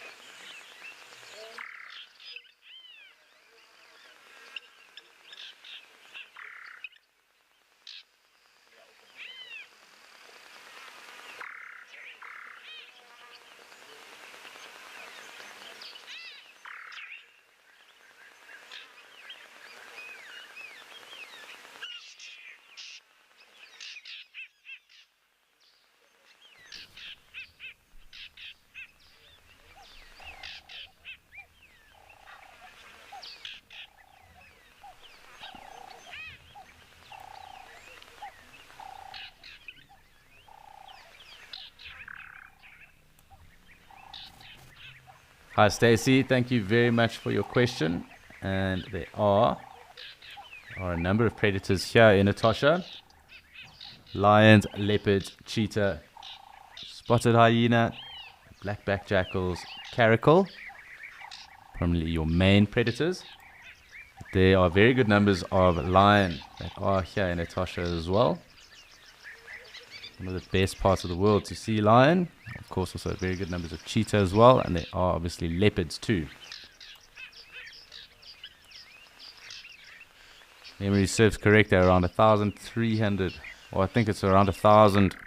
Let me actually double check this. It could actually only be 350 odd lions. I just need to just see again.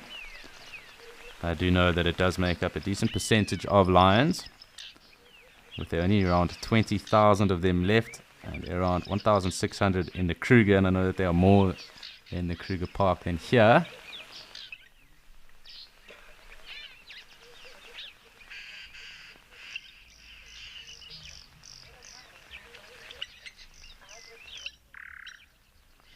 So it's roughly around 300 odd to 350 odd lions that are here. So the population has stabilized as well, just because of very good work that has been done with human-lion conflict in the area.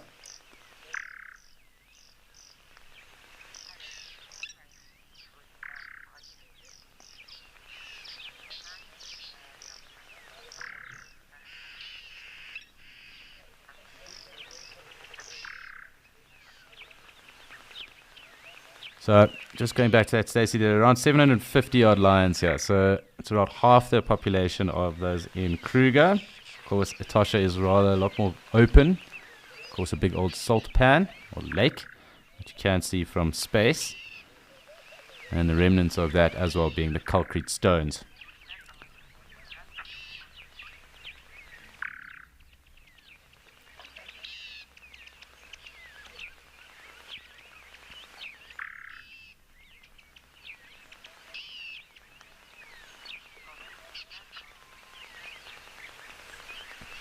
So yeah, just continuing on with lion chats. Obviously around 750 odd lions that are here, and the numbers, as I said, have stabilized. They've come up. They were and did dwindle in the 90s or so, and there's been some very good conservation work that has been done. And of course, there's some good initiatives that are in place at the moment to mitigate human-lion conflict in the area, as well as create further awareness for wild lions as well. So government projects as well that aim to recompensate people, farmers, for loss of livestock, as well as also putting in measures to kind of mitigate any lion conflict that could then happen like that. So things such as kraals or protective measures as well. Secure that livestock as well for them. Of course, also keep national parks and systems free of human conflict and kind of encroachment too. So a number of interesting things. Nice to see this bull resting up right now as well. I'm sure some rumination might occur from him. But let's just see what goes on. Nice to hear that hoopoo as well. Of course, great to just watch the springbok as they feed here. But it looks like the bull actually taking a nap, pushing a few Zs, as they say. Egyptian geese also getting far more vocal. European bee eaters out and about, and nice to hear the hoopoo.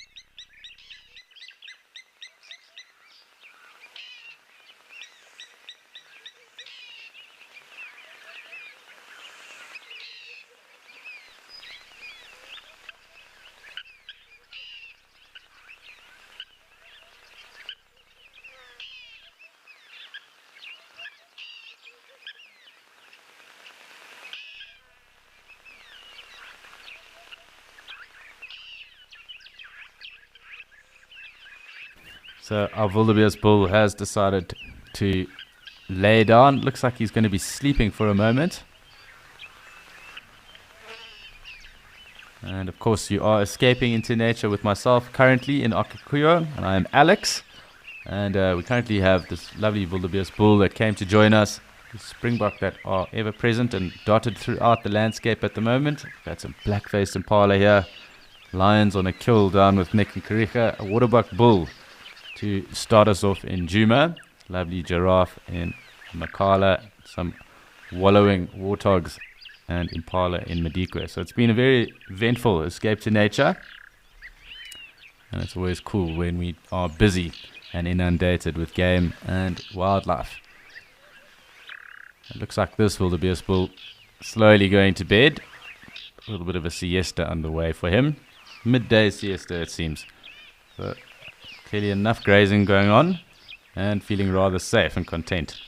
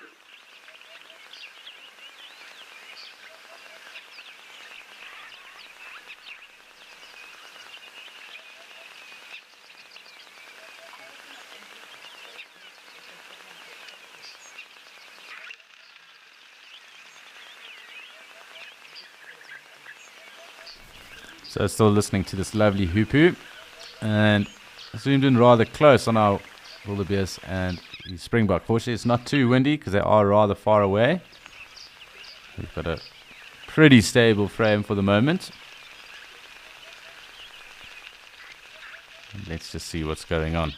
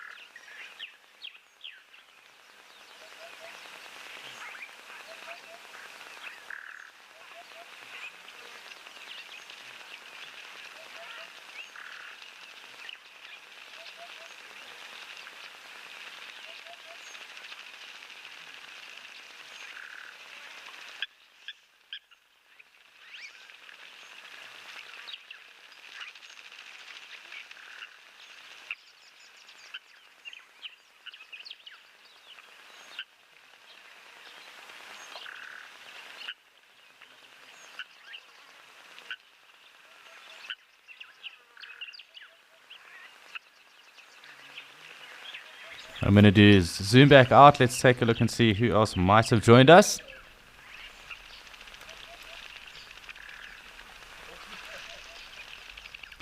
Of course, we do know where the wildebeest is and those other springbok, but just interesting to see if anyone else has decided to come through and join us. We were hoping for some zebra, even a gemsbok at some point. The other day we did get a glimpse of one of the Angolan giraffe, but rather far away. And we did also have a black rhino. And we wrote a rather negative topic. It is noted that a number of rhino, and there has been a steady increase of rhino poaching within Namibia and here in Natasha as well. Those numbers did increase last year, which is obviously rather sad and really not good. Natasha being a very amazing stronghold of the black rhino.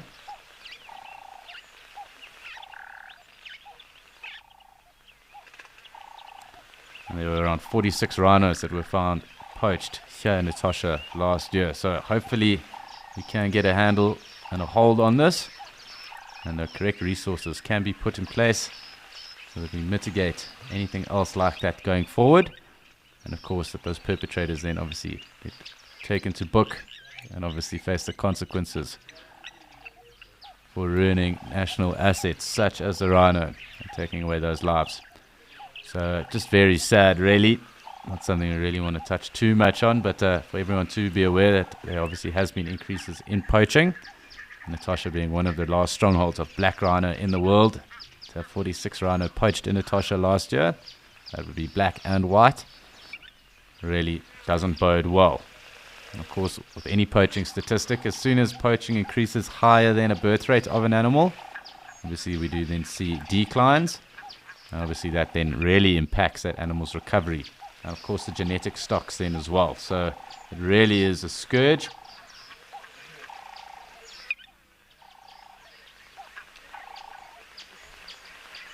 And it really is horrible that these things and such short-sighted things can occur in our world.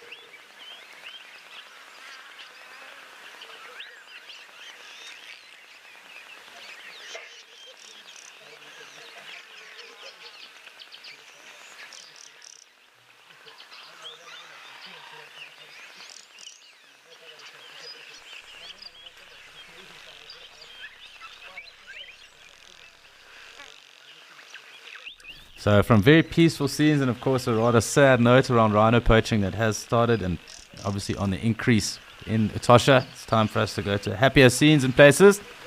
Nick in Kariega.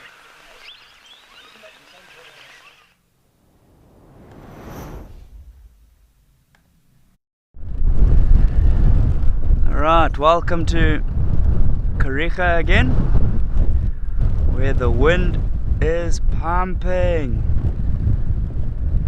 We had this big beautiful male giraffe just come and walk past us, yeah?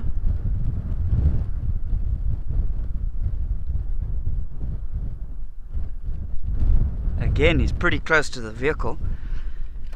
It was like he kind of came to investigate the vehicle a little bit almost. It was quite cool.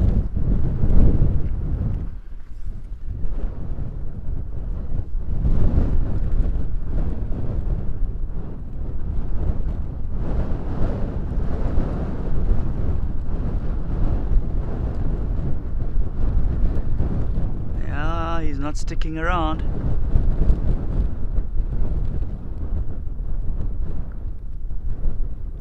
So remember earlier close to Scotia Dam, we did have that incredible tower of, what was it, 12 giraffe. You can see this is a big fully developed male, so it's very possible that he may be looking to even join up with that group.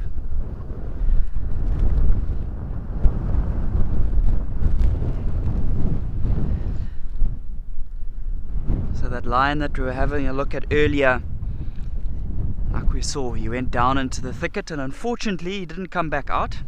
Waited around there for a while to see if his brother decided to make an appearance, but he was equally as unobliging.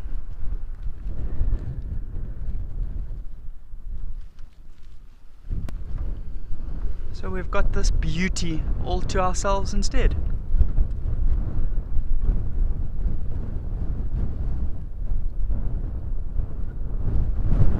Lovely backdrop there as well.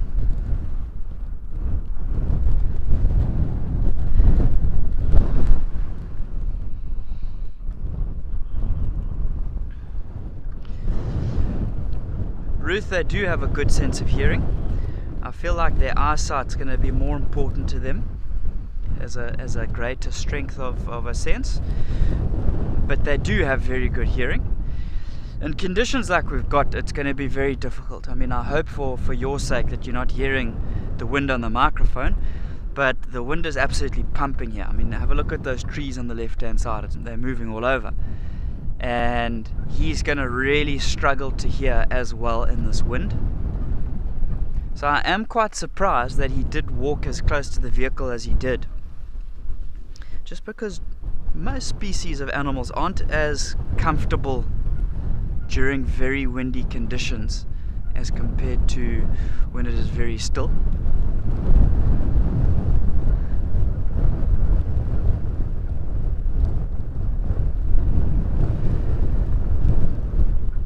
And see, I think it looks like he's following the road a bit there, just the path of least resistance.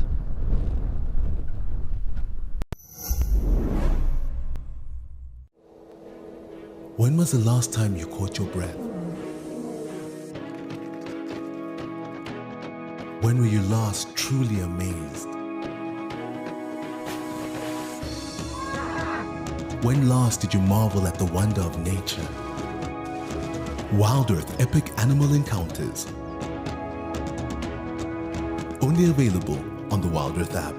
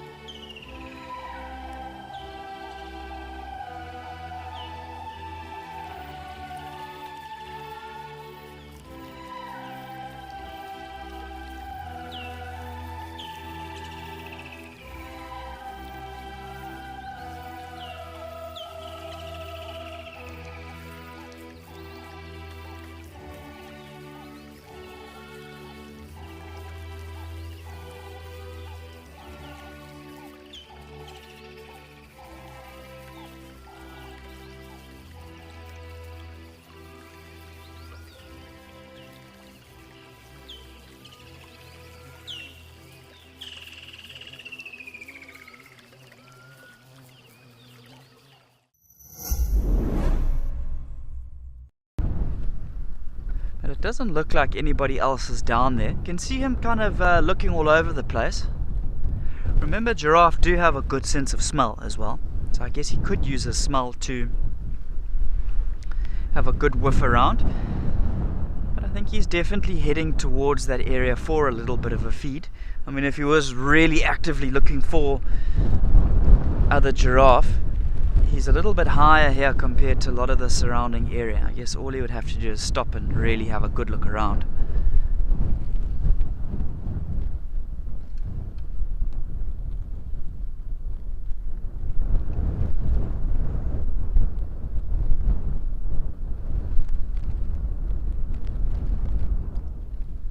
You can see that bush just above his head to the right hand side that looks like a cabbage tree, getting tossed around in the wind down there. It's got those that paler colour underneath the leaf.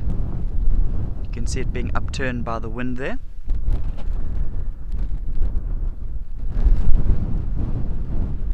But a nice sort of striking green. Obviously this little drainage line, there's water close to the surface of the ground there, so the plant growth is nice and succulent and juicy for him there.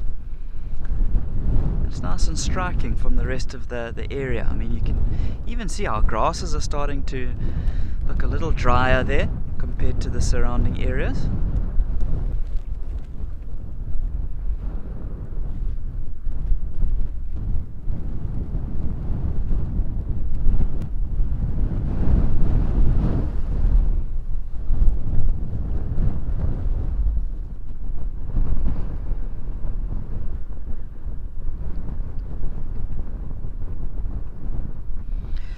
Mandy, for giraffe, sweating is going to be the main name of the game. That's mostly how they're going to be keeping themselves cool. You know, obviously for a giraffe, they can have a look for shade, but you know, being as tall as a giraffe, it is quite tough to find a solid patch of shade that's going to cover your whole body. You think of some of our Karoo boer beans and things like that, those will be good trees to seek a bit of shade under. But as a general rule of thumb, I mean, the most productive way is going to be sweating. Obviously then you've got to replenish your water stocks. So like we saw, that tower of giraffe this morning having a good drink at Scotia Dam. And remember, we knew it was always going to be a hot day. There was that mist belt that we had early this morning.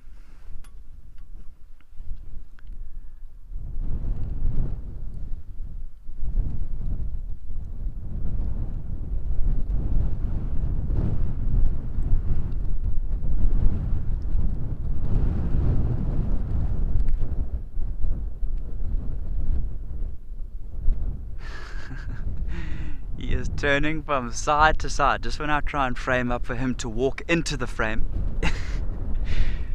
He changes direction. He makes it tough.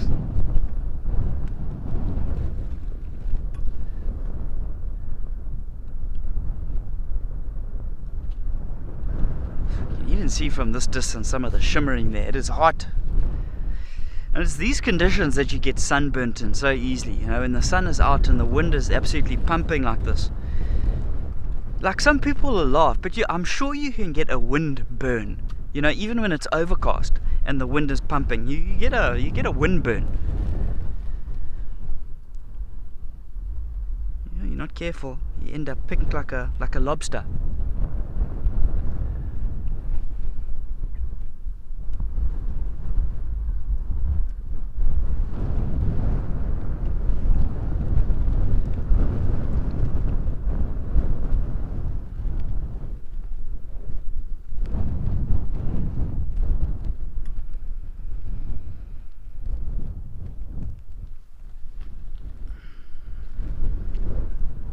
Natalie, the ossicones on a giraffe, also known as the horns, are going to be used for fighting. The males, remember, the ossicones are thicker and stronger than that of the females, and they will use that to fight other males. So they will brace themselves, they'll put their legs to the side, they'll swing their head, and they use those ossicones as the area of connection, of impact, and they will try and connect the the arrival male on sort of the shoulder area. So that'll be the main sort of use for them. And then if you look at those ossicones, that's why the males often go sort of bald on top of those ossicones. You know, because the females aren't fighting as actively as the males are, they have those tufts of black hair at the top of the ossicones. And then remember, for the males, they'll go sort of baldish because of all of that friction.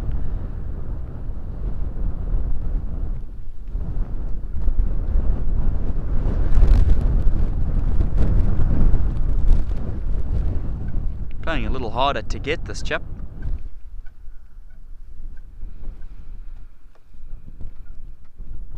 But remember, in terms of the males having no hair on top of the ossicones and the females having the hair, you can use that technique to ID the gender when they're mature, when they're fully developed. When they're youngsters, even the males will have long tufts of hair on top of those little ossicones there. So you have to really look between the legs for the youngsters to see who's who in the zoo.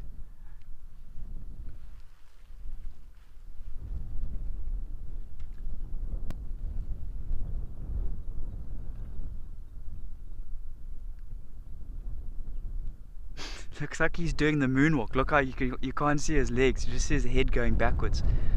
That was smooth, my man. Just need a little background beat, little Michael Jackson background beat. Din din diddle din din diddle din din diddle din din din. I'm a smooth criminal.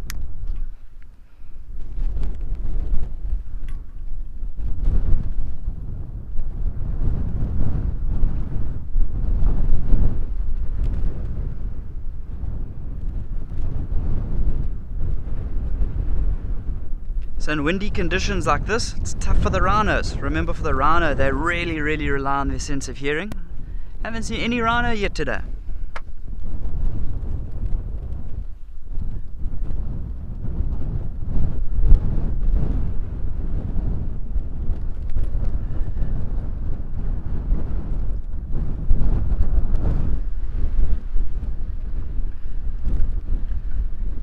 Imagine for the rhino, because they can't hear so well, that you'd find them in the open area. They'd plonk themselves in the middle of an open area.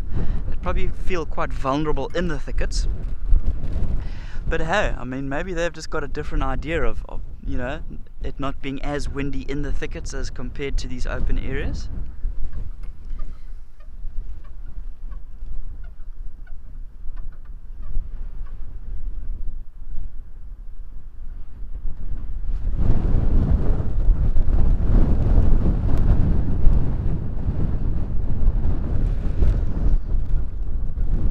Now that this giraffe has got stage fright and he's walking forwards, not backwards anymore, he's not interesting.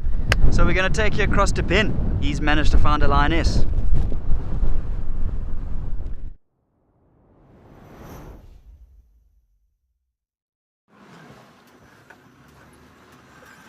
Well, welcome back everybody to Madikwe. We had a bit of a downpour, which meant we had to seek cover, but we have been rewarded for the little deluge that we had, and you will see what I mean very shortly. So it's going to give her a little bit of space, but we've got a lioness walking up the road. Looked like she was interested in a wildebeest that was going the other way, but she seems to have decided against it. You can see all of the water at the side of the road. We had quite the downpour here, and quite possibly she took that opportunity to try her hand at a little bit of a hunt. And now the water has subsided. I think perhaps she's given up. She had a little drink in one of these channels that's formed along the side of this main road. And now she seems to be quite happily strolling up here without a care in the world. But what a treat. My first aired lion, or our first aired lion on Madikwe.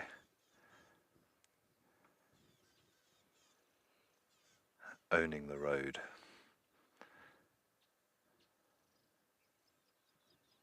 Now she is one of two. I believe Steve saw her and another one in front of one of the lodges yesterday, not too far from here. So I would think that the second lioness is somewhere in the area. And there was reports that she had been seen sort of up closer to where you see the water coming across the road earlier this morning. We had a brief glimpse of her, and then she disappeared into the bushes, but we only saw one then. So perhaps her sister or whomever the other female is somewhere deep in the bush, and she got a bit distracted by this wildebeest in the rain, which of course is perfect hunting conditions for a lioness. And now maybe she's heading back. So I'm just going to start. She's got quite far ahead of us now, so I'm just going to restart the vehicle and we'll catch up with her a little bit. But what an absolute treat! Igor, our first aired lion on Madikwe. Very, very exciting. And she is a beauty as well. Doesn't look very old. Of course, I don't know anything about the individuals here, so that's going to take me a little bit of time to figure out who's who, as it were. But she looks like a relatively young female, probably not more than about 4 years old. But I'd like to have a proper close look at her. I've just been very excited when she walked past me, and I haven't really paid too much attention. But hopefully she'll stop in a little bit, and we can have a good look at her and look for any identifying features so that I might be able to pick her up again or recognise her again in the future. Now this is a main road. This road actually leads right the way up to the gate out of the reserve, and I see there is a civilian vehicle behind us, so we may have to just juggle that. But she's coming up to a junction in a minute, so I'm hoping that maybe she comes off the main road. Alright, whilst we just do a little bit of juggling here, let's send you quickly over to Alex at the Koya waterhole.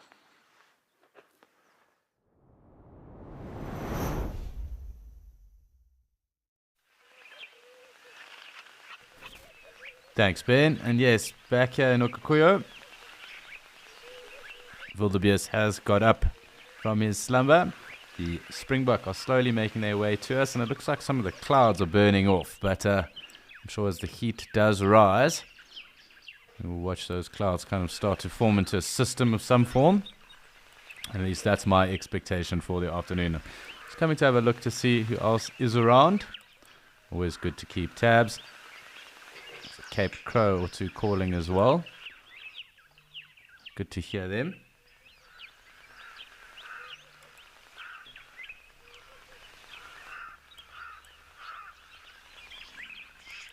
It's been rather quiet with the Cape Crows of late, and it looks like we've got a swimming lesson underway, so we'll join the Egyptian geese for now and just keep on our tabs on what's going on with the goslings for the moment.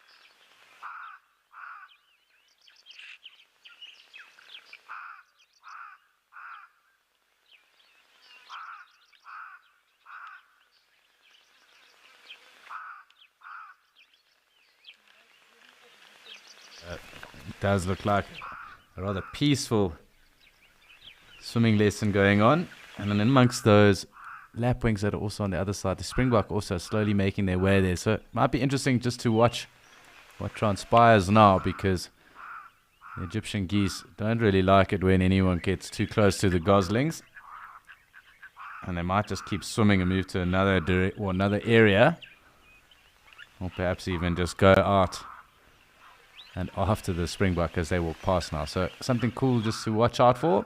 There was that little grebe just off to the left of us that's now left, and a nice silhouette that's out too.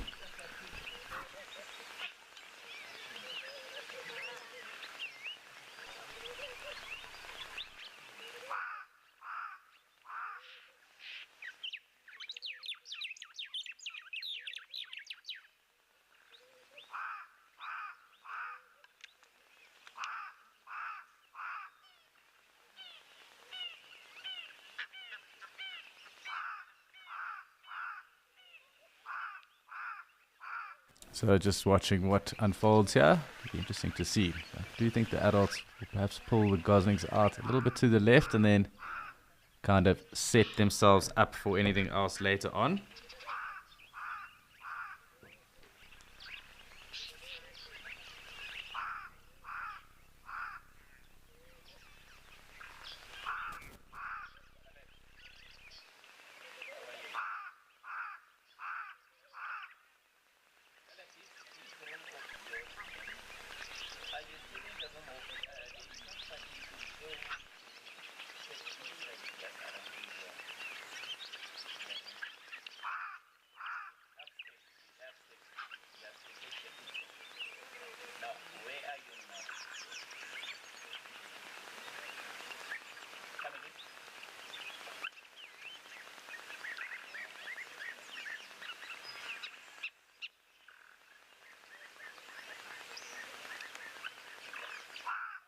just something interesting that might happen here is that we might see one or two of the adults shoo off the springbuck that are around. So something just interesting, dynamic that might unfold. So we're just going to sit here and see what exactly transpires. It might be quite interesting, could be quite entertaining too. Otherwise, the springbuck, I'm sure, might just get a fright. But, we'll just have to wait and see how that goes.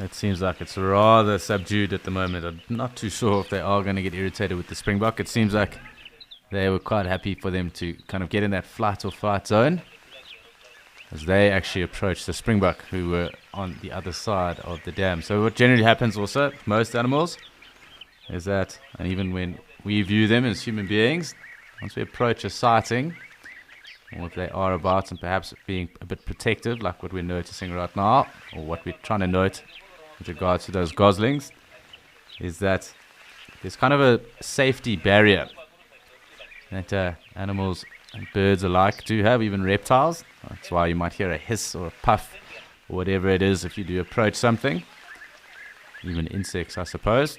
And once you're in that kind of that layer of discomfort, you're first going to get told, listen, you are too close, before anything else then does happen. So that clearly isn't the case. And we'll just note that, with regards to that, allowing something else to be in your space is obviously where you have a comfort line. So anything that then encroaches on you, obviously that then first comes up with a hiss or a puff. And otherwise allowing things into your comfort zone, meaning that you're rather relaxed. But enough of comfort zones. Let us go and talk and see what's happening with Ben and the lioness in Madikwe.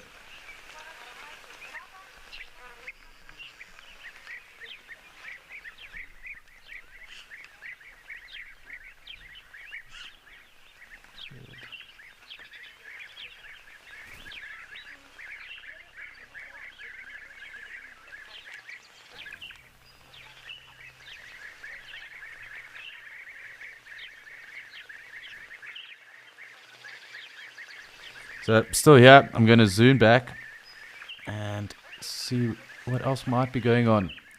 Not too much going on with regards to the geese. They are rather relaxed, as I was just touching on. A number of springbuck that are here. Perhaps we'll watch them for a moment. Otherwise, we'll try and locate the wildebeest bull and see what he's up to. Although it did look like he'd pushed off into quite a far distance, but he might be sleeping again. Let's just have a look. I think I can make him out from here. Otherwise, it might just be a distance too far for us. So, otherwise, what we will do is just enjoy the springbuck for what is going on. Obviously, very peaceful, lovely bird audio, and grazing friends. So it looks like the wildebeest has pushed off, and we're just going to sit here with our springbuck and enjoy them.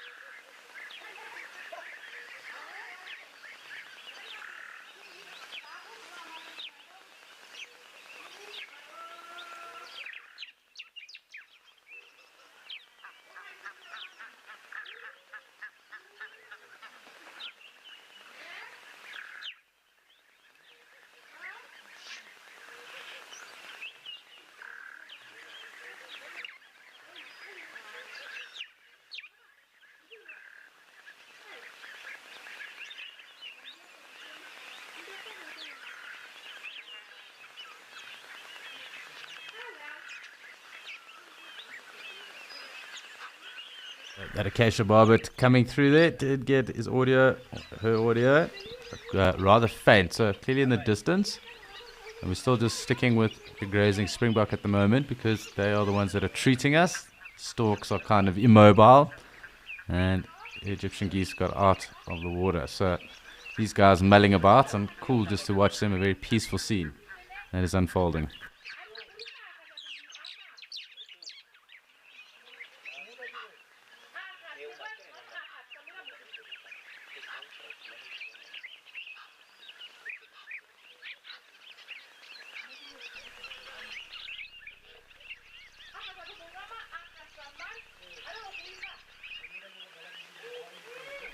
Hi Amy, thank you very much for your question. And there used to be a very expansive migration that occurred in South Africa of springbok. Of course, once fences and farms and that kind of thing popped up, and those migratory routes kind of were blocked.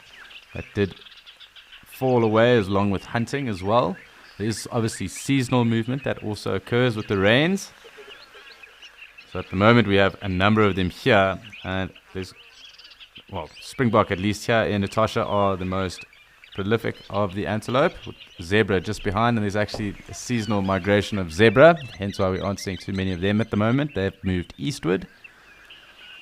But the springbok with a far more diverse diet than zebra, being able to browse and graze, and also taking a number of forbs and the rest also. Being able to hang around in different areas as well. So they've also dispersed to some degree. But with regards to seasonal migrations, also down in the Kalahari, that is also a thing. Moving with the rains too. Obviously taking in food resources and that would have sprung up with the currents of rain. So the rain generally pushing from west to east. Obviously then that flush then starts in the west and then moves eastward. So you can kind of expect that.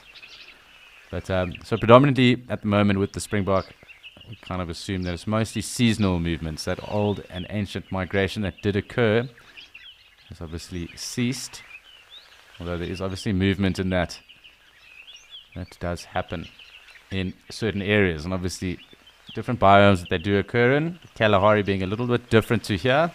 And the Karoo as well. So we'll have to see how that all unfolds. But mostly seasonal migrations at the moment. But talking about migrations, it's time for us to migrate across to Tess and Morgan in Amakhala and see what's going on there.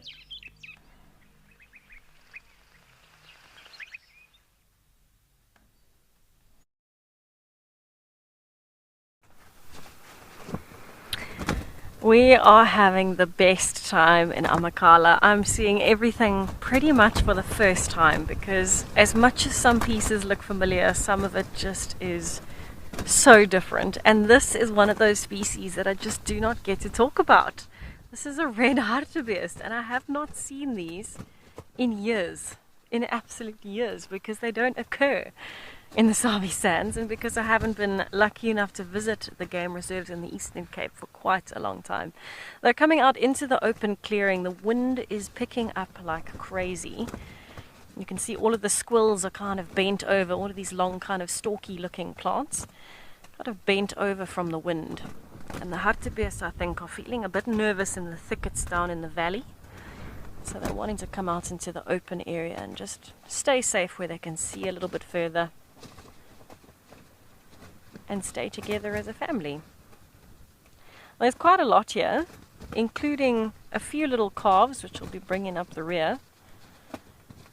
But just how beautiful are these antelopes?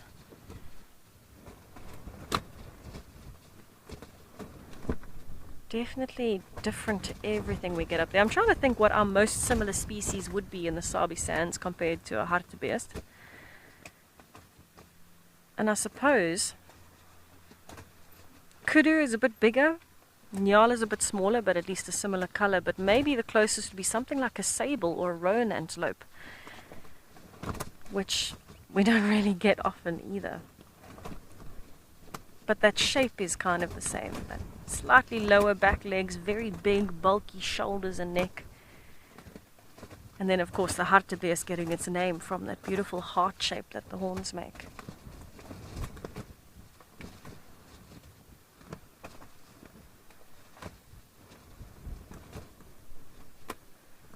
But this color in the sun, that is really what's getting me today. It matches all of the red sand that we have here.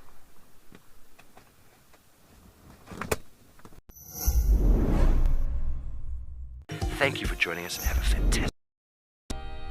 You miss all.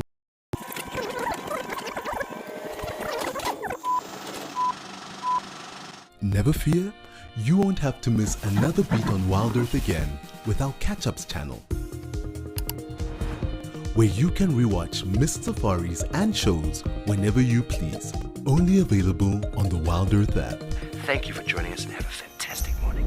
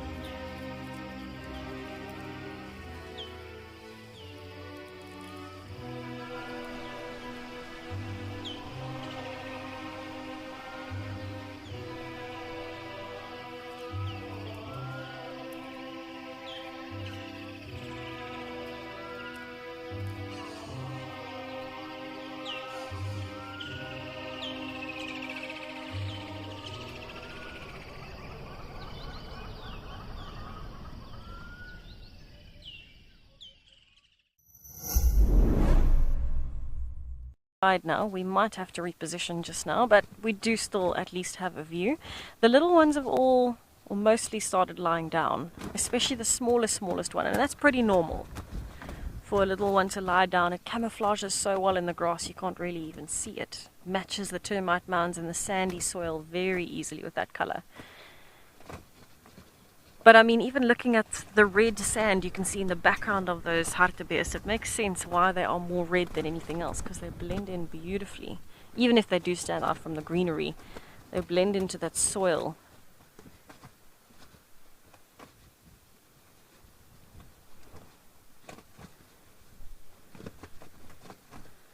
That's so cool. I just think they look really graceful and beautiful in this light. We're going to stick around and see what else we can find that I have not shown you before. And I'll send you over to Ben in Madikwe, who's found a very sleepy lioness.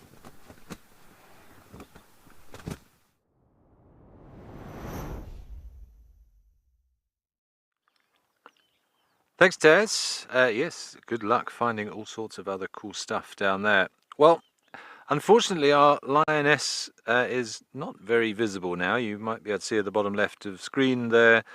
She's lying under the bush, but as expected, as we followed her up the road and we made space for the other car to get past us, she walked maybe another 100 meters and then ducked off into the bushes on the western side, and also somewhere under that sickle bush in the shade is the other female. So she did go back to the other one, and now they're having a nice little sleep in the shade.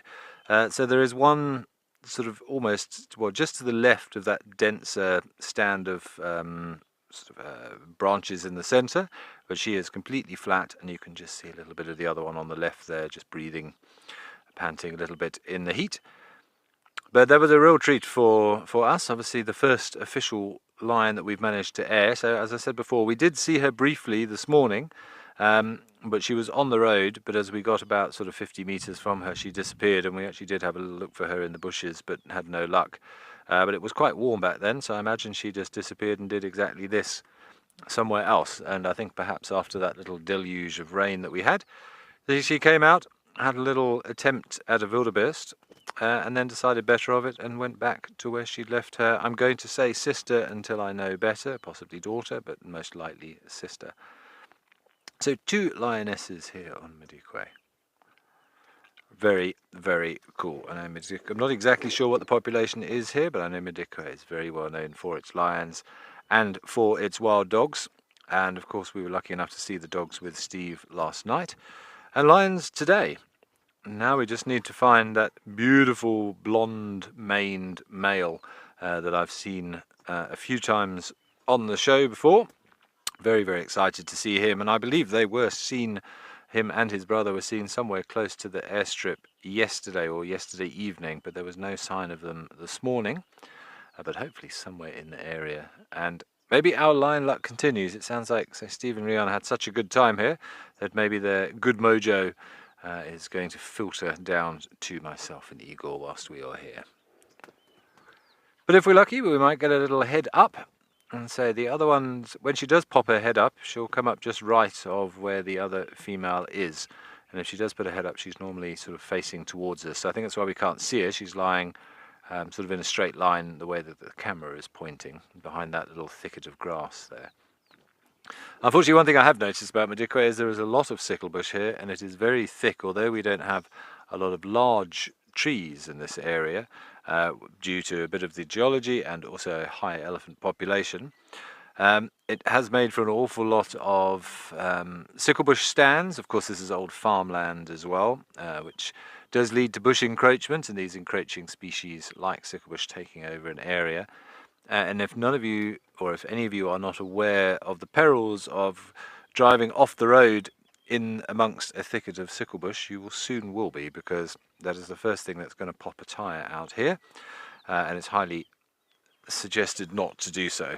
Added to the fact that we had a nice little downpour of rain, we won't be going off the road, but they're actually lying only about 20 metres off. So there's no real need to go any closer. We'll just wait patiently and see if one of them pops their head up again. But very, very nice to see her walking down the road. And what a lovely shot it was, walking down that long straight road with the vista behind and some sort of ominous clouds.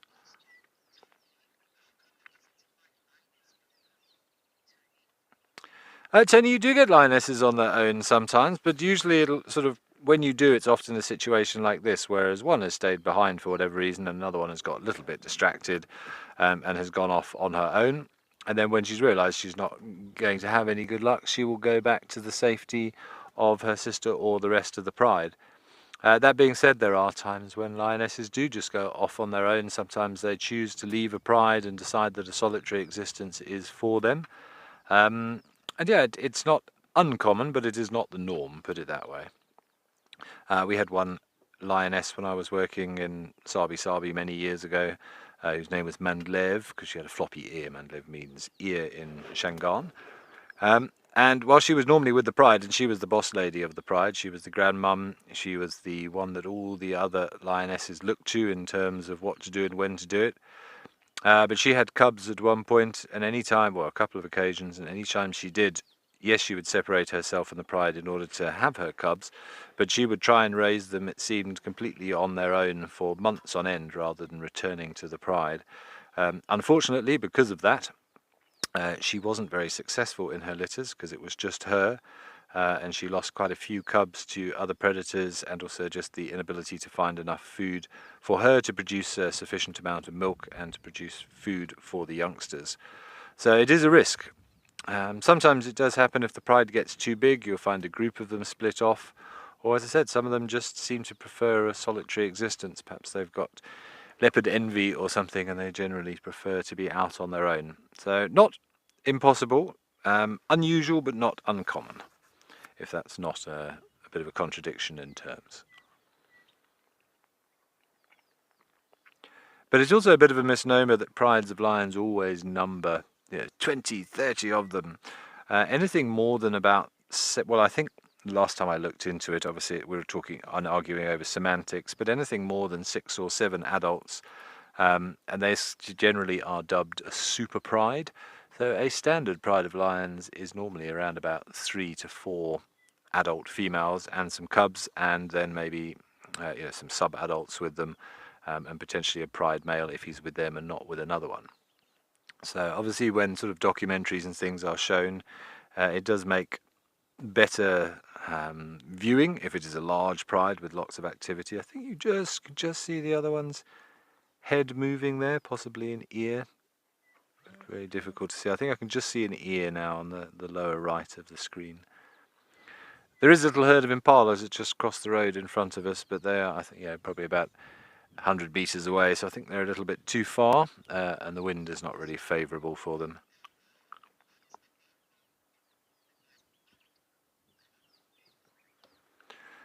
Sorry, MC, that you broke up whilst you were delivering that question. I only caught a few words here and there. Can you repeat it, please?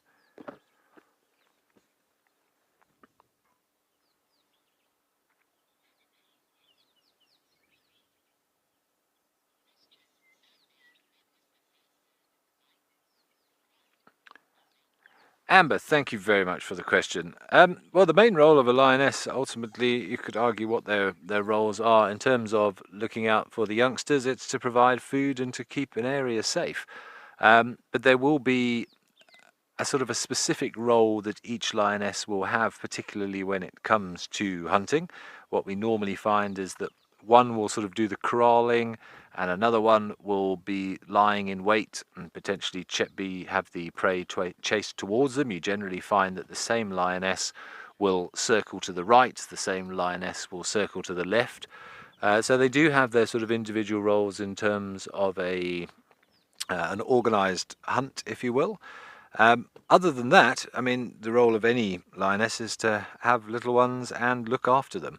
And the simple fact that they are a social cat, and the only social cat in the world, is just sort of an added benefit. It means they do need to find more food, but then in return you have safety in numbers, and you can take larger prey items as well because there are more of you. Normally, I mean, when you think of lions, we generally think of the male or the coalition of males, the dominant male of that area being the boss. Not really true in the case of lions. You could argue it's a matriarchal society. I would call it a matriarchal society because there is normally, like I was just saying there for that one down in the Sabi Sands, Mandlev, normally the oldest, most experienced lioness, just like in elephants, will be the one who sort of ultimately calls the shots. They will look to her for guidance when it comes to, for example, new males coming in, when to move, where to move. She's kind of the one who pulls the strings, although it may not be super obvious without spending a lot of time with them, because a lot of lion communication is done without any vocalization. It's visual and just a sort of an innate knowledge and hierarchy within the pride.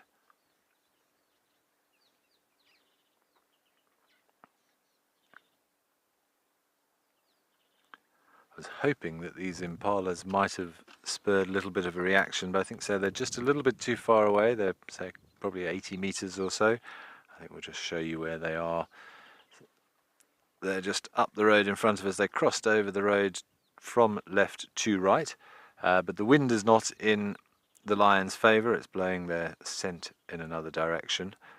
So everybody is completely oblivious to the fact that there is a predator and prey within less than 100 meters of one another. And it looks like the general movement of these impalas is right into the bushes there, because there were a few more when they crossed the road. Interestingly, I thought they sort of crossed the road as quite a condensed group. But in my experience as well, you tend to find that animals know what a road is, and they sort of associate it with cars and potential danger and people and noises. So I see it often with elephants, that they will sort of casually walk towards a road, and then they will walk quickly or even run across a road, and then they will slow down again on the other side. So whether the impalas did that or whether there is the scent of lion in the air at the moment, but I don't think so, because you can see they're very relaxed. If there was any indication that they knew they would be up and at least looking in this direction, but say the wind is sort of blowing in between them and carrying nobody's scent to the other party. Ignorance is bliss, eh?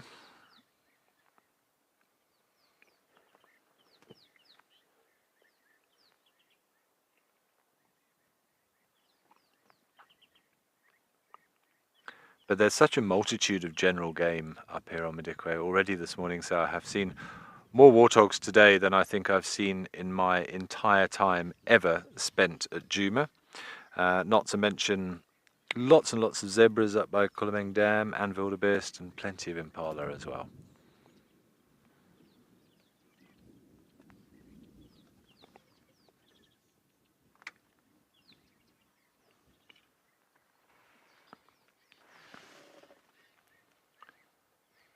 Okay, I think we've got one lioness with her head up there. You go. It might be just a touch behind the bush for you, but see how you go, and then I can always try and move further forward. I wonder if she has seen those impalas. Maybe she heard me talking. The one she's just behind that circle bush. I may have to move forward a metre or two for you. But let's see if we can see anything. If I'd obviously rather not move the car if I don't have to.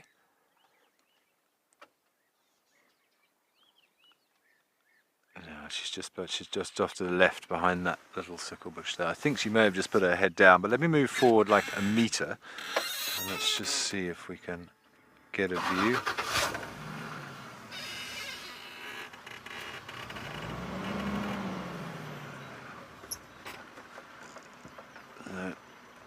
Her head just gap there.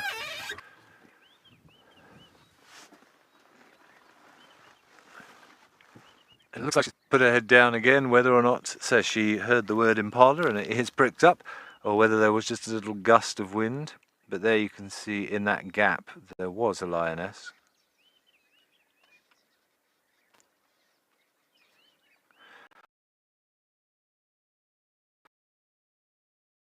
If there is any more activity, back over to Alex at Ukukui.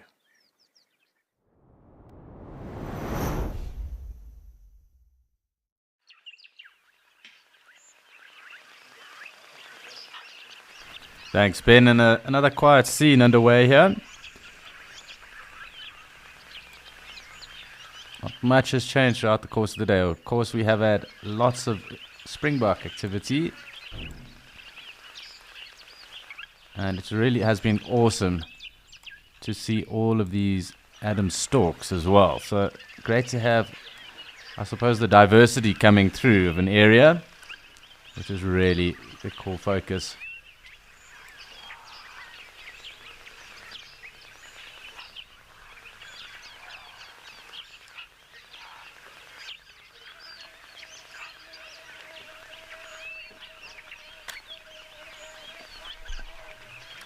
So we have a number of springbok that are now coming through to the water's edge. Of course, a flock of storks have been with us the entire day, and it's really been quite awesome to have them here. Something very different. It's also interesting just watching how the behavior has changed with the springbok as well. Now there's lots of water in the waterhole. The level has increased, obviously, with the rain. But with it being rather cool, underfoot at least, or not as dry, these springbok don't really wade into the water as much as they do in the dry season. So what we would have seen about 6 weeks or so ago, when they kind of almost waded right into the middle of the waterhole, they now just hang around the fringes. And even the oryx and gemsbok that do come through, much the same has happened with them. And we haven't seen any elephant as well for some time, so I'm sure also taking advantage of all this lovely green flush that has come through. Of course, they do drink elephant, but we haven't seen them for some time. It's just interesting to see how the dynamics really of this waterhole have changed in the last almost 6 months. It's been rather fascinating to watch.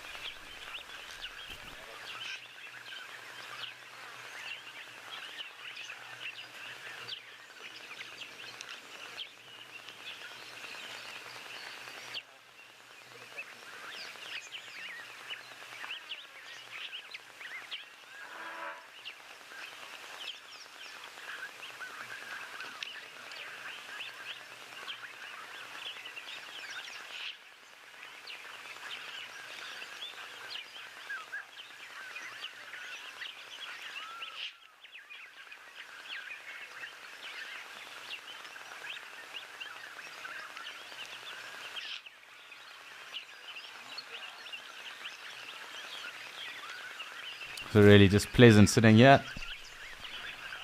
watching the springbok as they drink. One or two of the storks getting disturbed.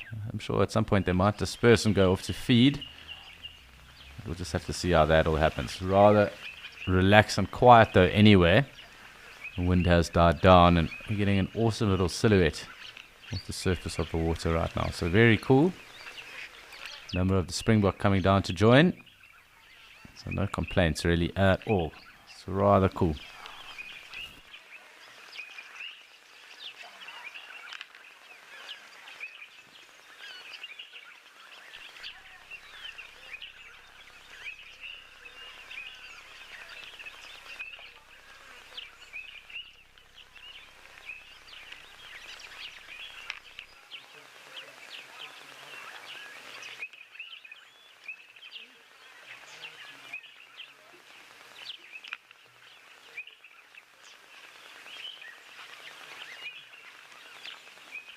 So we're just sitting here and watching as the springbok come down to drink. It's quite cool. They have all been grazing, so a different set of behavior we are watching right now. Of course, grazing is still going on, but just waiting for them to join us at the water's edge.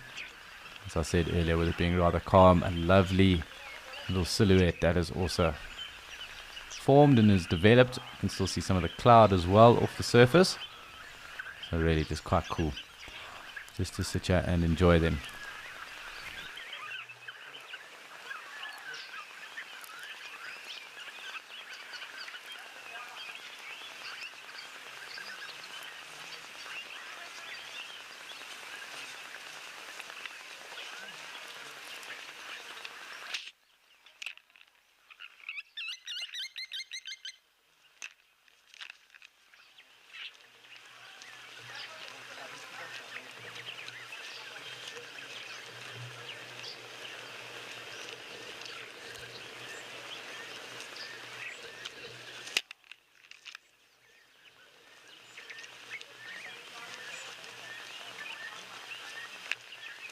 It's quite cool as we're also getting the audio of some of those helmeted guinea fowls.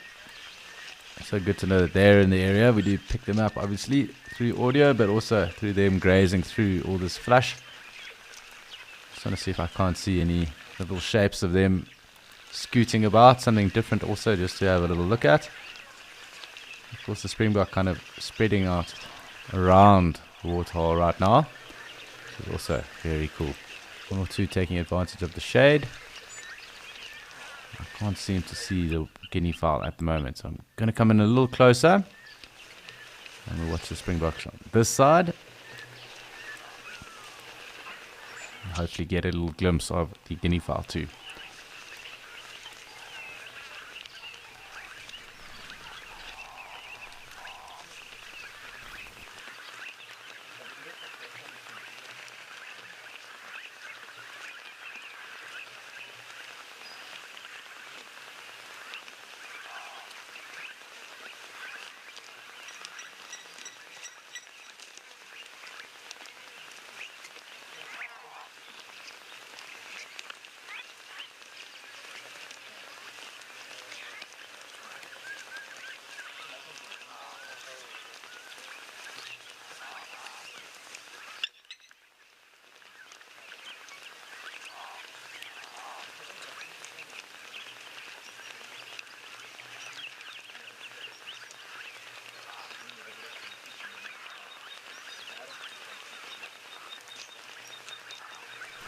Lark calling as well. And a nice little springbok ram that has joined us right now. Lovely little close up of him.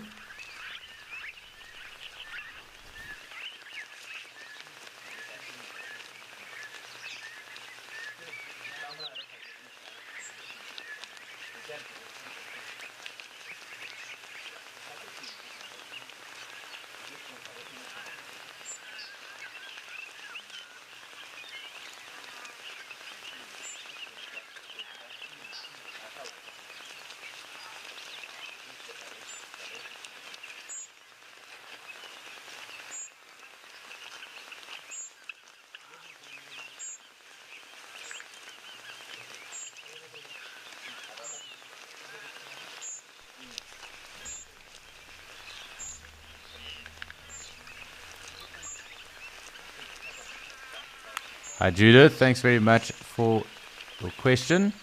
And primarily that is an evolutionary trait, and it's just how they have formed their horns.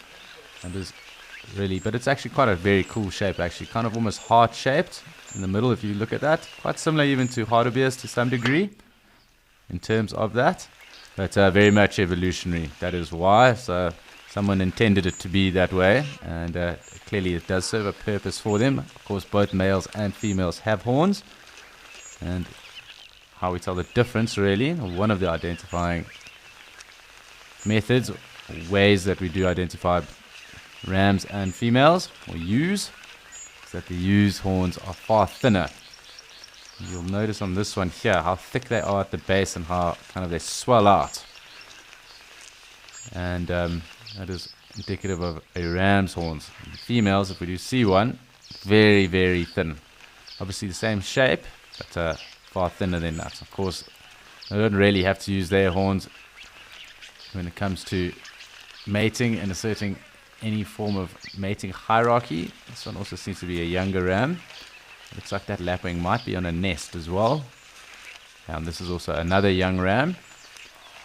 What's interesting is we've seen a lot of rams around, not too many ewes around of late. Clearly they are around because we did see lambs earlier. Let's just see if this blacksmith lapwing is perhaps on a nest. There are a number of them around, literally dotted throughout. And no doubt there will be a lot of shouting going on. I can't be 100% sure, to be completely honest, obviously, because I am on a static camera here. I'm going to try and get as close in as I can. But I don't know if we will be afforded the ability to get any closer than that.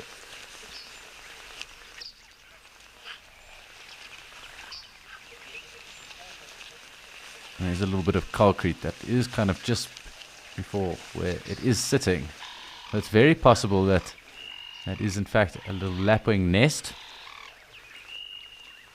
But I can't make it out with the grass at the moment properly. I can't see any eggs clearly. But, my assumption is that it possibly is one. You can see with that mouth open, also regulating heat. And that gular flap.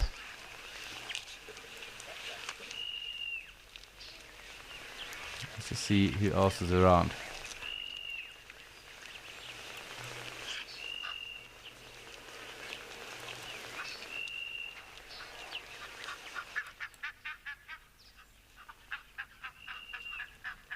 I think the geese giving one or two of the springbok a telling off there.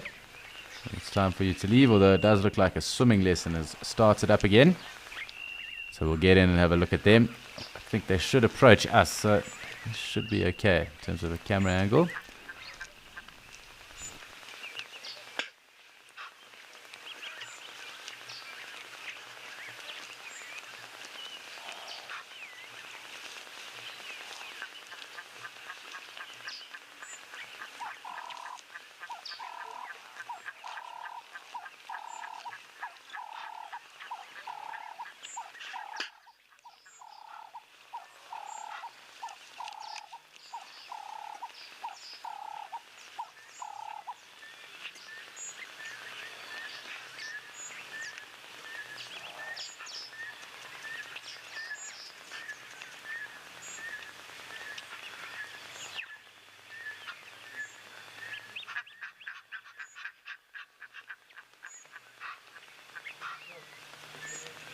A swimming lesson well underway at the moment. Guinea fowl getting a bit closer, it seems. It looks like the adults are going to collect those two that have drifted away from the other four. To some degree, I think it's almost like herding cats. These three have a mind of their own, getting more independent day by day. A number of the Adams storks also foraging around. They're quite cool.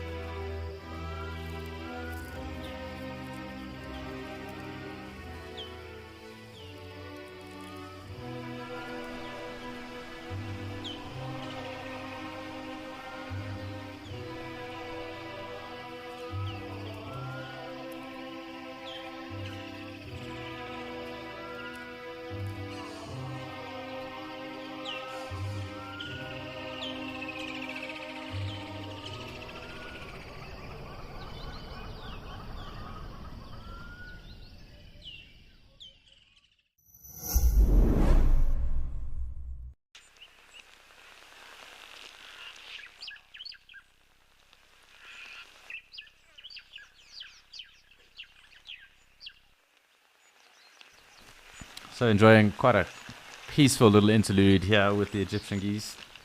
Foraging around now, swimming lesson over, or at least for 4 of them. But in and amongst all this foliage that has, or vegetation that has now sprung up. Little flowers for them. Of course, they will also take insects too. But they will also take, obviously, vegetarian matter, even aquatic matter as well. So it's interesting watching what goes on, the dynamics really of the different animals that we do get to spend time with. I'm hoping that 1 or 2 of the springbok do get closer. Here comes one of the Adam's stork, which is quite cool. Nice to see that out and about and also foraging.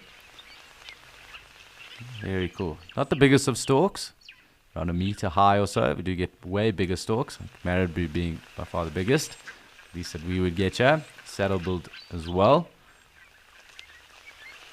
There might be a bit of an altercation, the 2 of these. We'll just wait and see.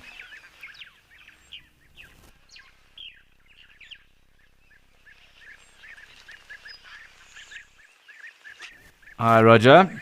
So we'll notice 1 or 2 of them. We have seen them here, though, at least. The egrets following them as well. So some form of mutualism that goes on there. So just waiting for them to disturb any insects. And to some degree, these storks might even also engage in that as well. Here we go. A little bit of argy-bargy. Goose saying to the stork, bugger off. Your presence is not welcome. So the egrets, if there are drongos around, they would also do that. Perhaps even the European bee-eaters as well, hawking any insects. So primarily it would be the hawking of insects that would then happen, because the springbok would then disturb them. But the egrets, definitely. Perhaps 1 or 2 of the storks right now. I would even think hornbills to some degree too, but I haven't seen any around. But definitely if they were browsing in that, the hornbills also probably taking advantage of that. Starlings even, and of course the drongos, like I said.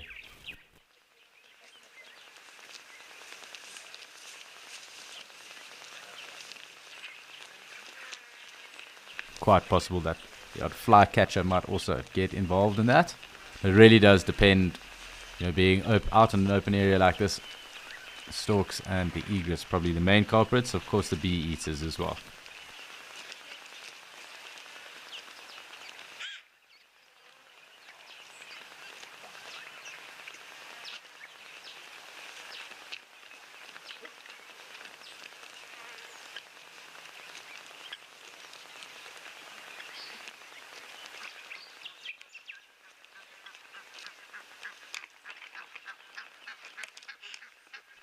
think that springbok might get shooed away as well. The voice of unhappiness coming through quite clearly there from that Egyptian goose. Really not happy about that.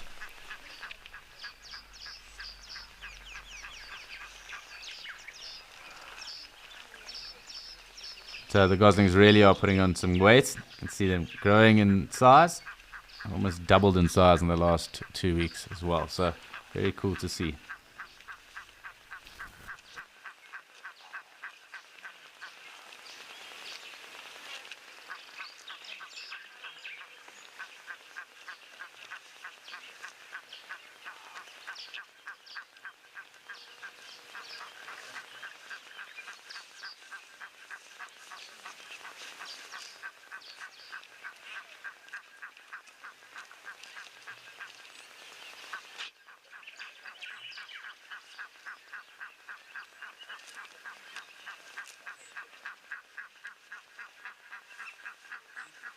So I think a sound barrier being created right now between the geese and the now thirsty springbok that have come to join them. I think geese just saying, you are close enough. We're enjoying some family time and we really don't need you guys around us right now. So we'll just keep an eye, because it could be quite funny, but also just watching the one chase off that Adam Stork was also entertaining.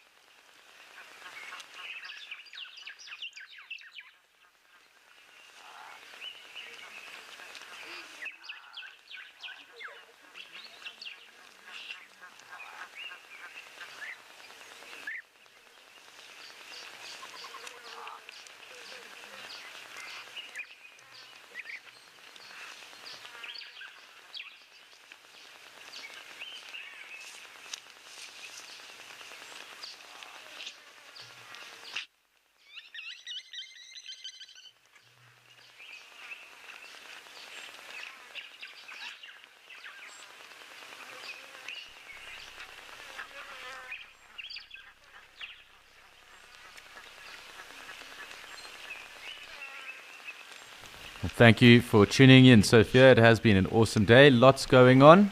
No complaints about that. And at the moment, with it kind of being midday, a little bit subdued, but nice that we still have our Egyptian geese still going about their thing. Of course, the springbok all around. So we still are quite busy. Really quite cool watching these guys as they forage about. It won't be for too much longer that we do get to spend time with them. So we'll capitalize while we can.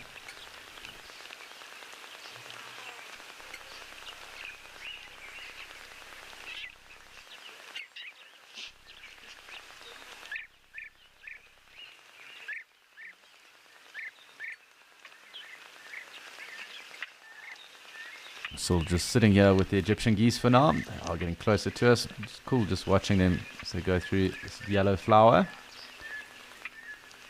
And I think for now we're just going to be sitting back and enjoying a little escape to nature with them, seeing what goes on.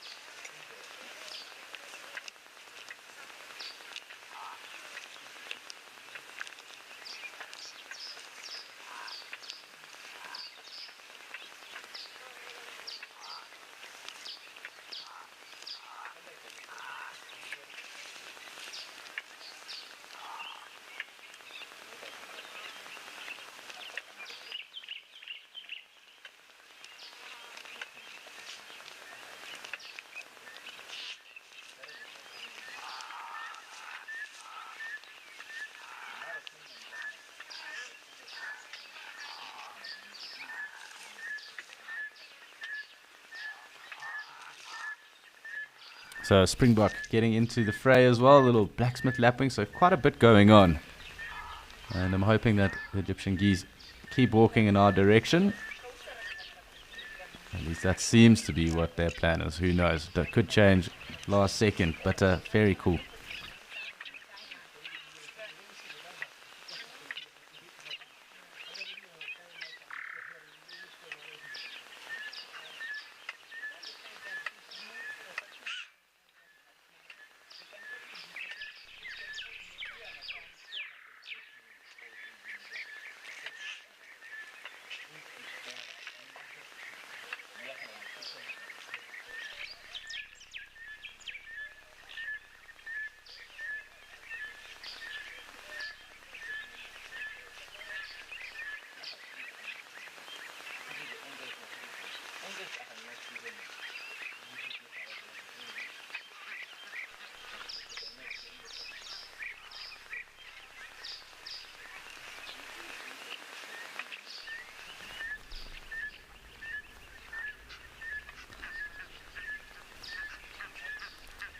So quite cool what's going on right now. It'll be interesting to see if one or two of these geese chase off the Springbok ram. Although it does look like everyone's getting into that thicker grass around the waterhole edge, perhaps foraging through that. So still quite cool. The guinea fowl are just about upon us. They have got louder, or their audio has at least. Haven't yet seen them. There's also that blacksmith lapwing there. And we are still spending time with the Egyptian geese. But it looks like lunch is over for them. They're going back to swimming. I'm going to just sit back out here for now, just because if we can pick up on some movement of the guinea fowl, it would be nice to see them last minute. Something different. It's something else to add to the day. It's quite clearly here because we can hear them. So that is just what is going on. And we're just going to have to wait and see what does now happen. Otherwise, actually, maybe let's just go in here with these 3 Springbok that are still around. Of course, they don't necessarily feed in the most linear of ways. It's very rudimentary. They don't set out and plot a grid and then go about mowing the lawn. They just get on with it and kind of move from clump to clump. But actually, in fact, the one that is just off these 2 closest to us looks to be a ewe. And I was talking about the horn differences between them, although actually jokes it is a young ram. And a little bit of a bolt around. What caused that? Not too sure. So still trying to pick out where ewe is for everyone to have a look, just to note the horn difference. But it seems that we're kind of just with rams at the moment. So when that does change, I'll definitely ID for you.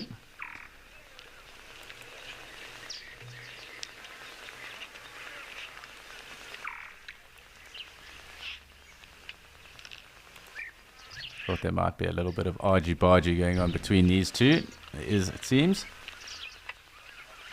Nothing too crazy.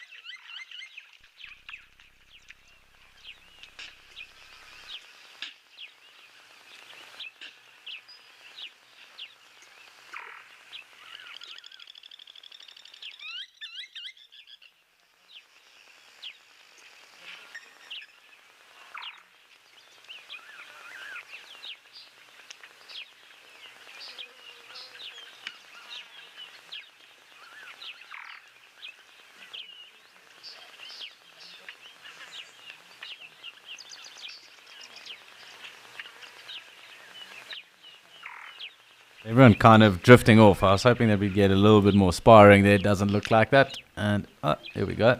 Some new sparring. So quite fun. Nice to watch that. Cool a little bit different to grazing and drinking. And I think one or two of them are going to start to hit the shade as well. That is present.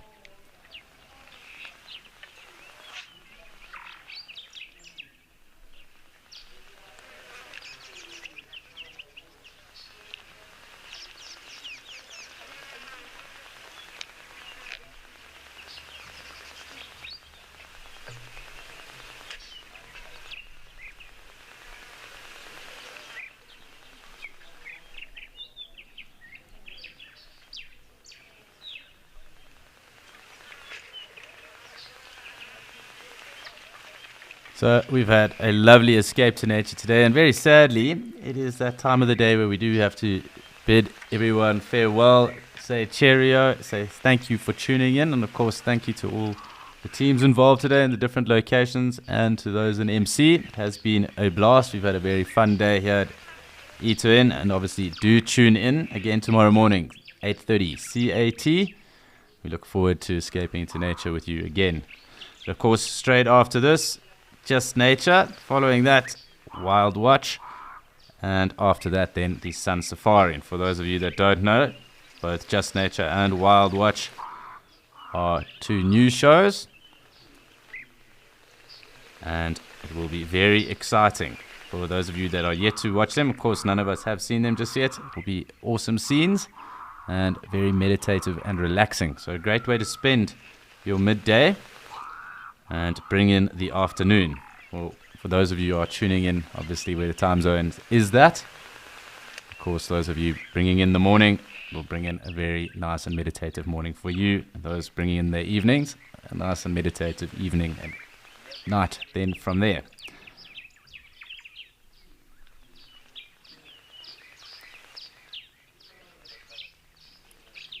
So as I said, of course, do stay tuned. We look forward to bringing you both Just Nature and Wild Watch, and of course then the Sunset Safari. So do stay tuned, do enjoy, and of course from all of us here, cheerio, and we will see you in the morning.